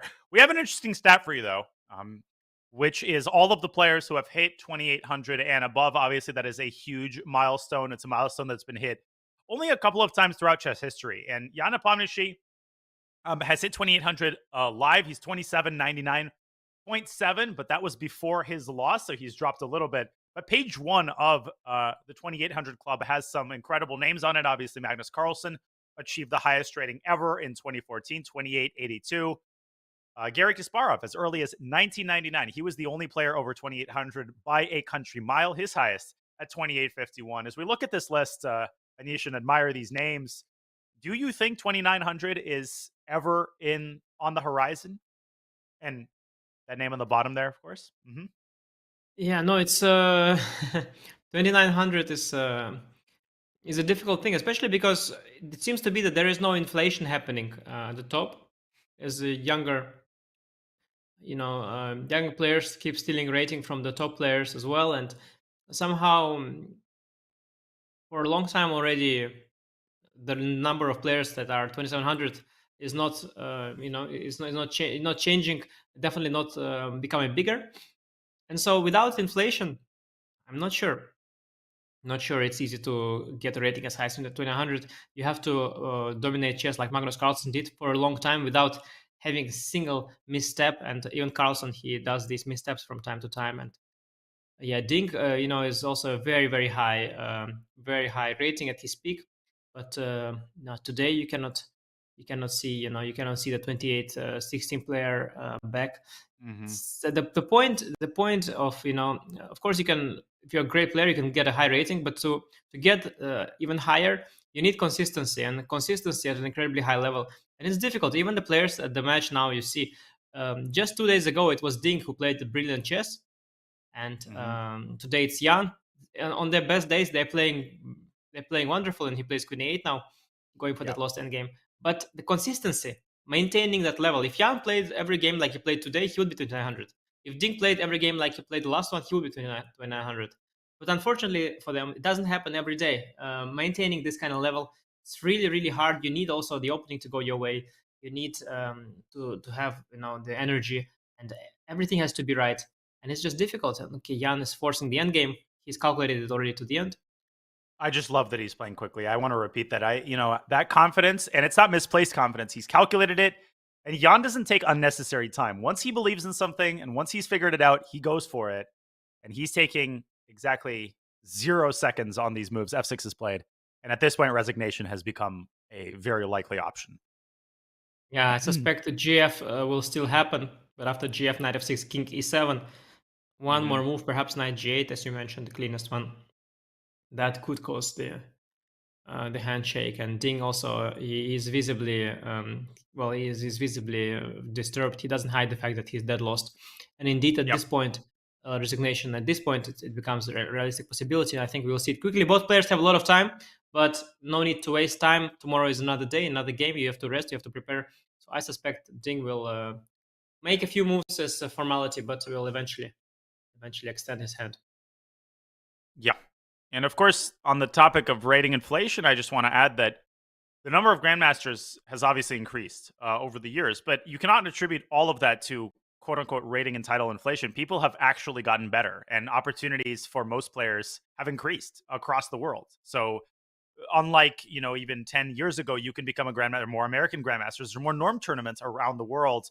And I think all things held equal, that's a good thing. Obviously, that raises some concerns of the title requirements not being stringent enough. And I think that's a legitimate discussion to have. But on balance, we just have to acknowledge that people have gotten better at chess, and that is a good thing. And there are going to be more title players and more GMs. But I think that the fears of, the GM title, for example, not meaning anything, that all of that has been, exaggerated. And I don't think we're anywhere near that point. Of course, I mean, it's not easy. Like, these fantastic chess players like Gotham Chess or Sagar Shah. I mean, they're really good at what they do. They've played chess their entire life. They'll tell you a lot about the game. They read a lot. They see the tactics. They tremendous chess players, in fact. And they struggled to become grandmaster. We saw, this whole drama about Levy trying to become a grandmaster. It's been ongoing for a long time. And now he seems to finally have come to terms with the fact that he isn't a grandmaster. And it is just a very difficult, very high level that, okay, by now more and more people achieve, but it is not obvious and it's not a given. And so, yeah, you could make one more title to somehow separate the very top of the world from the other grandmasters.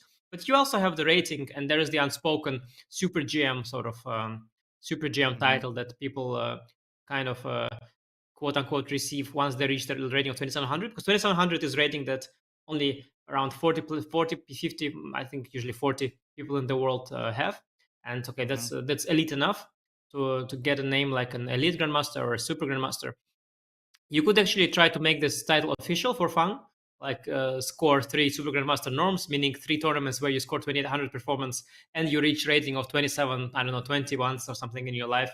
But you don't need to make that. And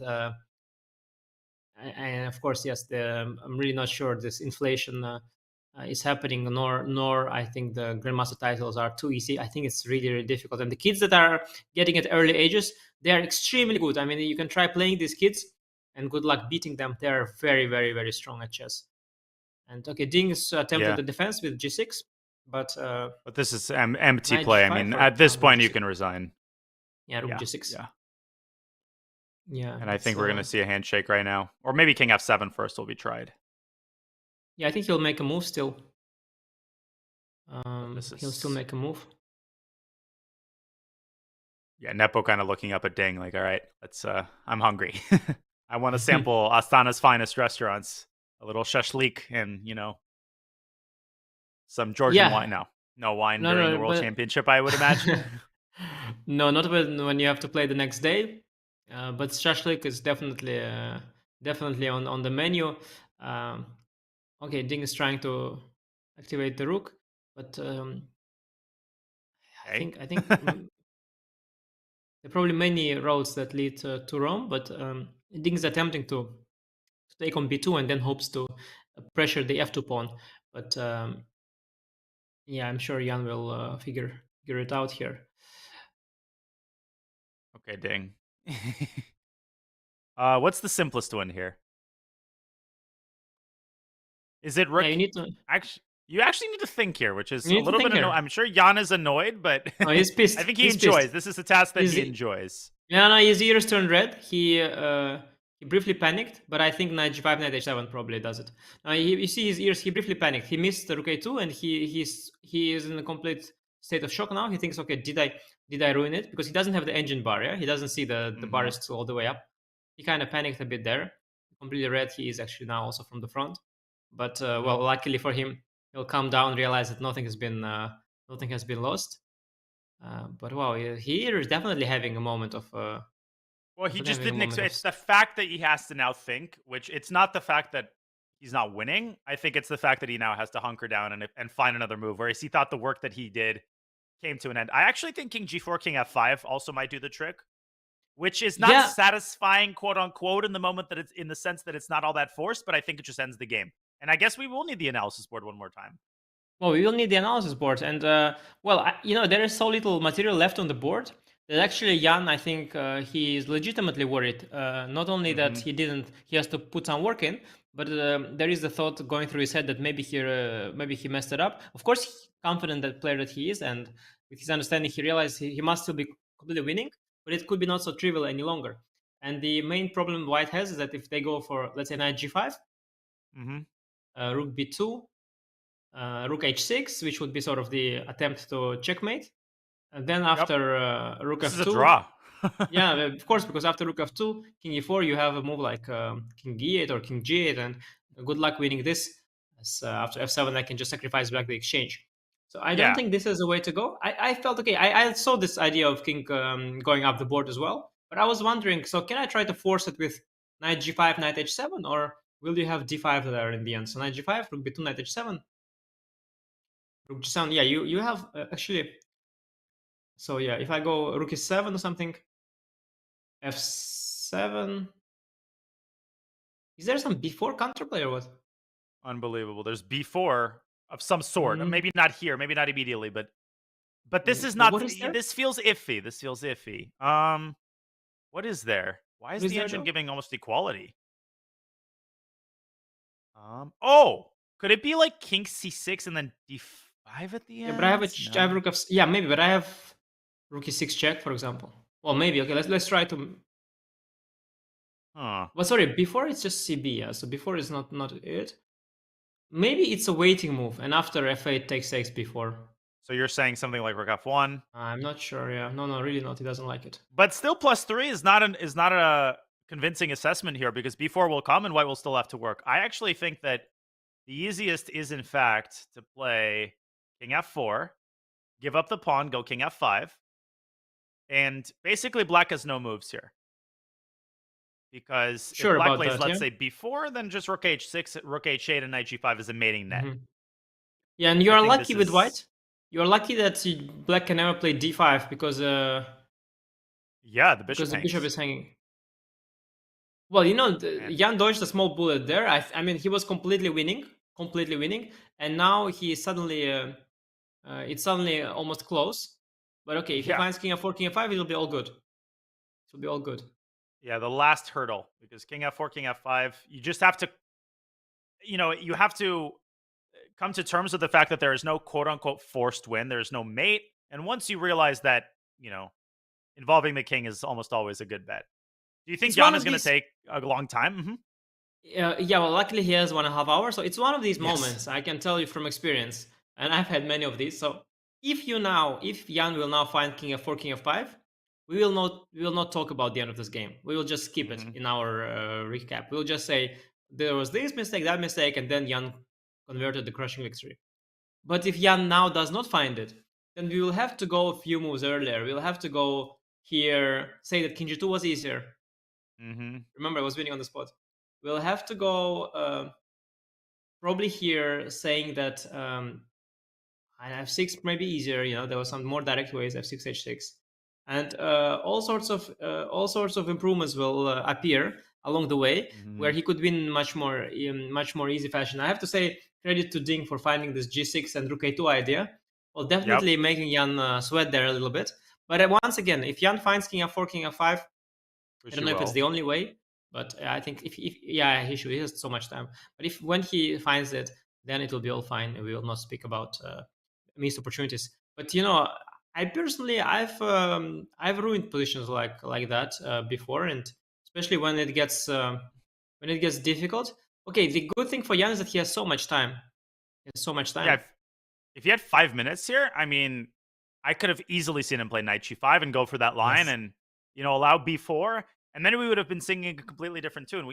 That's what people have to understand, that when completely winning positions are ruined like this, you never understand how it could possibly be ruined until it is. Like, until you find that one pathway, you never truly believe that a winning position can be spoiled. And then it is spoiled, and then you're like, oh, well, of course. But you never know exactly how it can happen until it happens. So Nepo doing a great job here, just settling himself down, taking as long as he needs until he's 100% positive, because the margin for error has really narrowed down. We're in an endgame now.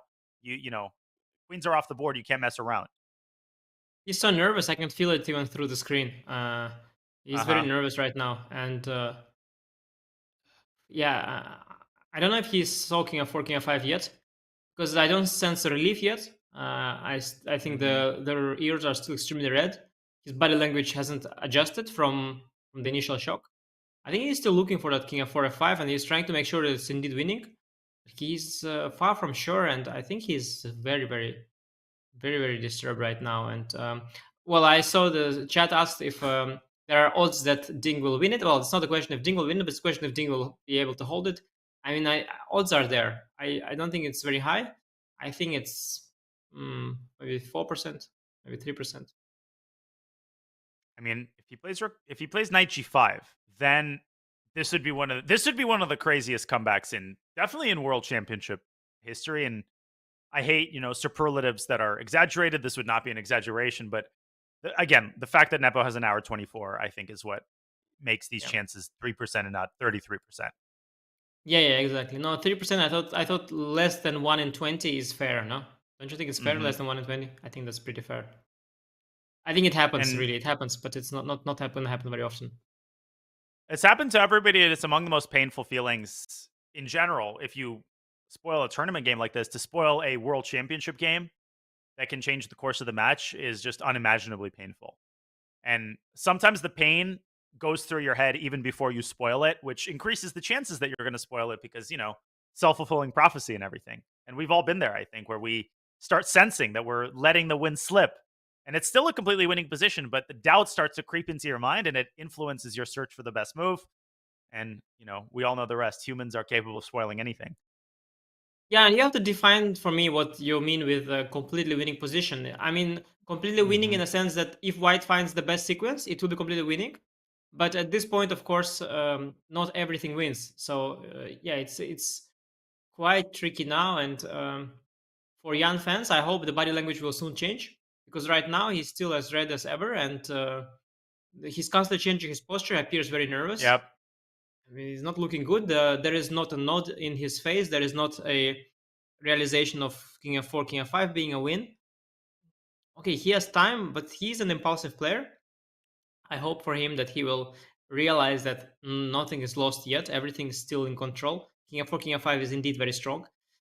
It doesn't. Yeah, he is. So he is changing his posture all the time. He's extremely nervous. Shifting his shedding position. Yeah. Absolutely. I mean, I feel just watching him. I feel extremely nervous. He's changing it all the time. Look how nervous he is. He's extremely disturbed. Wow. Look at that. No, he's just. Your throat starts to. I know that. Everybody knows that feel. Your throat starts to close up because the worst is the realization that the game isn't actually over. That you still have to work harder, and then you start realizing, wait a second, where is the win? I think he's. Okay, I don't want to. No, I don't. Looks like he's close to moving. No. Yes, king, and he found it. King g4, same thing. Whew. Wow. Bullet dodged. Wow, no, because I was very worried because he was about to make a move without yet recomposing himself. So I was really worried it's going to be a bad move.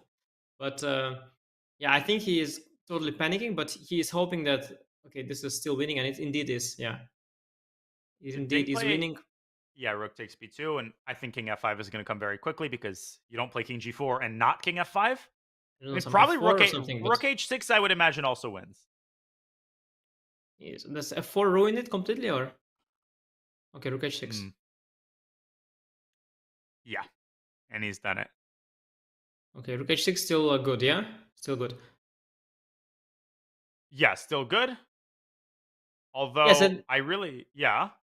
And the really nice thing, again, this d5, knight c5, that's a blessing, that you cannot play d5, so you kind of gain a tempo. And the rook on the second rank, as long as knight is on e4, it's unable to give checks from behind, so this gives white some extra time.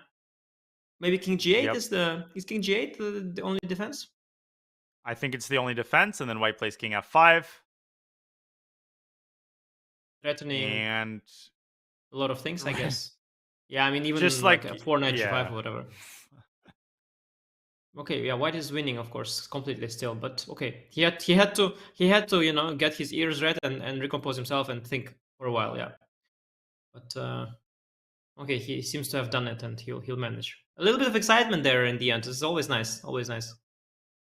And definitely credit to Ding. He was using that time to think. He wasn't just you know, in denial or you know, grieving the loss. He was genuinely coming up with the most resilient defense, and he did, and it failed. And you know, now it's essentially time to resign. I think King G8 is still quite likely. Yeah. King G8 you make. I think King G8 is the sort of only move, let's say. Though there are no moves at this point that are good because they're all losing. But King G8 is the move.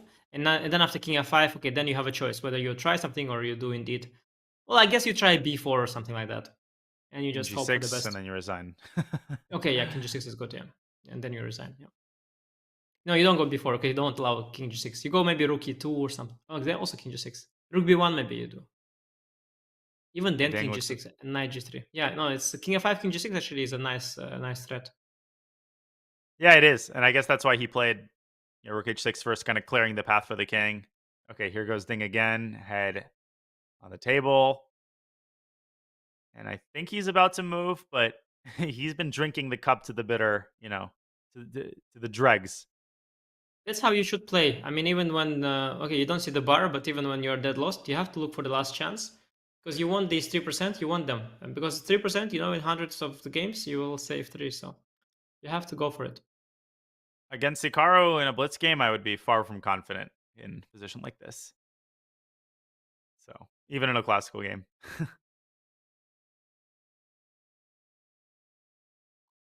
Yeah. Nepo has resumed his pacing from one end of the hall to the other, which we know is a sign that he believes the result of the game isn't in question. Yeah, he's very relieved now. I think he had a brief moment of... I'm pretty sure he had a brief moment of panic there. But maybe I'm looking too much into that and reading too much into that, but I'm pretty sure that he did. Otherwise, he wouldn't have I think looked he that did. way. Yeah, and now, okay, relief that, okay, after all, it is indeed winning and he hasn't ruined anything. Yeah, we have a featured chat, which I'd like your opinion on. DR Vonium asks, is this the most error-prone World Championship in recent memory? And, you know, I think it definitely is the World Championship where we are now more used to using the engine to look at the games. And we have the eval bar. We have the assessment of the moves right on hand. So I would caution that we, you know, we're now more capable than ever of determining mistakes right as they happen. But how would you rate the overall quality of games, Anish? Obviously, the entertainment value of the match has been incredibly high. Would you say that the quality of the games has been abnormally low, or do you think we're just more capable of detecting mistakes because we have very strong engines at hand? The question, because my English is, of course, not native, so the question implies that this is like a lot of errors? I would imagine that, yeah. Error prone? Yeah. Prone to errors, yeah, is what it means, like a lot of errors. But based on what is? I mean, there are very few errors, don't you think? I think. Yeah, I few, think this yeah. comes back to the importance of distinguishing between an inaccuracy and a big mistake. Whereas a lot of people, when they're newer to looking at games, they see any change in evaluation and they just assume that it's a mistake. But mistakes are on an incredibly wide spectrum, and a small inaccuracy and a big blunder have absolutely nothing in common other than the fact that they might introduce a change in the computer evaluation. Yeah, I mean, if we look back at the game, so the first game, so Ding has made few inaccuracies to land in a worse position. Then Jan has made one big inaccuracy to let Ding go, and then one more inaccuracy to get the position completely drawn. Which, okay, it's very few mistakes. Like your average Caruana Carlsen game was much worse if you look at it this meticulously. Looking at the second game, that's the one that Jan won. So from Jan's perspective, the game was, I think, flawless. From Ding's perspective, he made inaccuracy with knight takes f6 instead of knight c5, and then probably one real big mistake with bishop d3. But to lose, you have to make a mistake. So, and again, okay, one inaccuracy, one mistake. The winner of the game played flawlessly, completely, which is not at all a given. In the other game, Ding played an inaccuracy with bishop d3. Jan played an inaccuracy with knight a5, and then Ding played almost flawlessly, and Jan made one large error. And today we have Ding making an inaccuracy in the opening and a mistake later on, also close to being an inaccuracy, like a very small mistake. No blunders. Today Ding lost without blundering a single thing. By the way, Ding just lost with a few small mistakes. And Jan so far hasn't made almost a single mistake apart from one inaccuracy with Queen G4 instead of Queen F3.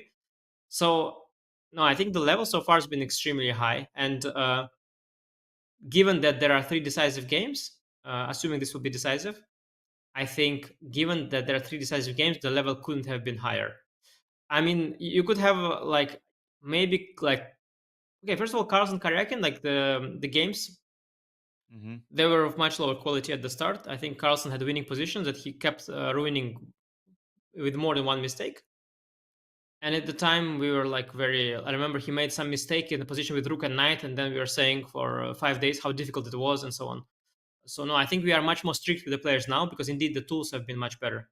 The engines are much stronger and much faster. So we are much more strict with the players, but I think so far they've played extremely high level chess. I agree. I think it would make, Sure. No, I just wanted to say that I thought, I even questioned my understanding of the question because I assumed the question would be, is it the highest level World Championship match in a long time?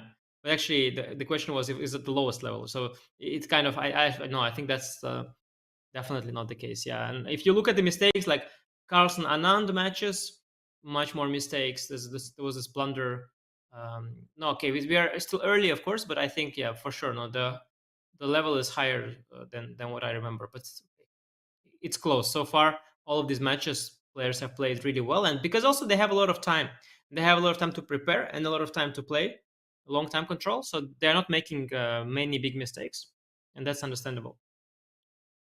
Yeah, and I mean, a point that I wanted to make, which is not directly related to this question, but it's related to the 2800 club that we were examining earlier, which is that we just have a lot more access to top GMs and to their games and to their thinking patterns. You can basically tune in at any hour of the day and watch, a top GM streaming their blitz games or streaming a tournament game. Whereas at least, when I was growing up and I was maybe, 10 or 11, to me, like a GM was a god, and when a grandmaster was giving a simul, I was in awe. I would just point them out in a room and I would try to keep my distance. Whereas now we realize that GMs are just human beings, and they've been demystified. And I think that's a great thing. That regular players have a lot of access now to top players, but we still should celebrate how special they are at the game and how incredibly good people in the top 10 are, and how capable they are of handling incredibly complex positions where almost anybody in the world would blunder almost immediately. So our standards are high, we are strict, and we have the computer at hand. But nonetheless, there's a very good reason why the top 10 players are the top 10 players and why they don't essentially, don't drop out of the top 10. No, and it's a good point that you have access to all these grandmasters, because I grew up in St. Petersburg, and it's a place with lots of chess clubs. And many layers of chess players. So I didn't see a grandmaster until I was already like 2100, I think. A pretty good player. And I played that one open tournament where there was one grandmaster, literally one grandmaster. And okay, I don't have to tell his name because it will be a bit weird now that the story will come. So now I'm curious, but okay, go ahead. Yeah, no, but so, and I was totally holy. There's going to be a grandmaster in this tournament, and I'm going to see him.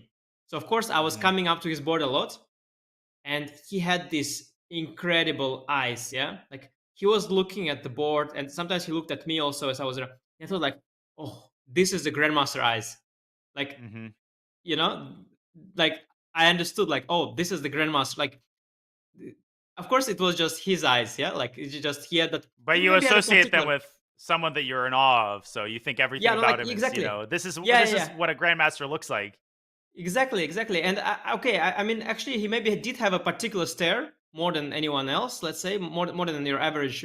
But of course, it was just him. He had that stare. But I thought it was because he's a grandmaster. I assumed okay, the grandmasters, they might have, they have this grandmaster eyes or something, So I was also already as a proper player and having studied and played chess for many years and so on. So I was, of course, also extremely impressed, and I expected him to be special, and he really was. He had the special eyes and the special stare, and I was like, wow, this is a grandmaster, yeah. But yeah, now indeed it's a different time. But I'm the first to criticize. I'm going to criticize like mad. If you want, I'm going to criticize all you want. I love criticizing. It's my favorite thing. That's why I do this job. I absolutely love it. It's not the money; it's the ability to criticize everyone. But that said, I mean, if you want criticism, you have to look, for example, last World Championship match between Carlsen and Jan.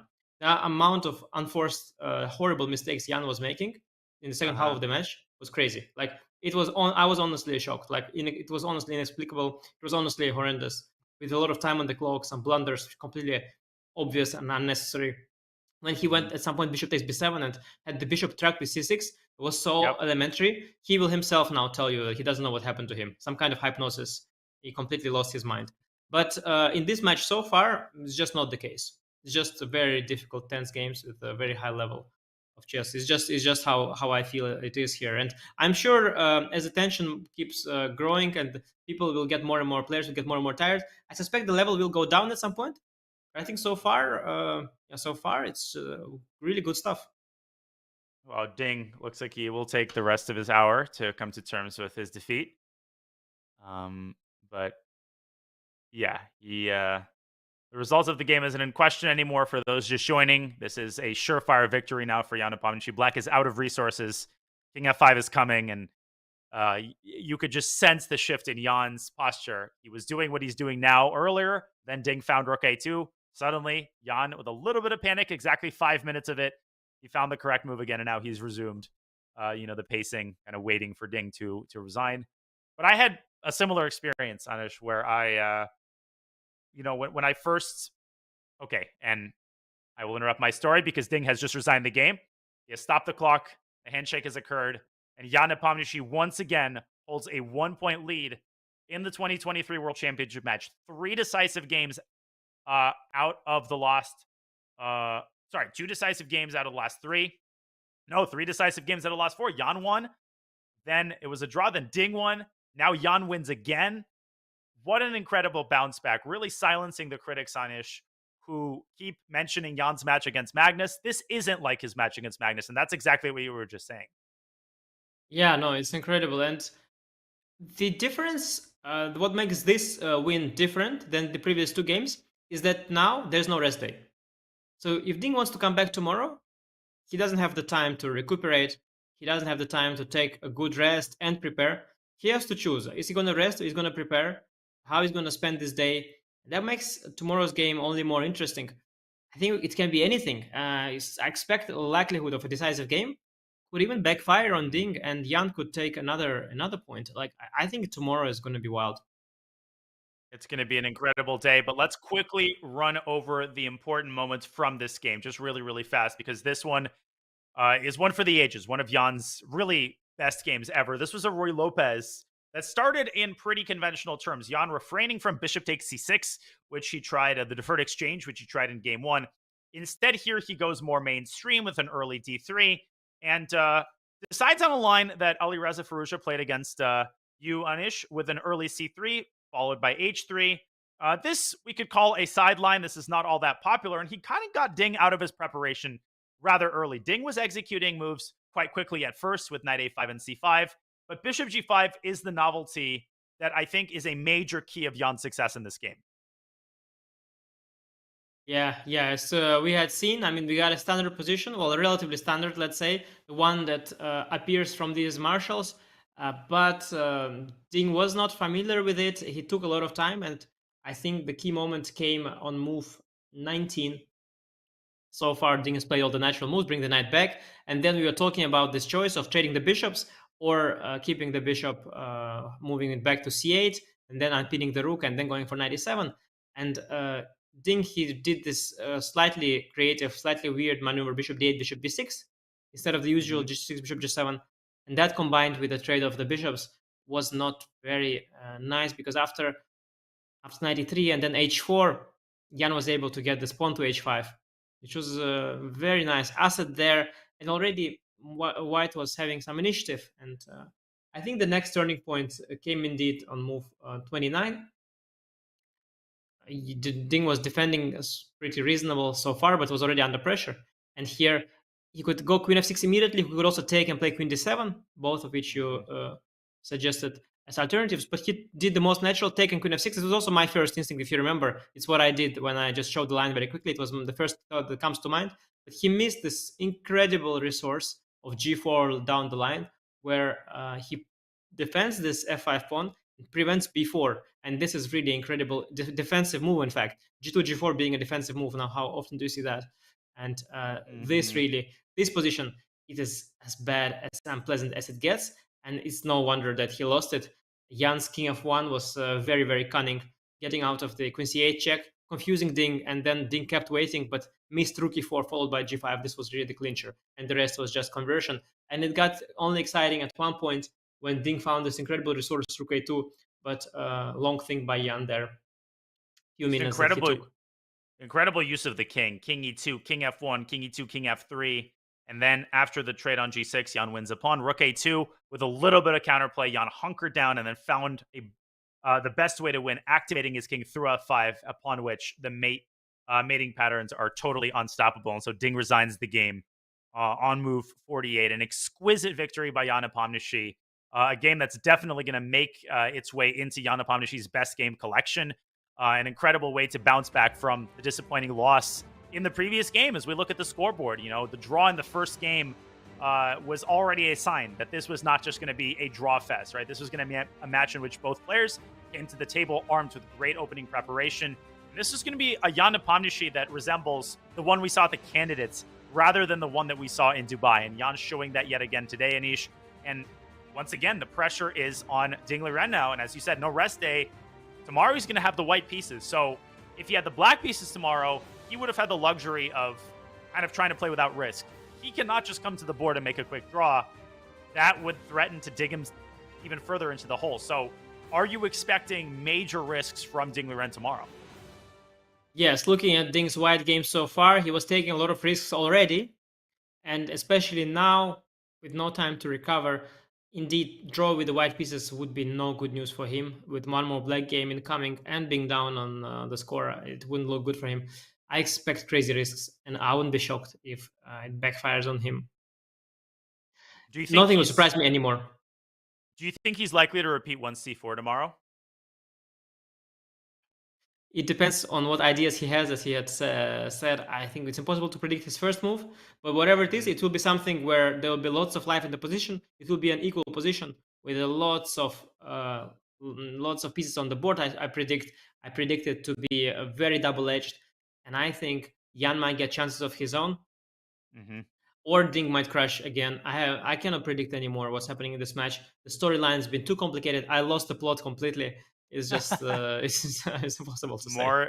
More twists than a Hollywood drama, and we'll have one more twist for you folks. Just like last time, we will be bringing you the press conference live as it unfolds. The players are contractually obligated to sit for a press conference and answer questions by journalists and reporters live from Astana. So Ding has already assumed his seat at the press conference. Nepo is still making his way over. The moment that press conference starts, we will bring you that press conference live and then offer our reaction. But for the time being, we have just a moment, Anish, to let this sink in, to let yet another decisive game at the World Championship sink in. We're just so used to seeing draw upon draw upon draw. To have a World Championship where the players are going after it, trading blow for blow, is an amazing feeling. And I have to say, these 4 hours passed so quickly.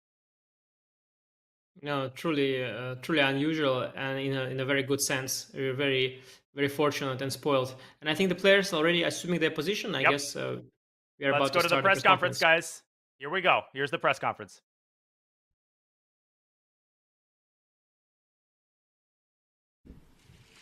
Welcome everyone at the press conference after Game 5. Jan Nepomniachtchi won the game, and the final result is 3-2.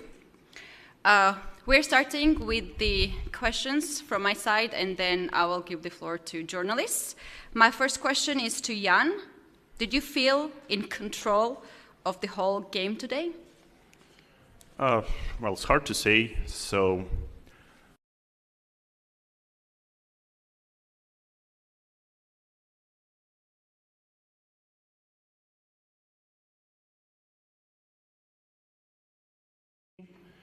So if I'm in time to put h4 and h5, I think white is better. And then, okay, I'm not sure. So probably it was the way to defend better for black, but I felt like white was pressing, yeah. So that's basically it. And yeah, near the time trouble, I think he blundered this g5, rook g4, knight h4 idea.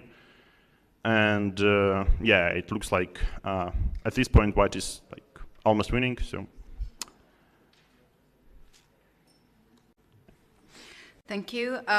Ding, where did you think that things went wrong for you in this game? Well, after the game, I think the critical moment was when he played knight f5. I think I should have played queen f6 instead of knight takes f5.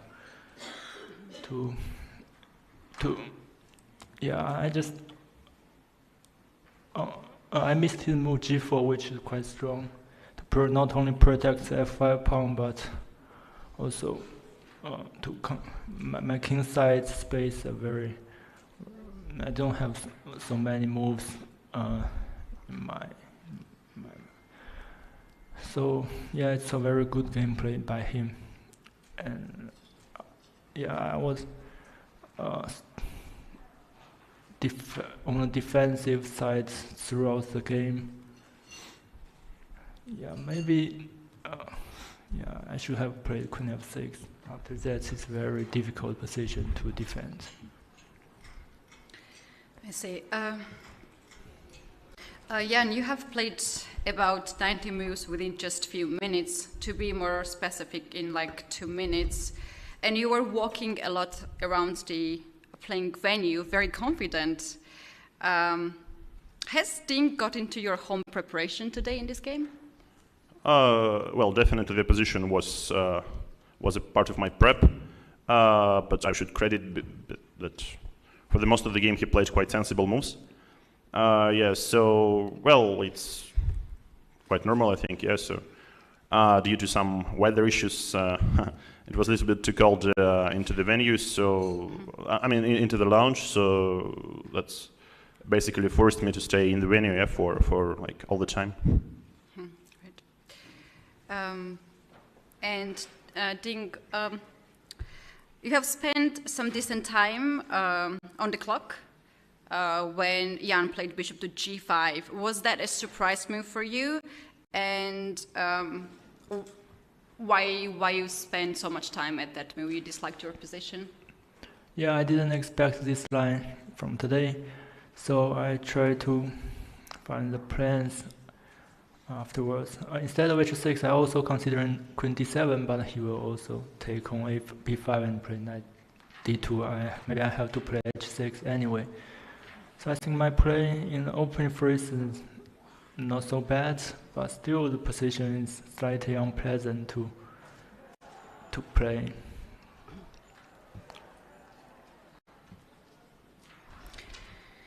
Okay, and my last question, and then I'll give the floor to journalists.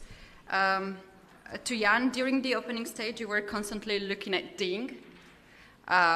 Did you expect some body language to reveal anything important? And did he give away that he was caught in your preparation?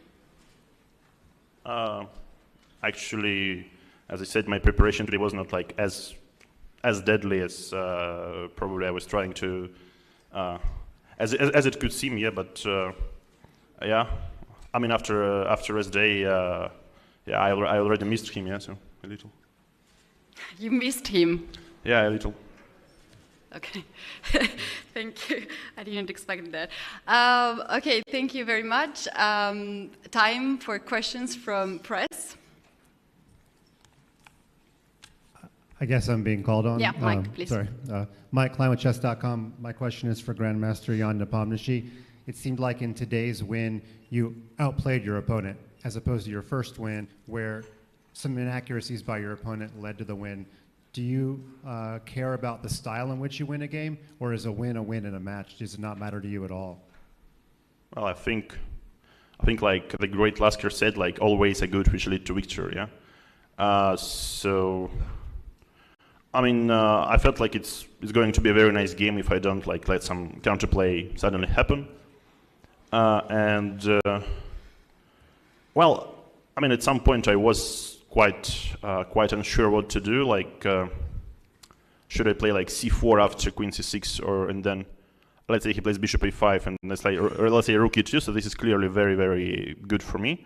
But then probably he's in time to play h5, as my queen is not going to active squares like f3 and g4. So that was like, I mean, more or less a coin flip for me. Like both moves was I liked both moves, but okay, I decided to make it a little bit more straight, because once I put my pawn on h5, I mean, I'm always better in all sorts of endgames and so on. But yeah, overall, I guess it's quite a smooth game. Thanks. Next question, please. Вопрос к Яну Непомнящему. Ян, как вы провели выходной день? Как вам удалось восстановить силы?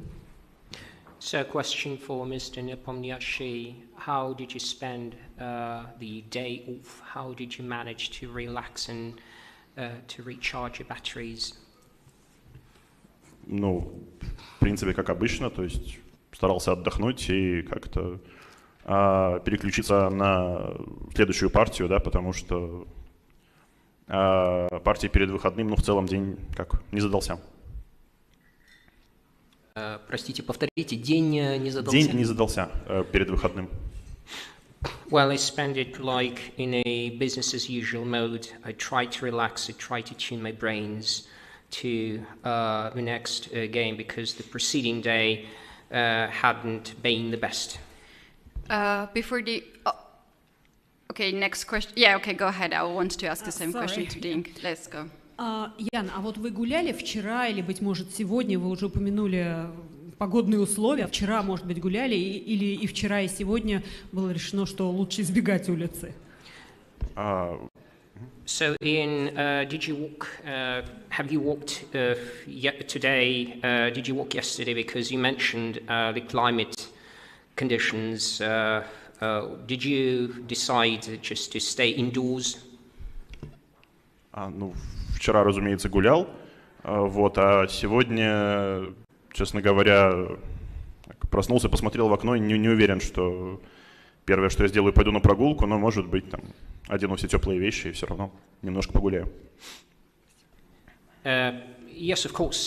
Yes, I did. I did walk yesterday, but today I kind of woke up and looked out of the window, and I wasn't sure if I felt like going for a walk. But then I kind of thought, why not just don some clothes and go for it. Thank you. Before we go to the next question, I would like to ask the same question to Ding, as it was the free day. How did you spend, Ding, the free day?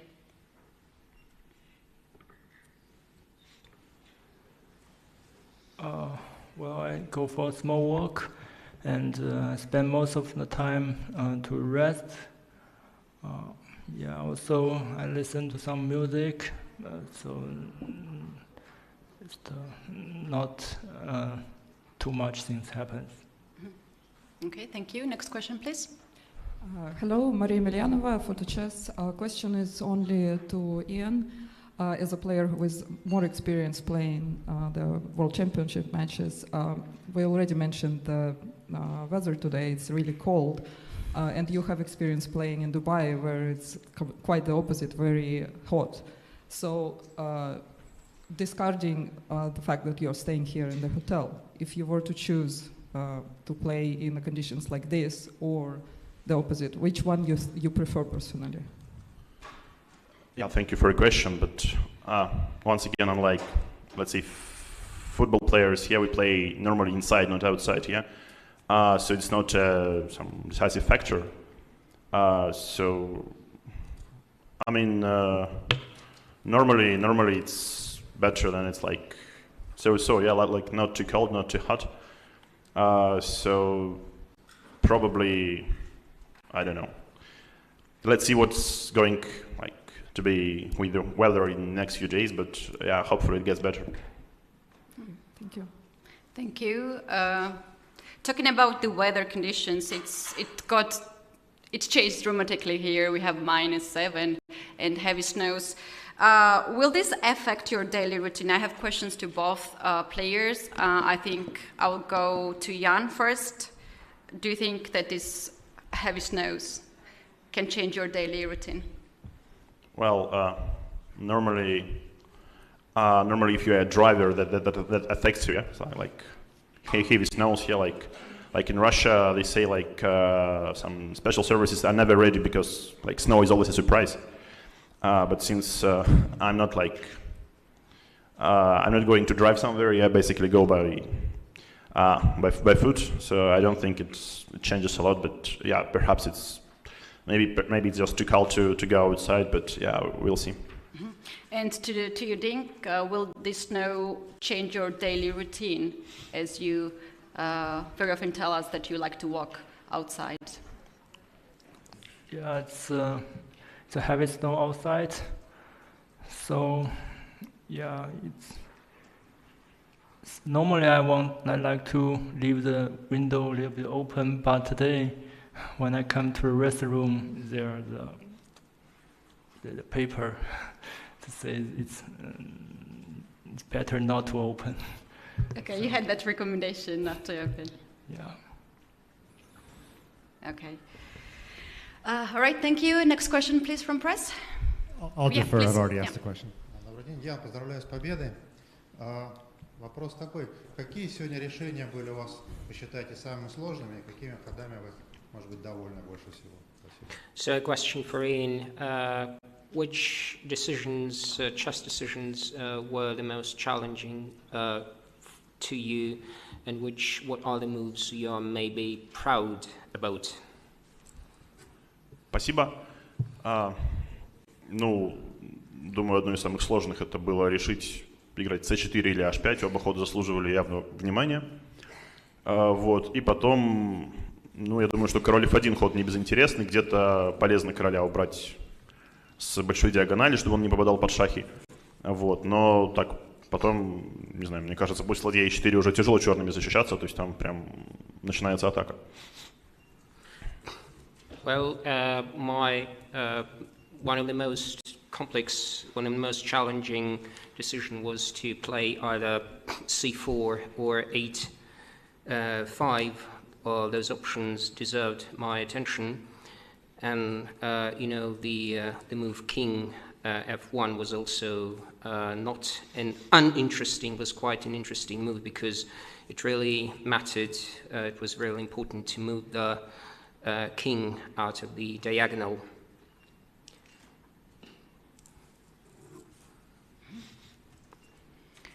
All right, next question, please.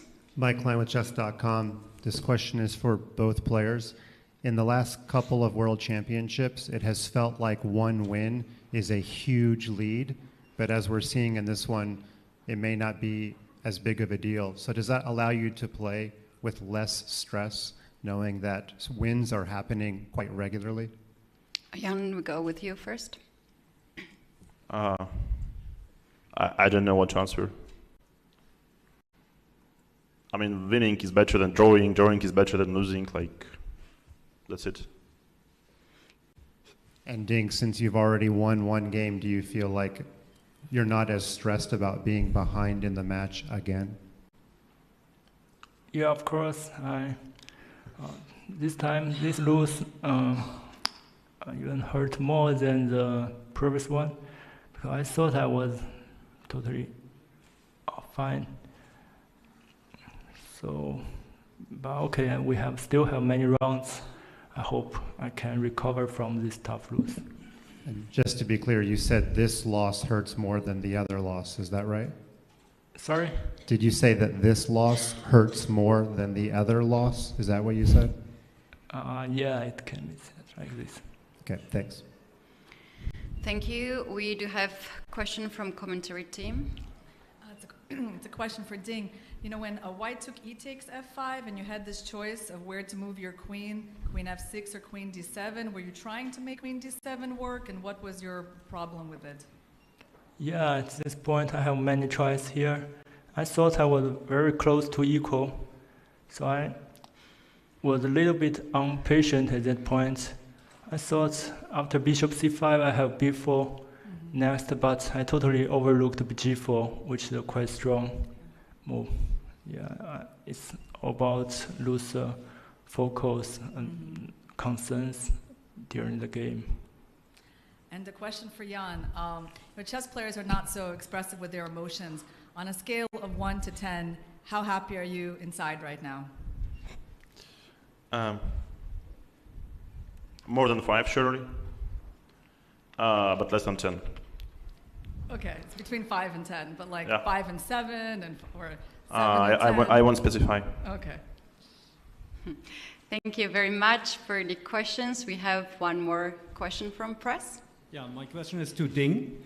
I just arrived today, and I don't know if somebody else asked this question before, but in the media center I couldn't find any Chinese journalists.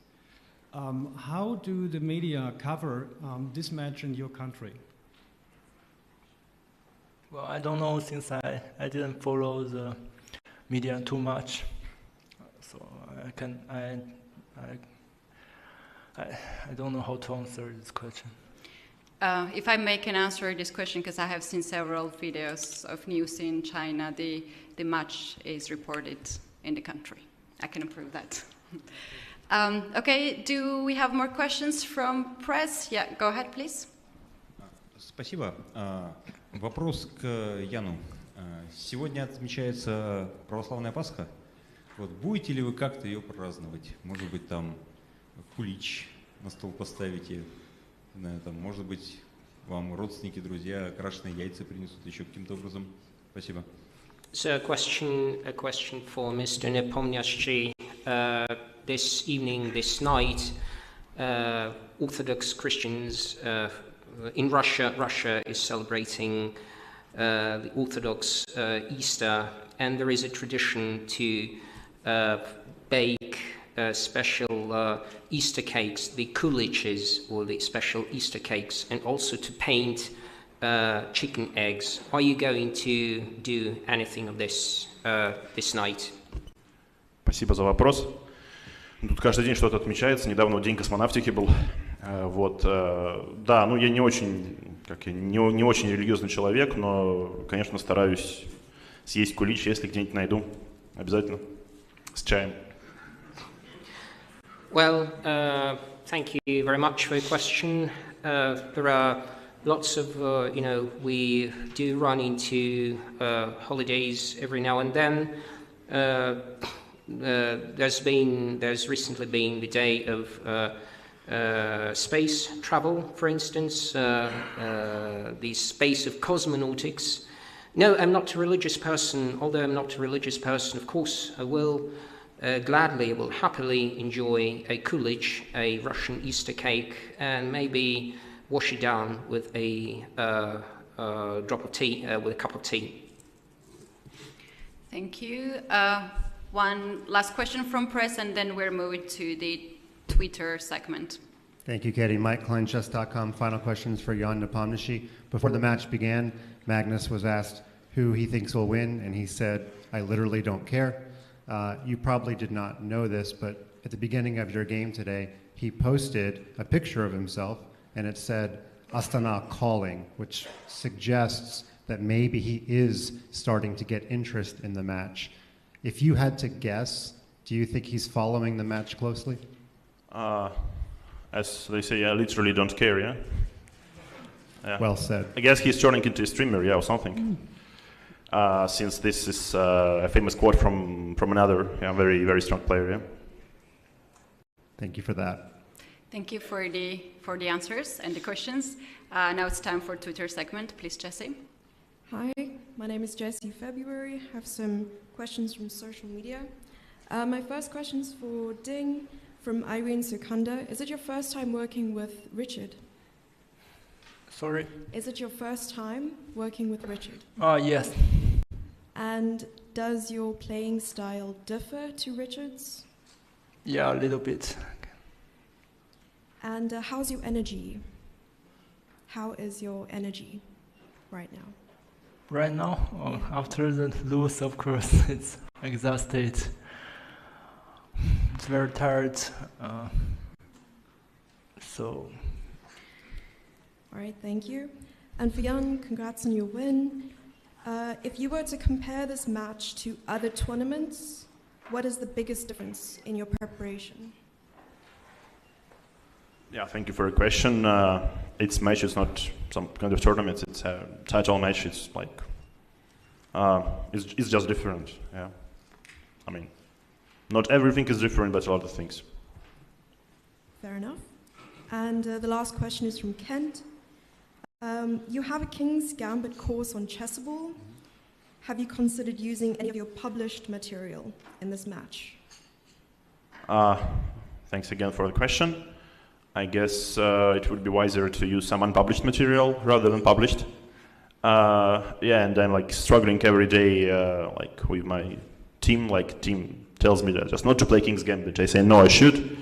Yeah, and that's what we do instead of preparation, probably. Thank you. Thank you very much. Do we have more questions from press?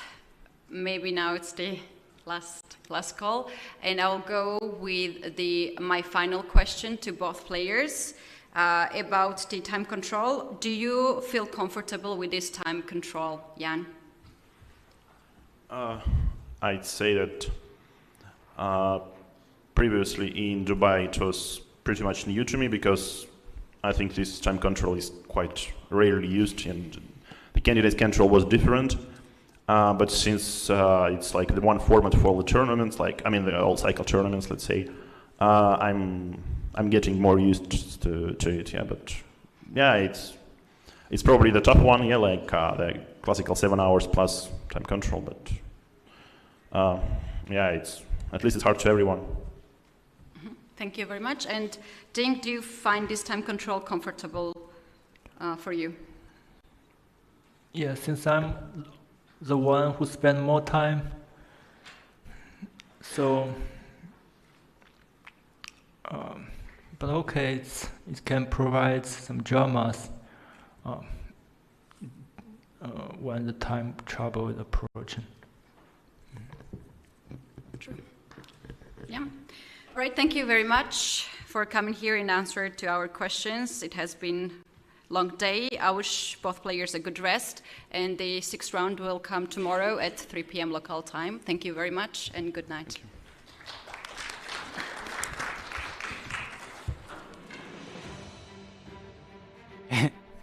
And as we look at the scoreboard there, Jan Nepomniachtchi delivering once again, winning his second game of his World Championship career, and now he holds a 1-point lead. The score is 3-2, and the ball is, of course, back in Ding Liren's court.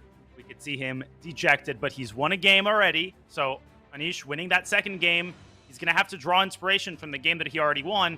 He's got the white pieces, and if this next game is going to be anything like the games that we've seen thus far, he's going to be able to pose serious problems because the side of the white pieces has been in charge thus far.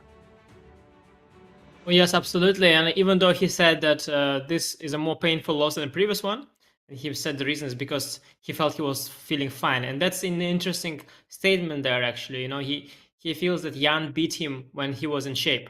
And that indeed can also be quite painful. So an interesting statement there, but he is, of course, far from dejected.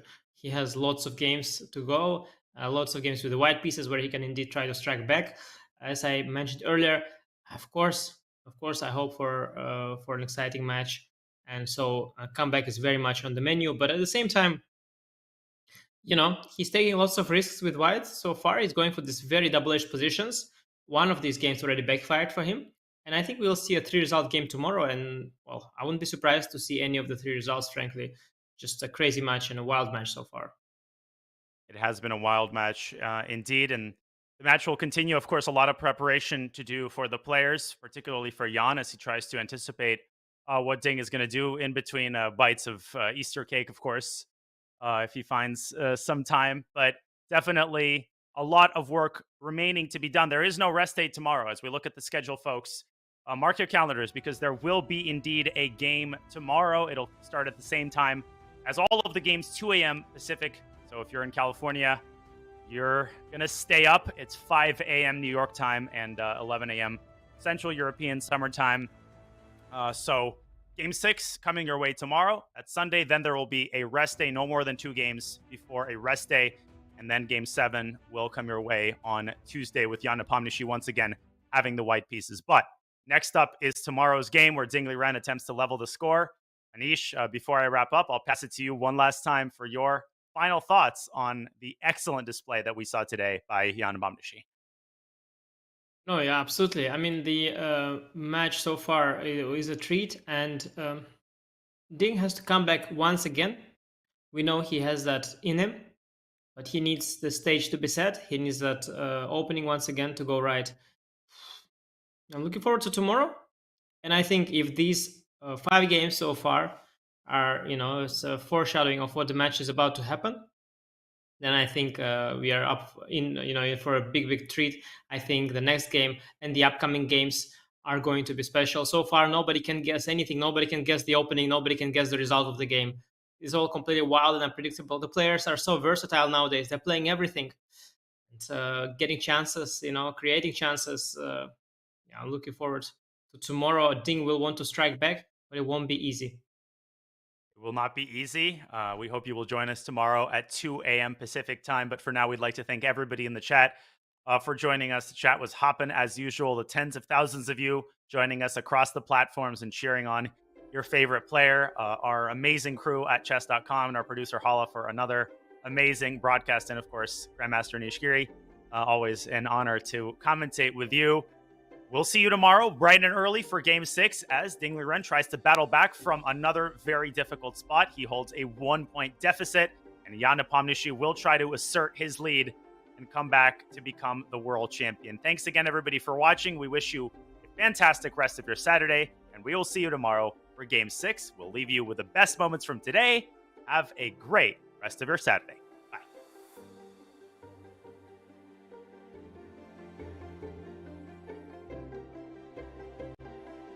This is going to be a long, interesting, and very important game. We see the handshake there between the players. Ding following up with knight c6. No Petrov for us today. And this is the second moment of truth. Bishop is off to b5. So we have another Rui Lopez. Will we see a more mainstream choice by Jan? I think is the next big question. I wonder if Nepo's excited to reach this kind of position. And I wonder if his team looked at h6 Anish. There's more stuff to grab onto. And as I say that, rook a8 has been played. Moment of truth, Nepo has indeed refrained. I think it's a disaster for Black already. This could get incredibly unpleasant. Ding ran back to the board, like literally ran, and he's already played c4, so we're about to find out. Yeah, he's taking it. Not shocked. I mean, I'm not shocked. It doesn't look so bad to me, to be very honest. I think he simply missed g4. Rook e2 is computer best, and Nepo, I think, he smells it.